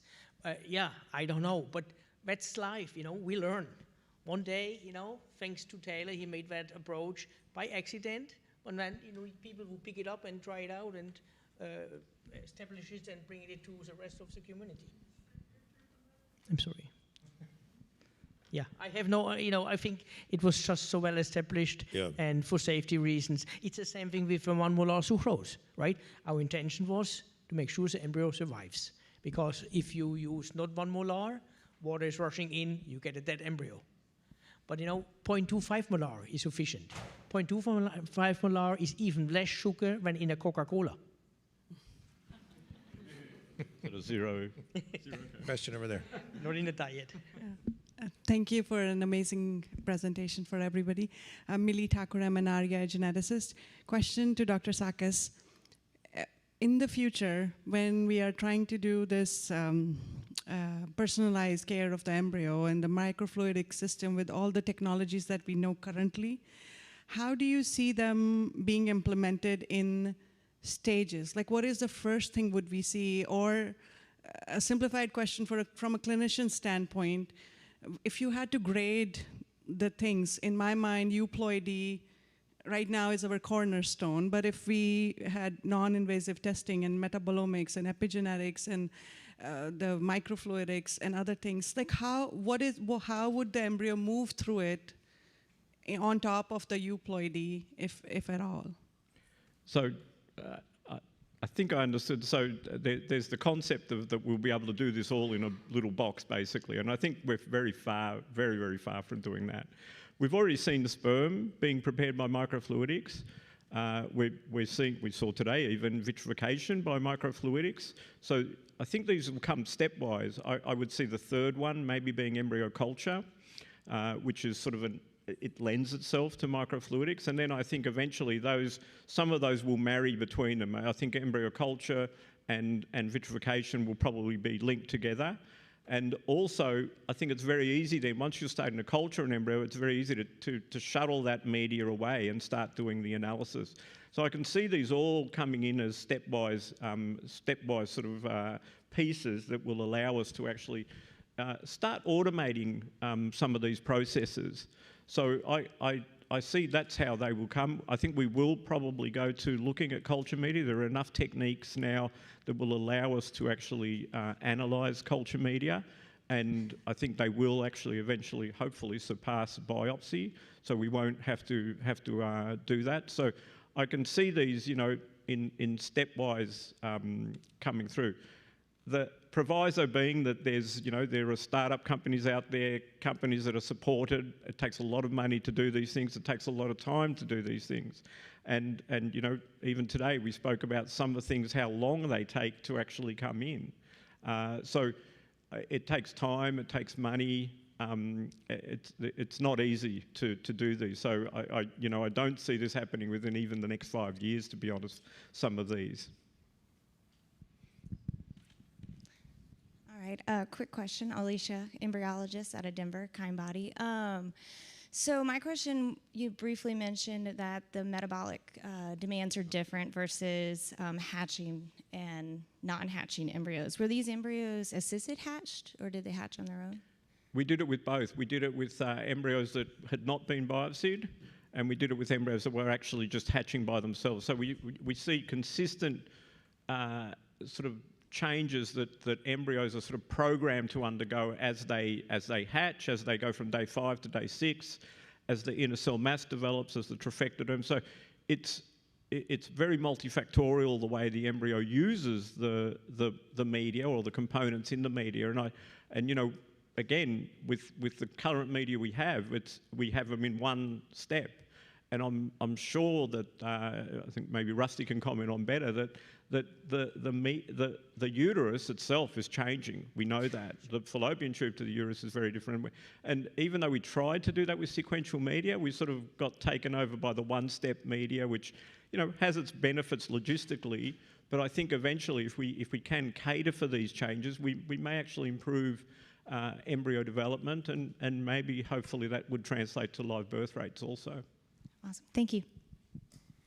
Denny, let me follow up on that. Just a quick question. So the FLIM analysis, I was looking at your slides. Are you saying the part of the trifectoderm that has hatched has different metabolic profile than the part of the trifectoderm that's still within the zona?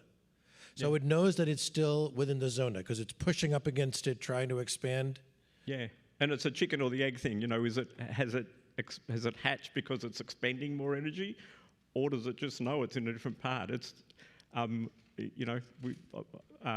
if time lapse was pornography for embryologists, then FLIM is really pornographic. But it's still. Some of us have been doing this for a long, long time, and it just amazes me the tricks the embryo has to keep going. It's fascinating. Keeps us in business. So, Denny, you made a really good point during your talk, and actually Rick alluded to it during his talk earlier today about the endometrial and uterine environment, and that is that the big difference between the way we grow embryos in the lab and nature, one of the big differences is that we nearly grow them in fundamentally what's an ideal solution. It's the water-like capacity, I mean, it's not a lot different than it is right out here in the Pacific Ocean, which is absolutely nothing like the environment that they see in vivo. And I think this idea that, because, as Rick alluded to, I mean, it's the reproductive tract is chock full of polyhydroxylated compounds that have a profound influence on water and other physical phenomena. So I think it's a key thing that's been overlooked in embryo culture for too many years. But the second question, I had this great feeling up until now, that perhaps analyzing redox potential would be a great tool for designing culture media. But now, I don't know, after your talk. What are your thoughts? Well, I sort of alluded to, we could see all this amazing, cool stuff about a blastocyst, and then it doesn't translate to pregnancy as far as we have. So the conclusion, I think, is if you know anything about oocyte and embryo mitochondria, they're actually you get what you get in the oocyte, and they're very different from your adult mitochondria. They're shaped differently, they actually work differently, and they decline until around the blastocyst or peri-implantations phase, and then you get biosynthesis of new mitochondria.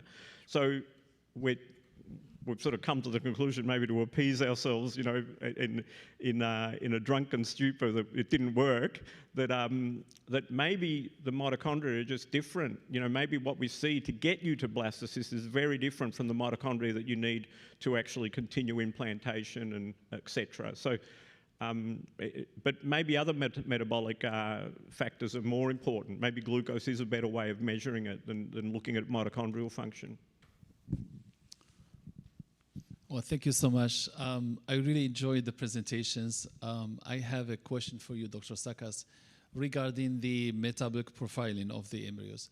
So we are currently working on metabolic profiling as well, but we are looking beyond just NADH and FAD. Those are obviously byproducts or cofactors in the glucose cascade metabolism. So it's logical to see them correlating with euploidy if glucose is an essential component of it. But the FLIM imaging is a straightforward approach to look at NAD and NADH and FAD. What about the other metabolic components? Say you can look at, for example, amino acids. You can look at hormones that are maybe secreted. Have you looked at, imaging is not going to solve that problem, but have you looked at other components? Yeah, I've got a few scars in my back and lost quite a few dollars doing that in the past with other startup companies. That some of you may have been affected. I apologise. So, you know, we're trying, and there are factors in there. There are technologies, you know, as we get better at measuring these things, that there are technologies out there will do it. Some of the slides I skipped over were another technology that looks at autofluorescence called hyperspectral microscopy, which looks at many more factors, and there's some really amazing data from Kylie Dunning in Australia and Jeremy Thompson showing, again, differences between euploidy and aneuploidy, and also even oxygen tension changing the profile in bovine embryos. So there are a lot of promising technologies out there, and I think hopefully at some stage we'll hit the jackpot and understand which one sort of is the best one. And the metabolic profiling of the trophectoderm and ICM are different. Obviously, you showed that on the slide. Which one correlates better? Are you looking at both profiles to correlate with euploidy? We looked at everything under the sun to try to predict pregnancy. No, euploidy. With euploidy. Oh, with euploidy. Yeah. What profile correlate better, trophectoderm or ICM? Metabolic profiling. I'd have to go back and look at our data. I don't think we saw differences when we segmented each one out.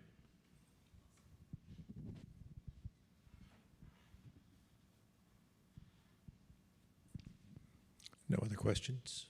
I was thinking of something when Jürgen was showing his slides, that a lot of people are scared of automation, but it sort of nightmares came back to me when you showed the planars, and I'm sure a lot of us, and I think you should play the sound of because a lot of us I think would start shaking if we heard it. But you know, people fear automation, but you know, 2.5 hours versus what you've got down to 6 minutes or something for a freeze and a warming and a thaw. So these are examples of automation that if many of us remember waiting 2.5 hours and sort of hanging around, going home and then coming back to take embryos off the planar. You know, so we've seen automation for many, many years, but you know, it hasn't. We're still holding these conferences. There's still 12,000 people to go to ESHRE and ASRM. I would not fear the automation. I think it's going to make your lives much better than, you know, what Jürgen showed about, you know, a planar versus vitrification. And obviously it improves things too. You know, it was by chance. I think we used to expect probably 60% of embryos to survive with slow freezing. And now you start crying if you're under 90%. So it's just, you know, it reminded me of a lot of things. But I'm going to have nightmares tonight about planars. I think Denny's got PTSD from the planar.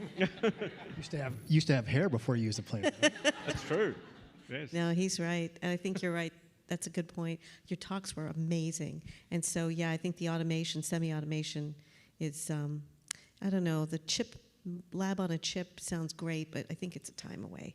Still a ways. Actually, I love talks where it's such a simple question. You think, why didn't I think of that? And I think Sangeeta's was like that. But what's really interesting is you see all these papers that come out, you know, saying, oh, we treated, you know, failed patients with such and such technique and we got pregnancies. And then you see something just as simple as, you know, I've tweaked my protocol a bit and you had really good live birth rates in those second cycles. It just shows how fluid the system is. And someone that, you know, fails 3 cycles, it just may not have been their time. It's, you know, the egg is there on the 4th chance. So I was really fascinated by such, it was a very simple question, but it was like, it's very, it was shocking to see how successful it was just doing a second cycle. Yeah, I think that's 70+% yeah. make it to retrieval. I'm not saying they get a baby, but they make it to retrieval, yeah.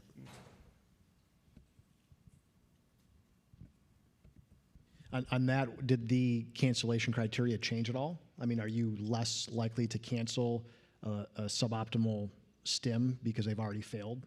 Was that accounted for anyway? Well, this was SART data, so I'm not sure I can answer that. I can tell you in our hands, we will take patients to retrieval the second time, even if they don't really strictly meet criteria. We'll stretch the follicle diameter and, oh, look, there's maybe 3, we really need 3, but it's 2 plus, yeah, so I suspect that did go on. Because, you know, these patients, I don't have to tell everybody here, it's terrible to cancel them and they have no recourse, so you really want to give them that chance. Yeah. Especially if you've upped their dose of gonadotropin. Yes, it went up 400 IUs, and so of course you know, they've paid all this money, exactly.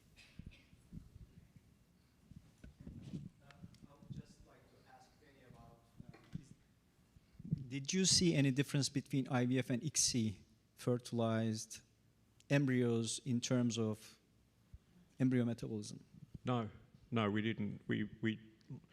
I'll tell you, we looked at everything we could to see if we could find a difference. This was with the startup company, so basically they were, it was die or survive basically for them. So they looked at everything, and you know, very clever people ran multiple formats of artificial intelligence and neural networking on the data. We couldn't see, and we did about 120 transfers and had the metabolic signature of the blastocyst we transferred, and we couldn't discern a difference between those that gave a pregnancy and didn't give a pregnancy. Although we saw all those parameters I showed in the blastocyst, I could tell you the inner cell mass and trophectoderm. You could see euploidy and aneuploidy. We could see to 80% confidence, but it didn't translate to pregnancy, which shocked us, especially that one. Although maybe Rick with his soccer ball would not be shocked at that. And so.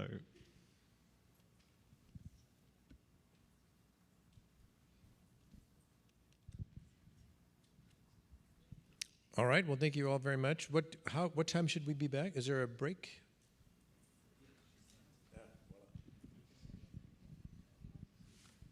You can have this microphone.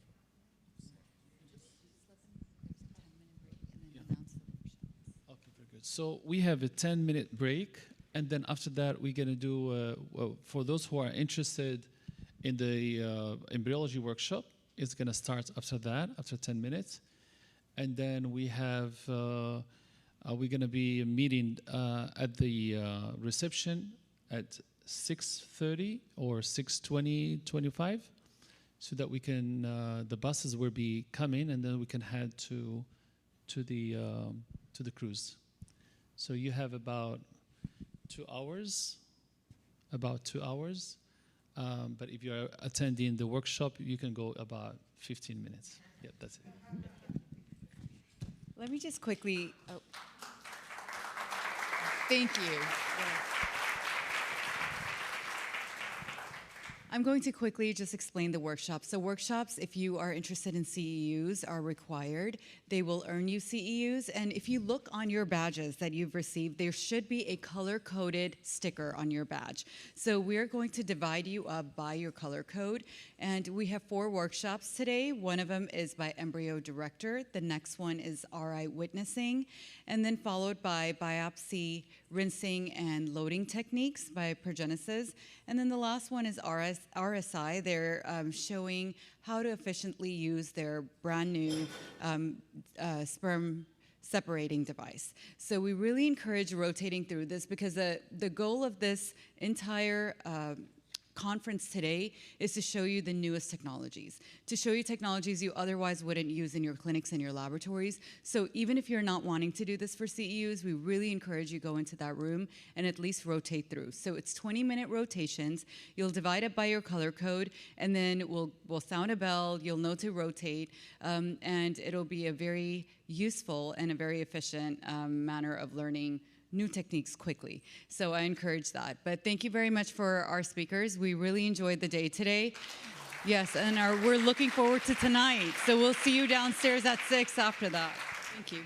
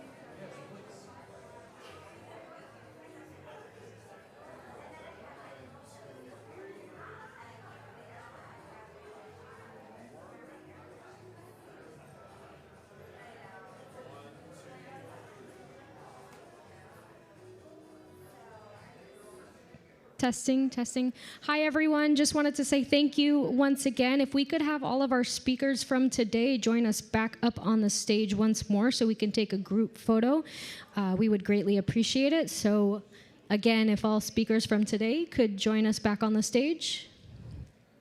Thank you so much.